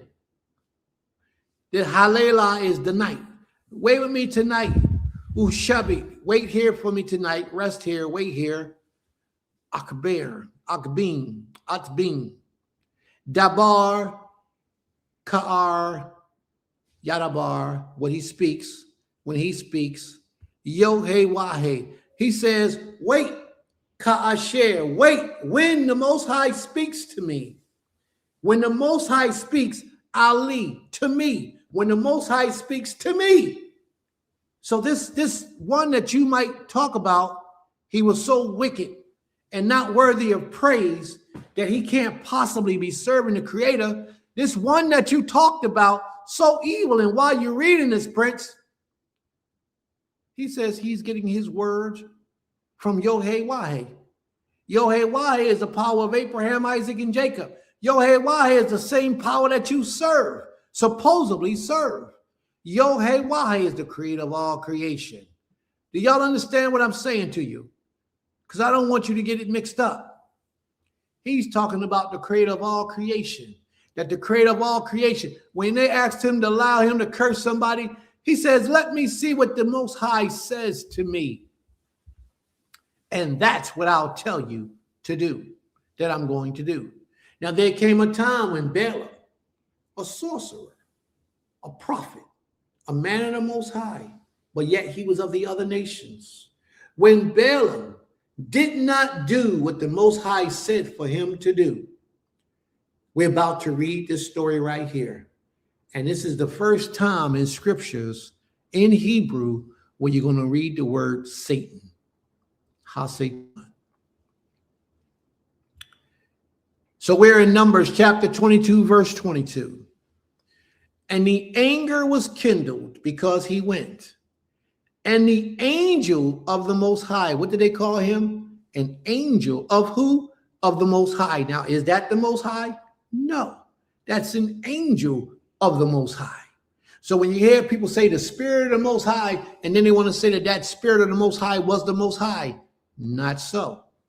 That Spirit of the Most High was a servant of the Most High, not the Most High. Okay?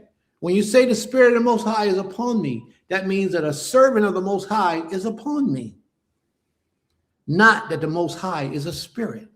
And that's what we have to understand. Don't let this society teach you how to worship your king.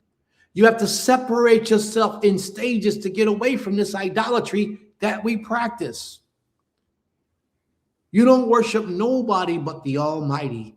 Reverence and prayer and glory and honor. Only He and He alone is worthy of those things. And the Most High's and Elohim's anger was kindled because he went. And the angel of the Most High of Yod-Heh-Wah-Heh, the angel of Yod-Heh-Wah-Heh, he stood in the doorway.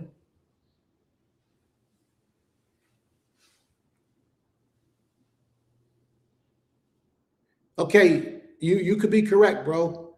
It's not in English. It's in Hebrew. He stood in the doorway. My brother, he's right here, what he says. Numbers 22 and 20 is the first time the word Satan is used, but not in English. He's absolutely right. It's not in English. It's in Hebrew. The angel stood in the doorway in the way for an adversary against Balaam. Now he was riding upon his ass, and his two servants were with him. Do y'all follow what I'm saying? Do y'all follow what's being said here? The Most High sent a messenger to Balaam because Balaam did not do what the Most High said for him to do. Or let's say the Most High's anger was kindled against Balaam because of something that Balaam did. All right, let's see how the Most High addressed this. We're going to look up in the Hebrew and we're going to read what it says. And the anger of the Most High was kindled.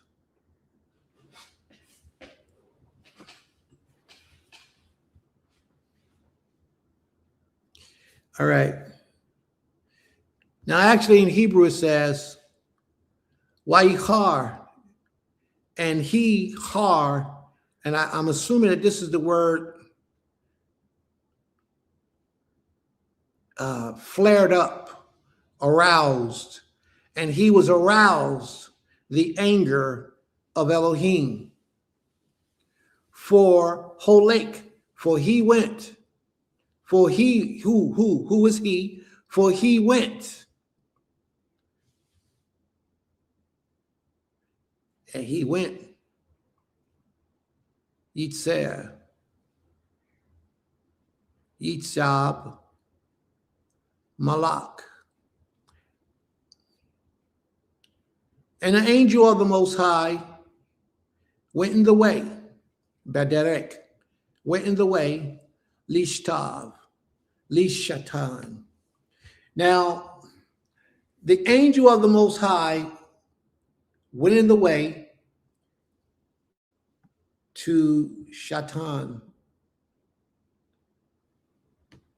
This is the first place in the scriptures in Ivrit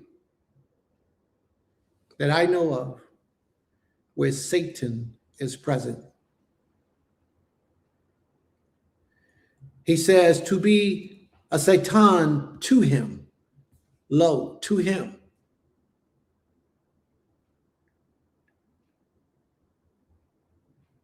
Satan became, now remember they called, before they called him Satan, he was an angel of the Most High who was representing the Most High. And now they call him Satan. So Satan has a job to do here. He has a job to do.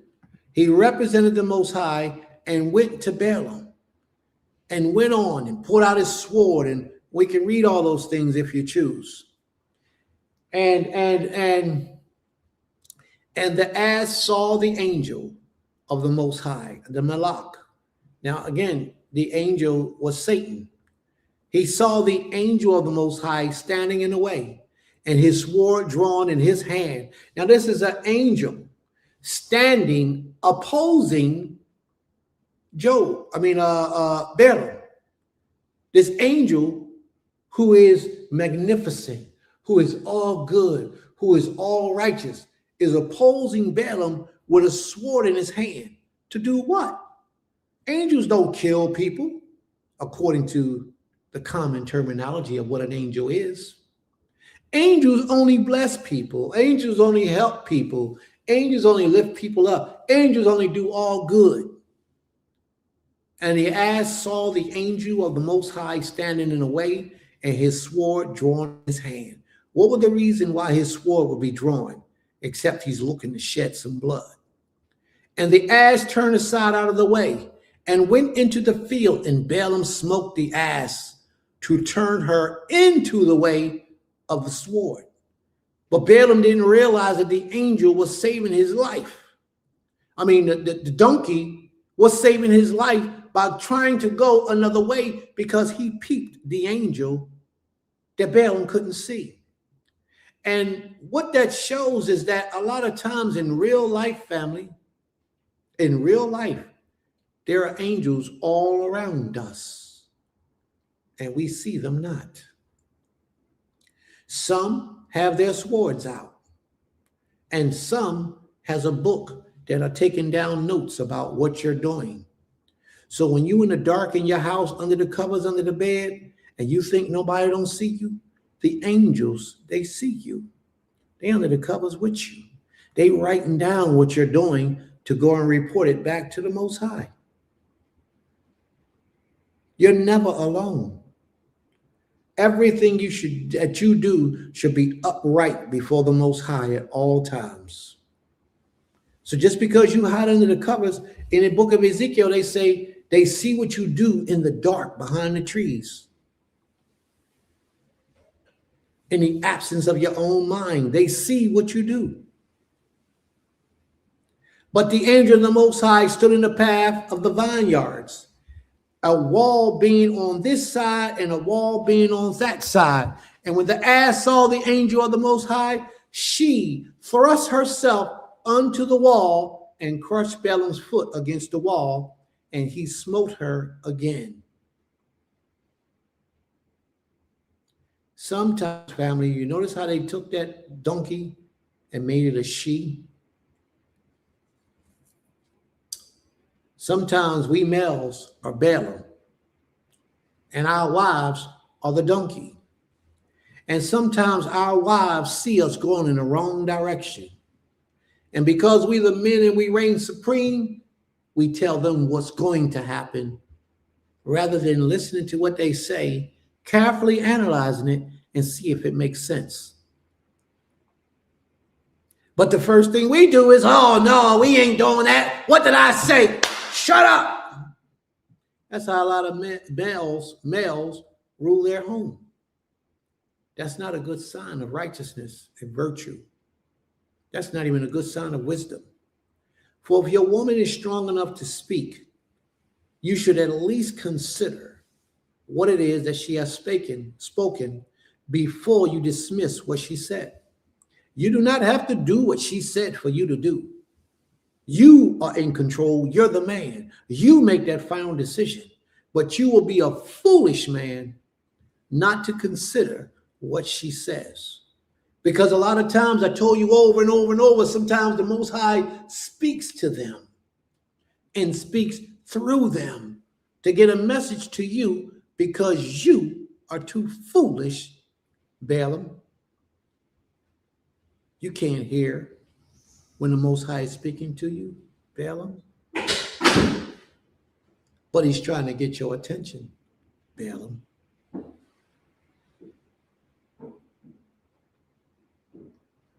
Glory be to the Most High, King of Israel.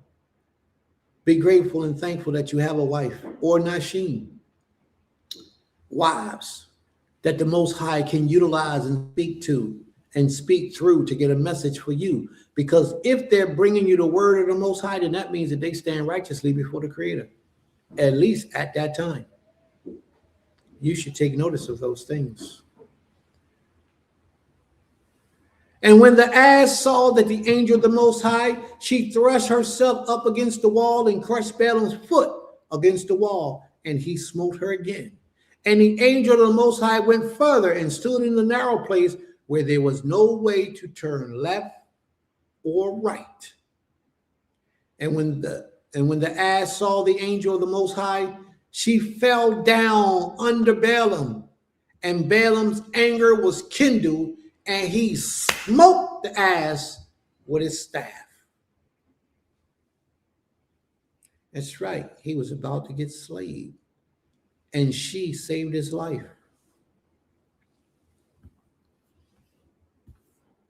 And the Most High opened the mouth of the ass, and she said unto Balaam, what have I done to thee? Wait a minute. The Most High opened the mouth of the ass. Donkeys talking.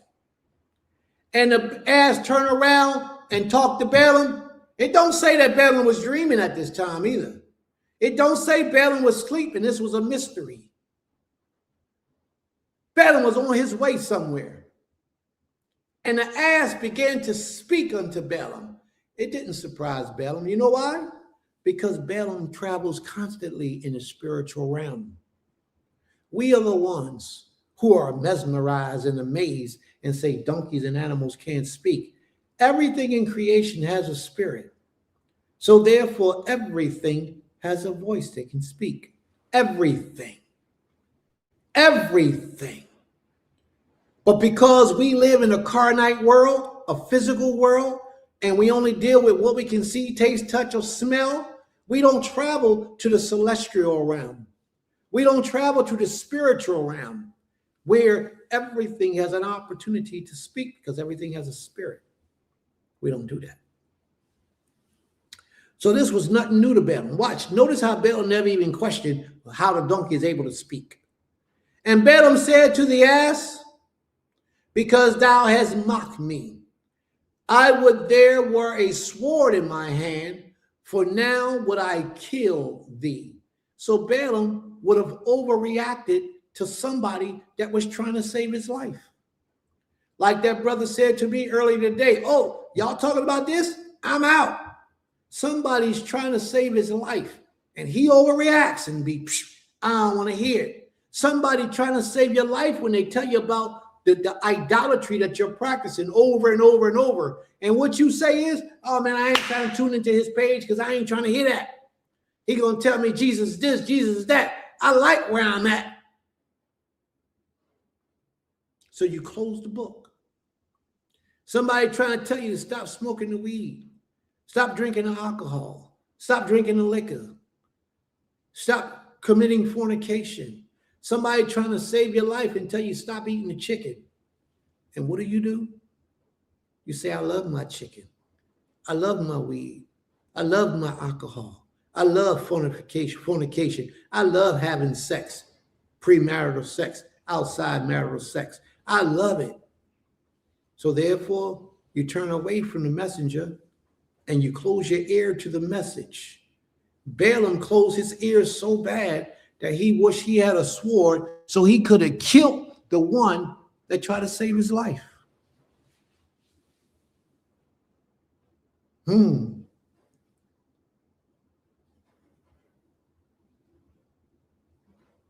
And the ass said to Balaam, now watch this. The ass said to Balaam, am not I thine ass? That's what the woman said to him. That's what the woman said to him. The woman said, ain't I your wife? She said, ain't I your wife? Watch what she said to him. Am not I thy ass, upon which thou hast ridden ever since I was thine until this day? She said, ain't I yours? Don't I belong unto you since we met until now? Was I ever want to do so unto you? She said, was I ever trying to do any wickedness or evil to you? And he said, no. Then the Most High opened his eyes.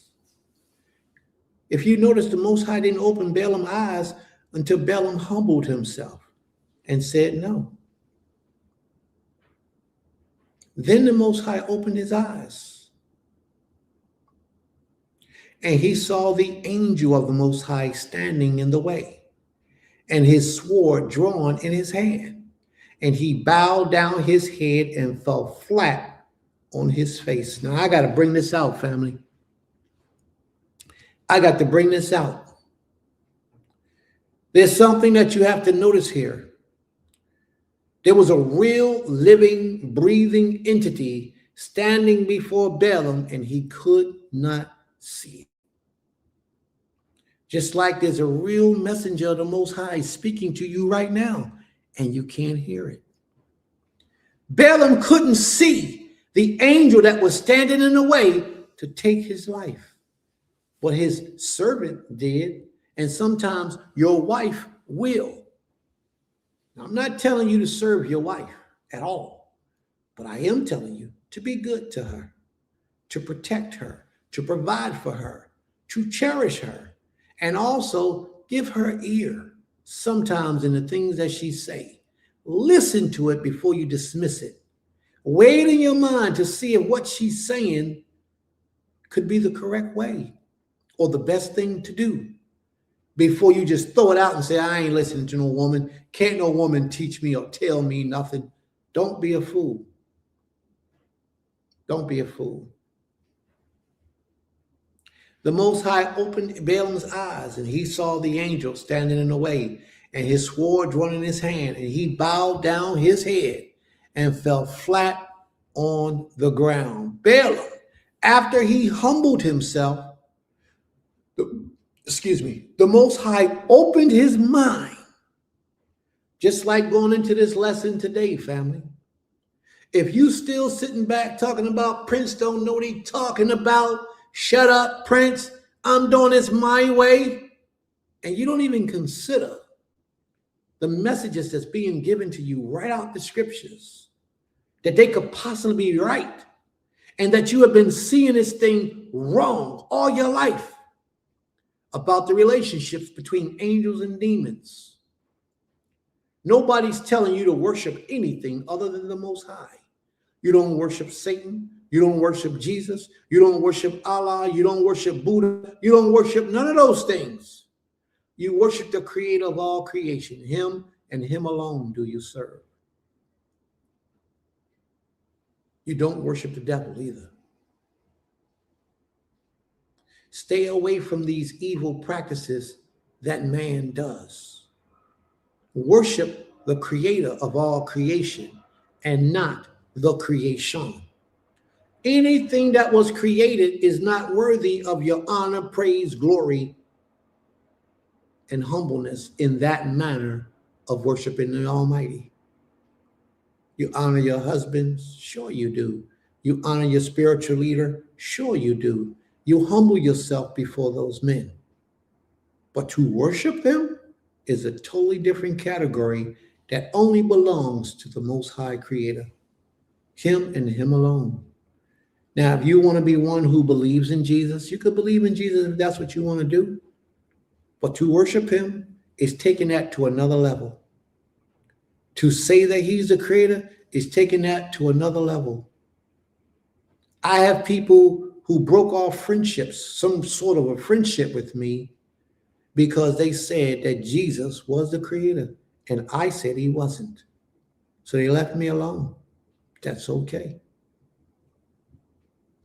Because just like the prophets of old, in their conversations, in their relations, in their lives, they had people who thought like them in their lives, meaning people who worshiped the Most High. They wasn't perfect, but they worshiped the Most High and the Most High alone. We don't expect anyone to be perfect.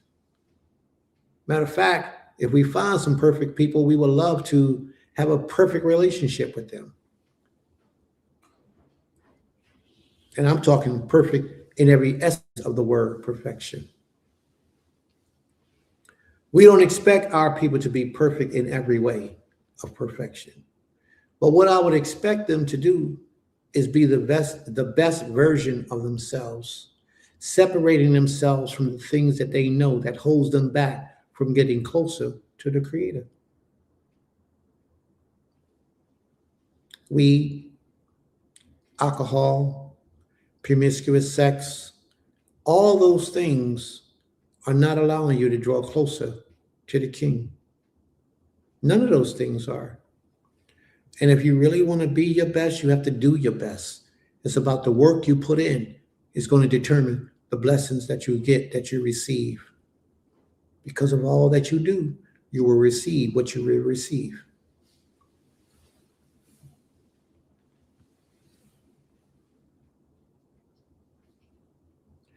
And the angel of the Most High said unto him, and I read this because I want y'all to hear this part.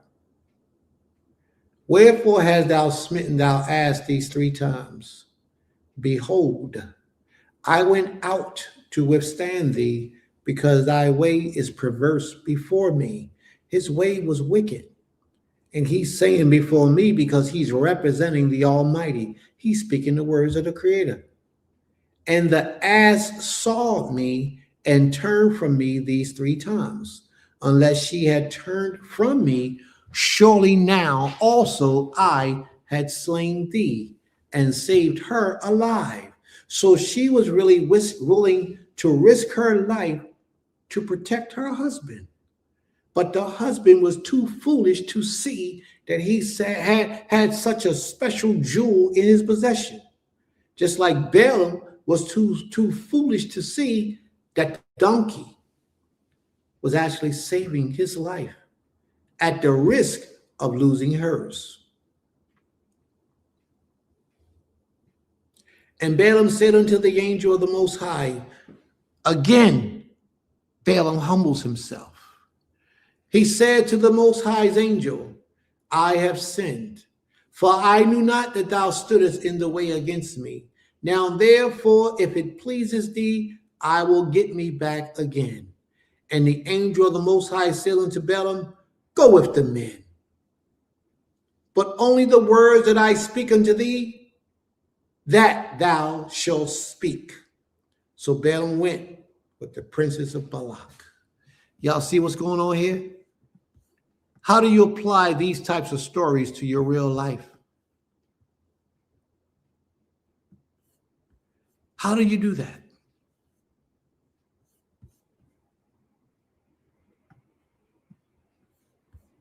How do you do such a thing?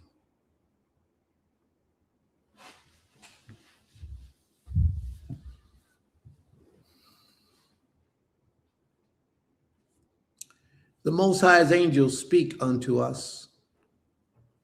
They speak unto us. They guide us along the way. As long as we walk on one accord with the Creator, his angels are just that to us, messengers.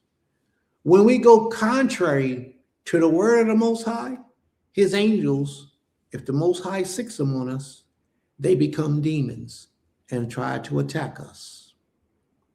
And that's the difference.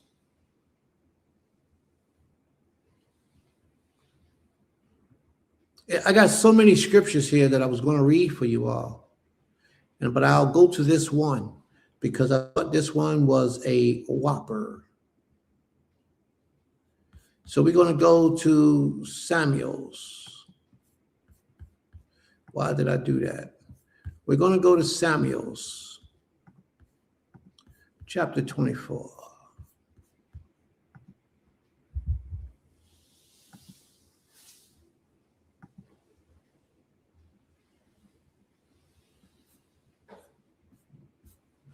I think I'm in the wrong. All right, let me see.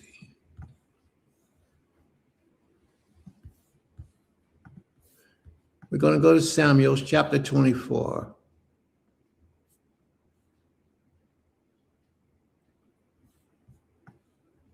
Yeah, I think I'm in the wrong place. Let me try 2 Samuel's.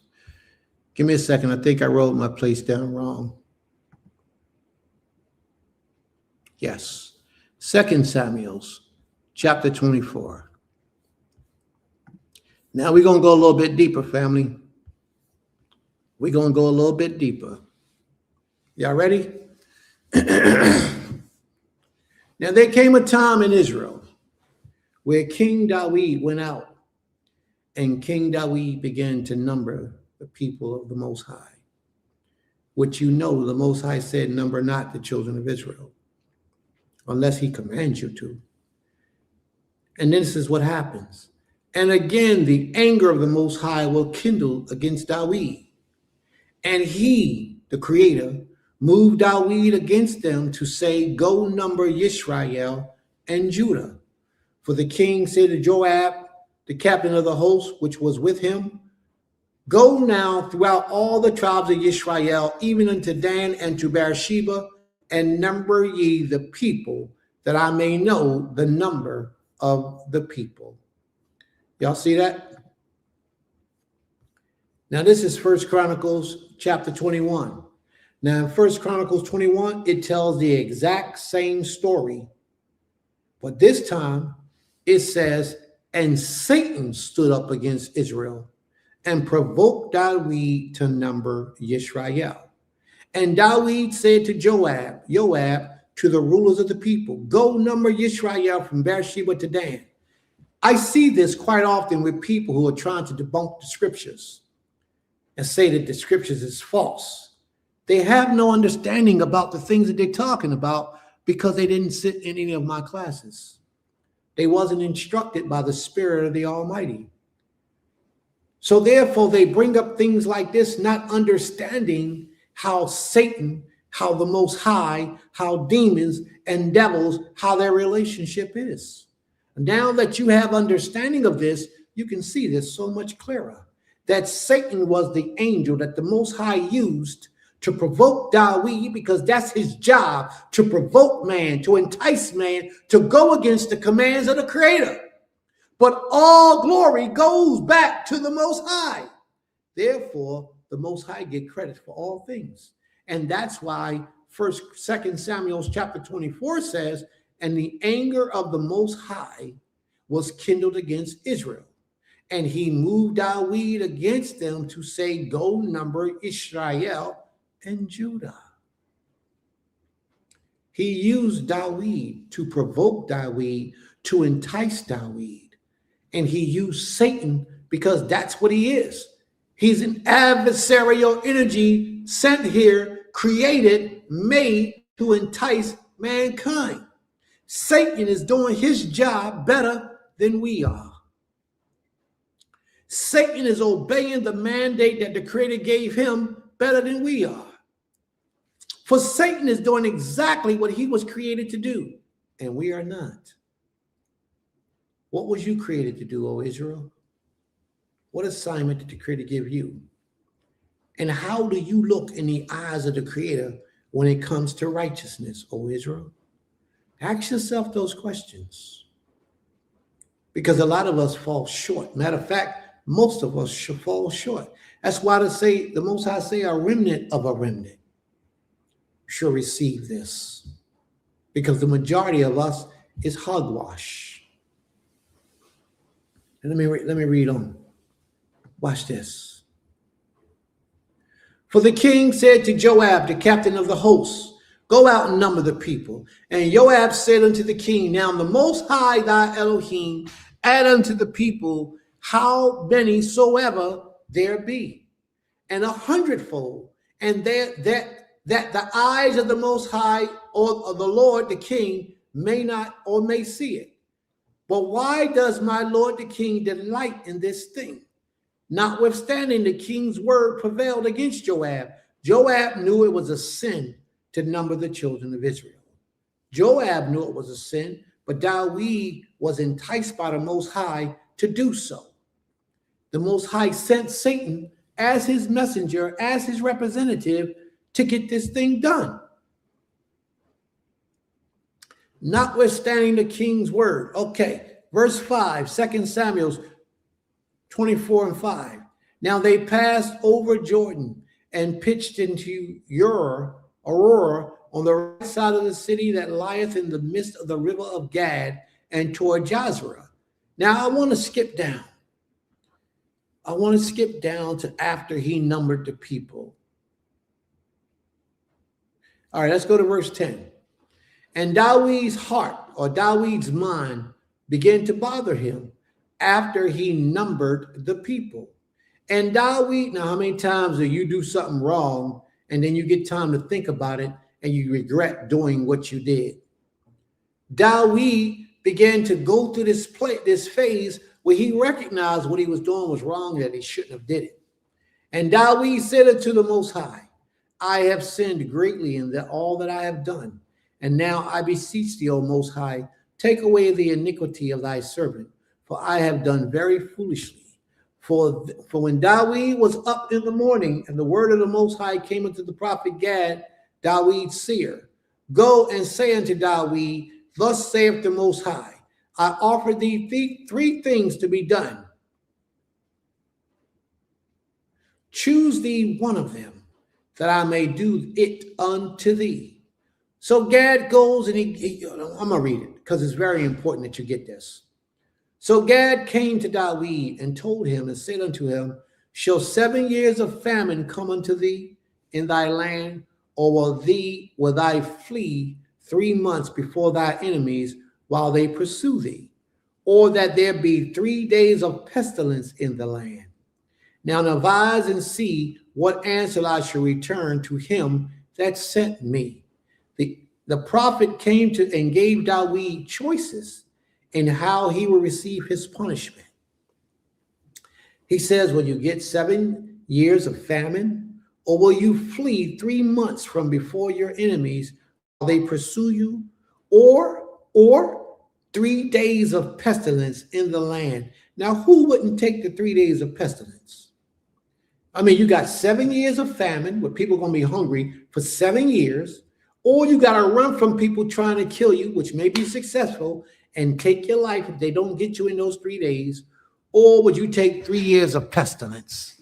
Now, pestilence is leaving you in the hands of the Most High. I'd rather be in the hands of the Most High anytime, because man is cruel. So that question was given to David, and David said, I am in great strait. Let us fall into the hands of the Most High, for his mercies are great. And let me not fall in the hands of man, because men don't have mercy. So the Most High sent a pestilence upon Israel. Now, if you notice in the beginning of this chapter, it said that the Most High was angry with Israel because they practiced so much idolatry that he enticed David to curse them. And David did what he did and brought about a curse upon the people because the people were wicked. So the Most High sent a pestilence upon Israel from the morning until the appropriate time appointed. And there died of the people from Dan even to Beersheba 70,000 men. How do you think those 70,000 men died? Do you think they just croaked in the middle of the street? No. Those angels we read about in Ezekiel, remember those angels that had the sword in their hands that the Most High sent out to kill people? Those angels came, or one big angel, and he destroyed all those people. 70,000 men. One angel. And when the angel stretched out his hand upon Jerusalem to destroy it, the Most High repented himself of the evil or of the command and said to the angel that destroyed the people, it is enough. Don't hurt no more. Stay now thy hand. That angel couldn't do nothing of his own, or that demon couldn't do nothing of his own. He was a demon because he was opposing the people and killed the people. He was an angel by obeying the Most High's word and doing what the Most High commanded him to do. It wasn't what he just figured out, I'm going to go do one day, like you get up and go smoke a weed and kill yourself. The angel didn't do that. The angel did what the Most High told him to do.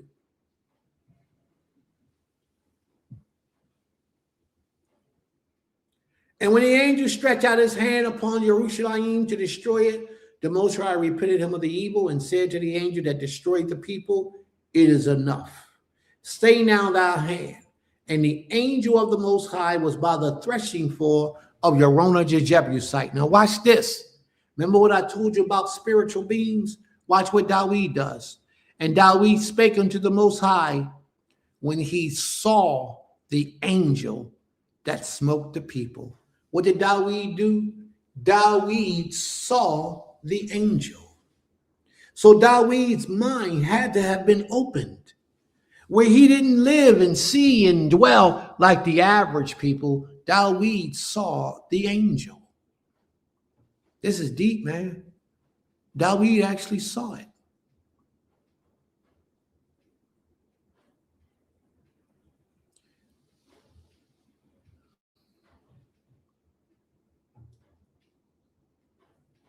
And lo, he says, watch David, this powerful king, a man who earns the right to be king.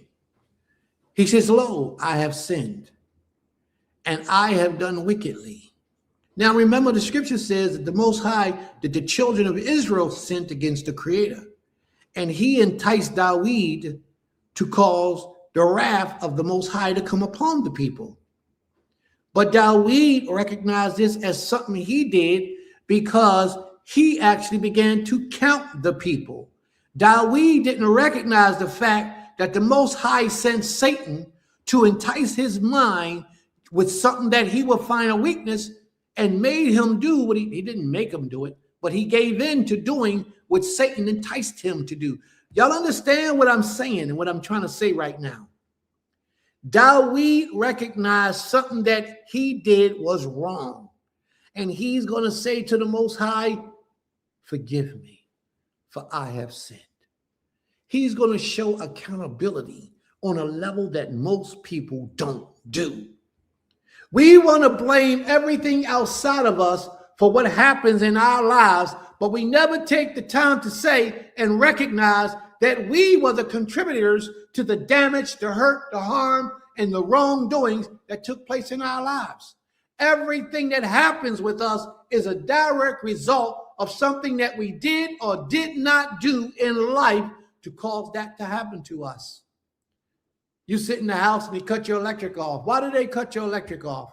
They cut your electric off because you didn't pay your electric bill. Had you paid your electric bill, the direct result of that was your electric will be on. But you didn't pay it and it got shut down.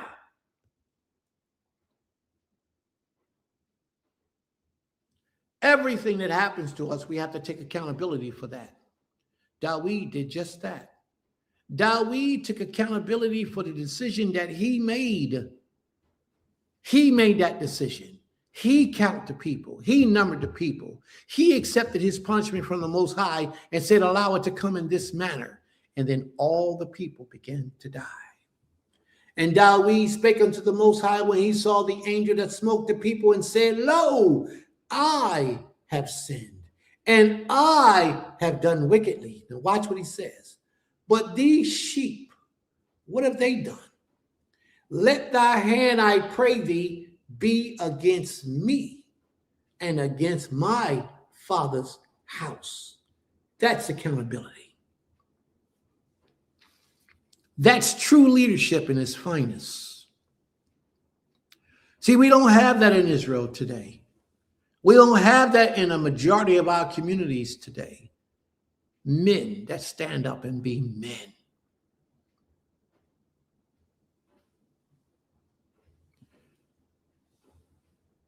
And Gad came that day unto Dawid and said unto him, go up, rear up an altar unto the Most High in the threshing floor of Araunah the Jebusite.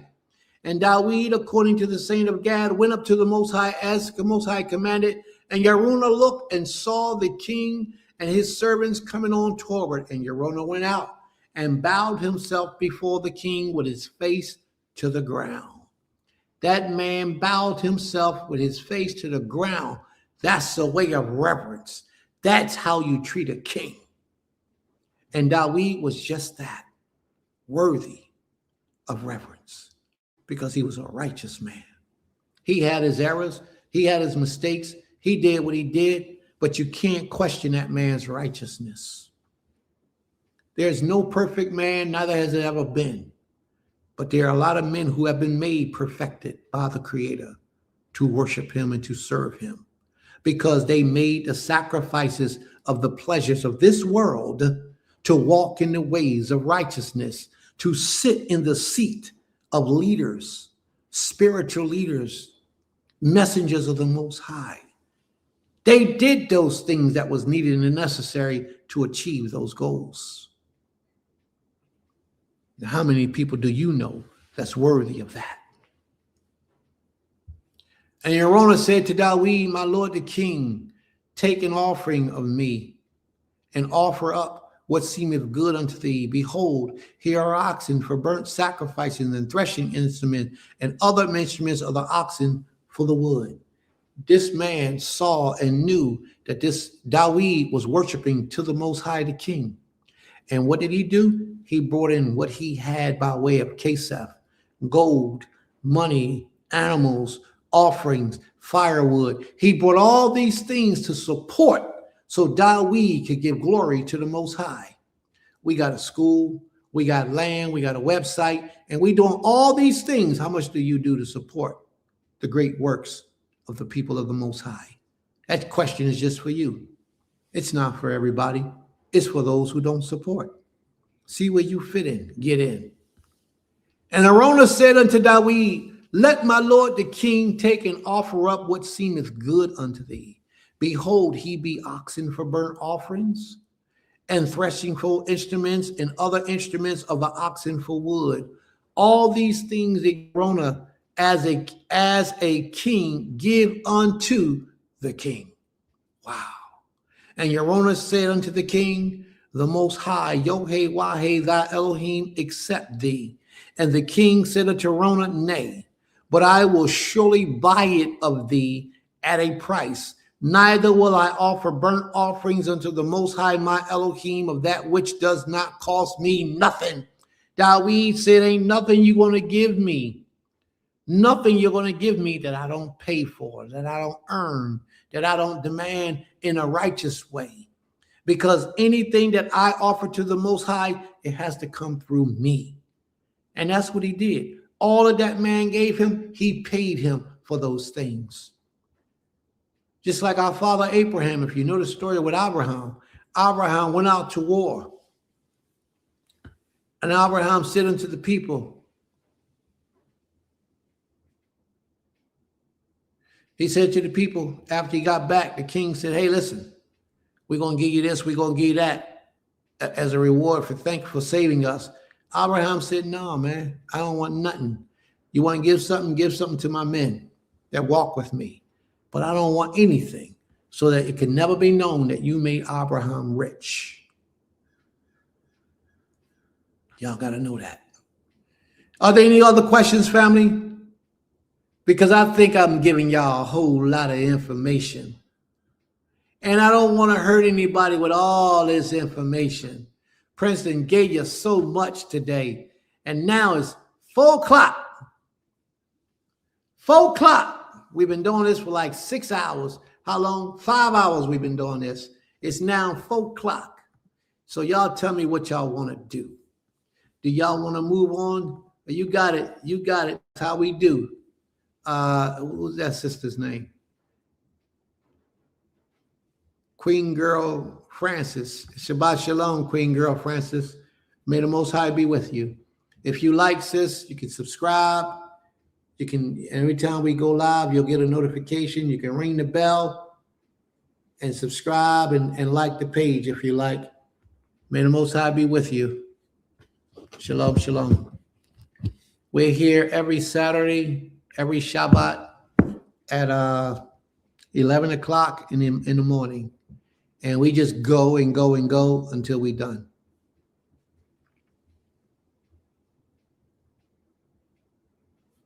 May the Most High be praised. So let's talk, family. Now it's time to talk. It's time to talk. May the Most High be praised. And Shabbat Shalom to all of my brothers Benjamin that are here today.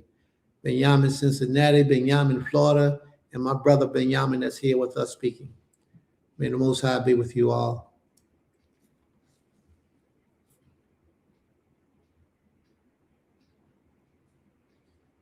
Your baptism name is Israel. Okay. All right. May the Most High be with you. From New Zealand. All right. We'll lock the page in. We're here every Saturday, every Shabbat at 11 o'clock. We teach. You can ask questions. Just write in what you want to write.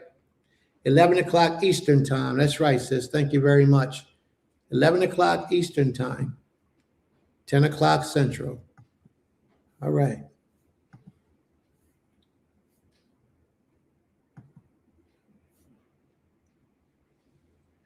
All right. So let's talk, family. What have you gotten out of this lesson today?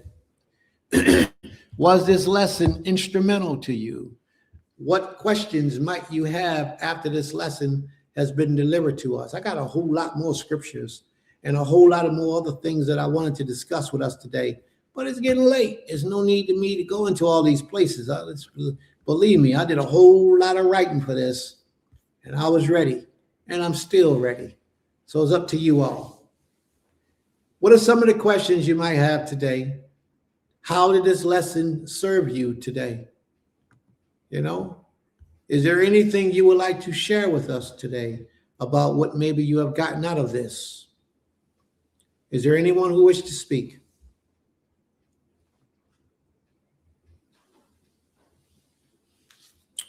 Very thought-provoking. So angels and demons are one and the same, huh? Okay, Prince. All right, whatever you say. No questions, no comments, no nothing, huh?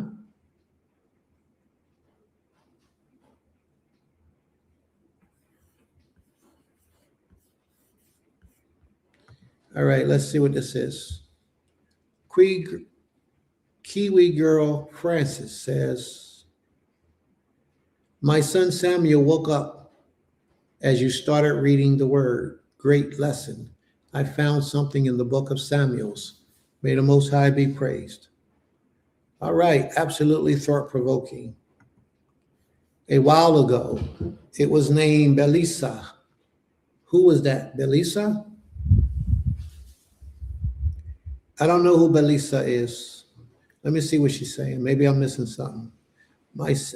In the book of Samuel, a while ago, it was named Belisa. I don't know who that is.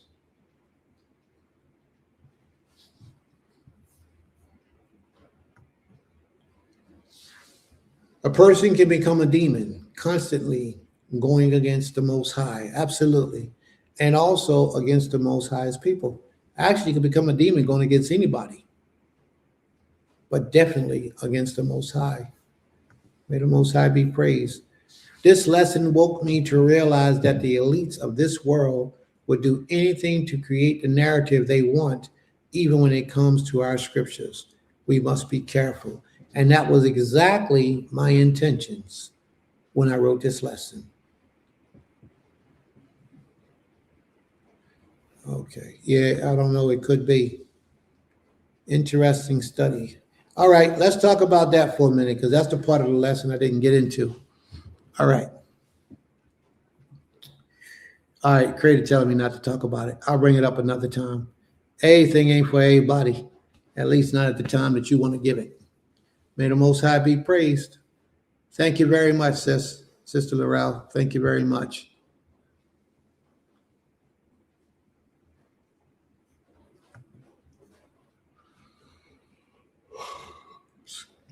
Anyone else like to comment about the lesson today? 1,800 people in the room, and nobody got nothing to say, huh? Anyone else wish to comment about the lesson? I thought it was a very good lesson. Very informative, at least. We've done our best to help to educate the minds of our people and raise your intellect. So if you can, family, you got social media, share the page. Share it on your social media so that others will hear the class, listen to the class, and learn something about what has taken place today.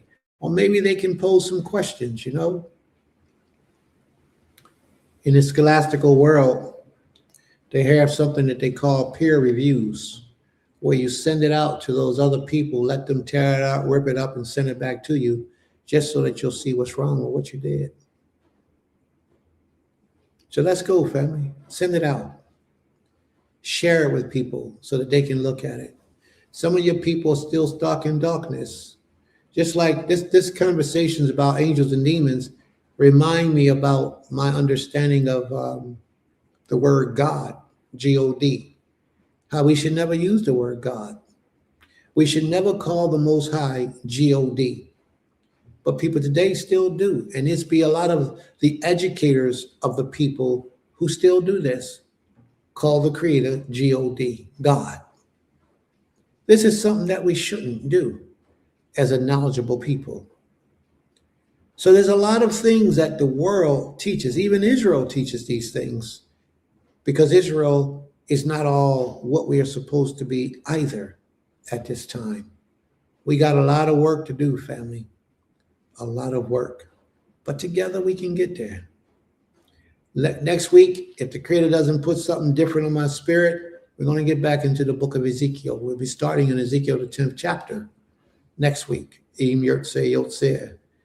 it is the will of the Creator, we'll be going back into the book of Ezekiel.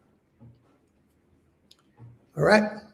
Unless the Most High puts something else in my spirit, another dilemma or something that I have to prepare for your reading so that we can break it down, so that we can get that understanding. Now, there was a brother, a class, I wanted to mention this. It was a class that I watched on the internet. I don't know the link. I don't know the class.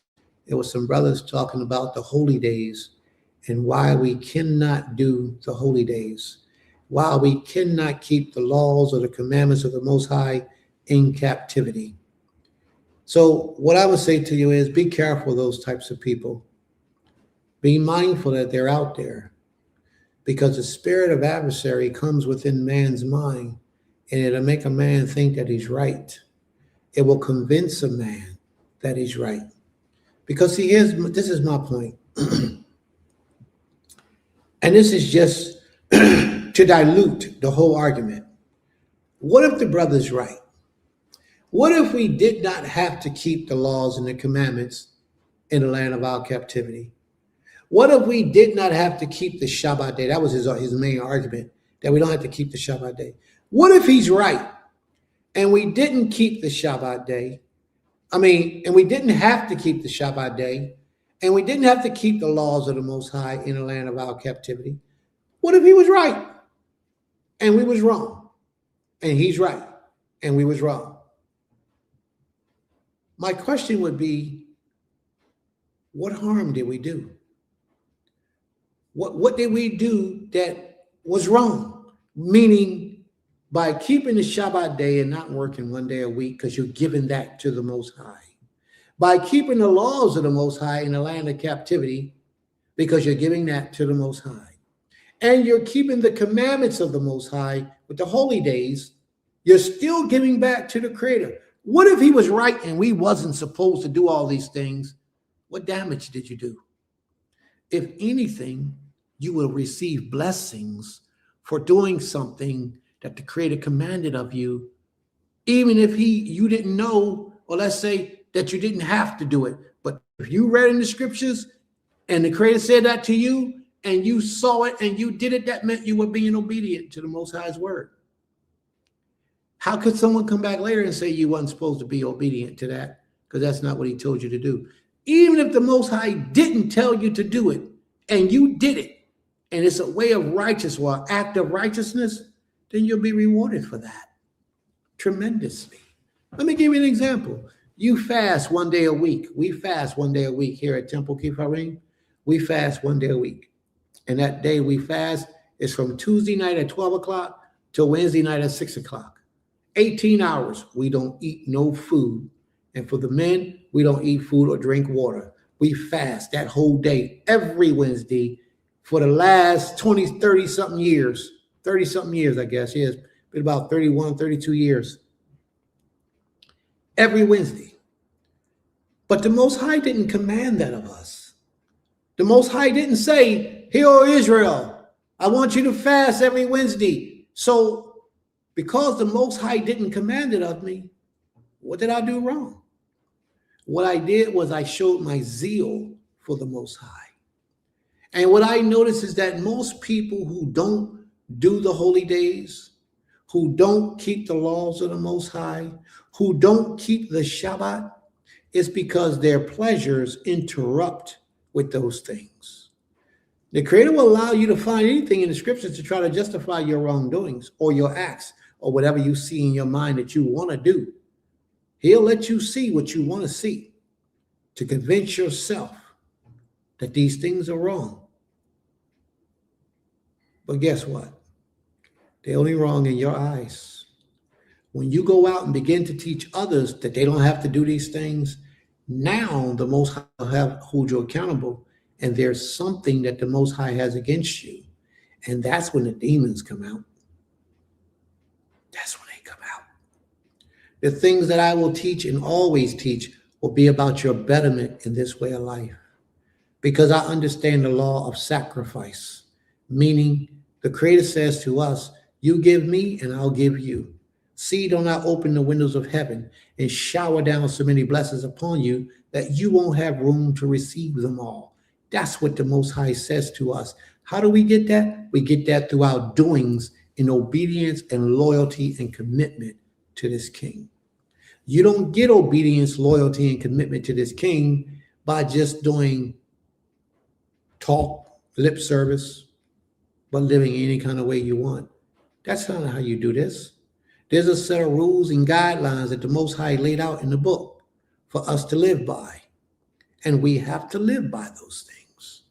And if we don't, then we're not in proper alignment with the Most High's will. You can choose to live any life that you want to live.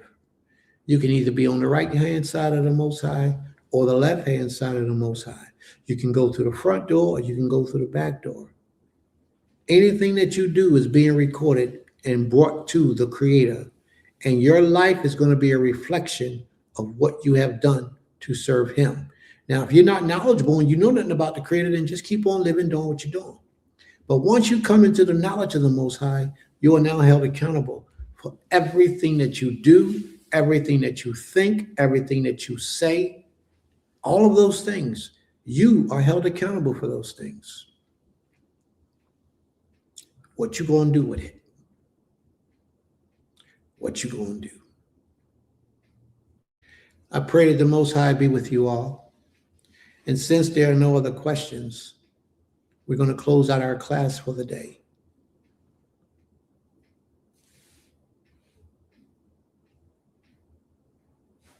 All right, let's see what this question is here. How do you tell the whole world the graven image idol is in their hand? Calmly and gently, of course. Okay, may the Most High be praised. Because that's the only way they're going to receive it, in a way that they want to hear it, calmly and gently. But you ain't going to get much across to those when you speak calmly and gently. Sometimes, as the Most High said, you got to give it to them. Rather they hear it or forbear it, it ain't going to always come sweet.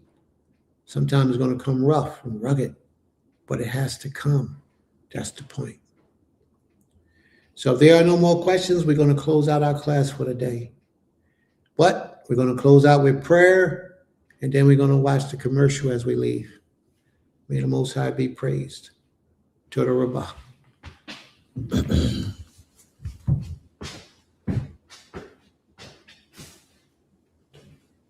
I'm going to attempt to blow the shofar today. I'm still lightheaded, but I'm going to attempt to do it.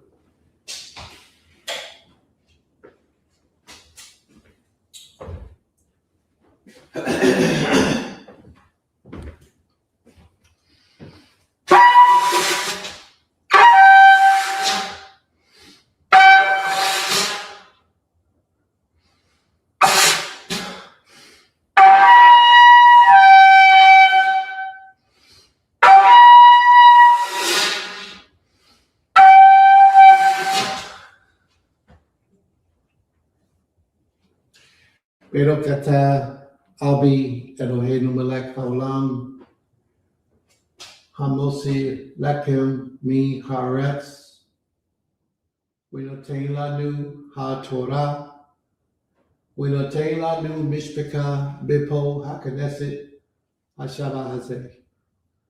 Toda Rabbah Abi ki koyo otanu Abi. Toda Rabbah. Tein lanu darik shelka.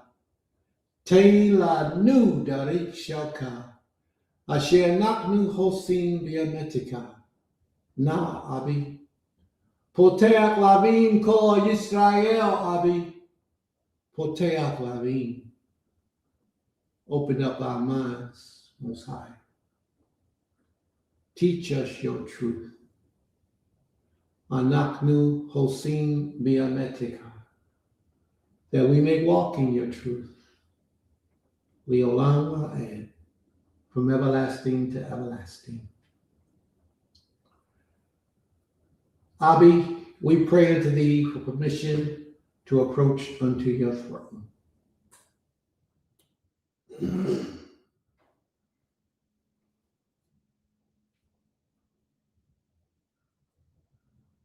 Salak lanu, Abi. Salak lanu. Na, Abi. Salak lanu. Please forgive us of our sins Please help me. Forgive us of our sins and our iniquities that we have committed before thee. Redeem us and make us whole. Protect us, bless us, and guide us. And for the Ima that we were requested to pray for today, Father, that is sick, we ask that you will protect her. Give her her desire in righteousness, to be healed or to remain sick, to pass on or to live. Let it be your will, Father, according to her desires, that you fulfill her pleasures in this earth. If she desires to live, Father, then bless her with that. If she desires that she wants to leave this portion, then bless her with that, Father. But her leaving will make so many people sad. So allow your will to be done in her life. If she has been a faithful and great servant, and it's just time that you call her back, have your way with her, Father, please. All of us throughout the four corners of the earth, Father, has no knowledge or understanding about the trueness of you, how to serve, how to honor and worship you, let alone who your servants are. We ask, O great King, that you will open up our minds and bring forth understanding unto us, that no man may shut it. Open up our minds in a manner that we have the full power and the full knowledge of that understanding of the thing that you have revealed unto us, that we may walk on in truth and righteousness, knowing that what we have learned, what you have shared, is true knowledge that only comes from you.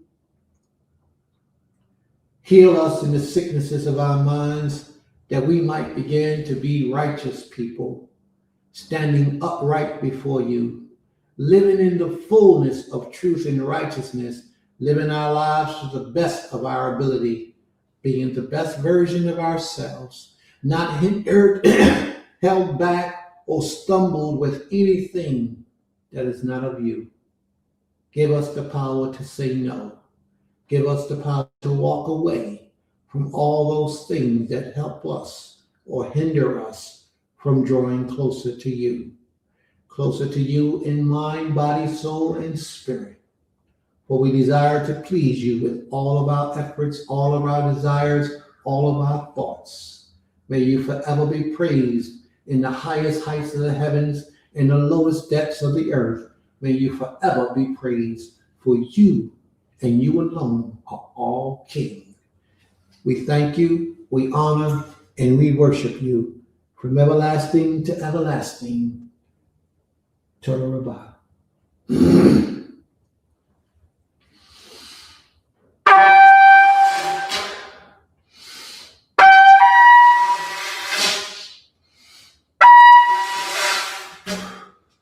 May the Most High be praised. Toda Rabbah.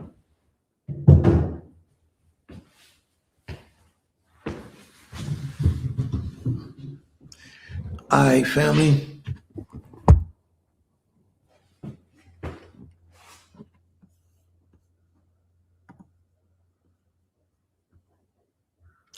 May the Most High be praised.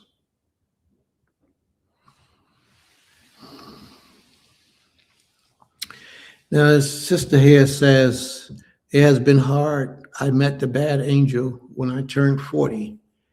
Maybe you can elaborate on that. Maybe we can have a little bit of conversation about that. Toda Most High for everything, for everlasting to everlasting. May the Most High be praised. Toda Rabbah. Are there any questions or comments, family, before we close out? Because you know once we push that button, it's a wrap.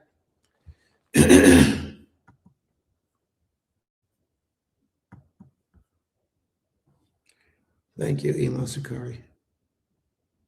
May the Most High be praised. Once we push that button, it's a wrap, y'all. And hear that button coming and getting pushed. Shalom, shalom. May the Most High be with you all. Shalom.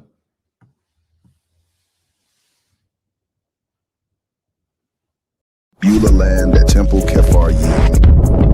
This is for the people in the front and the back. Through the day, you had a lot to do, but you know you gotta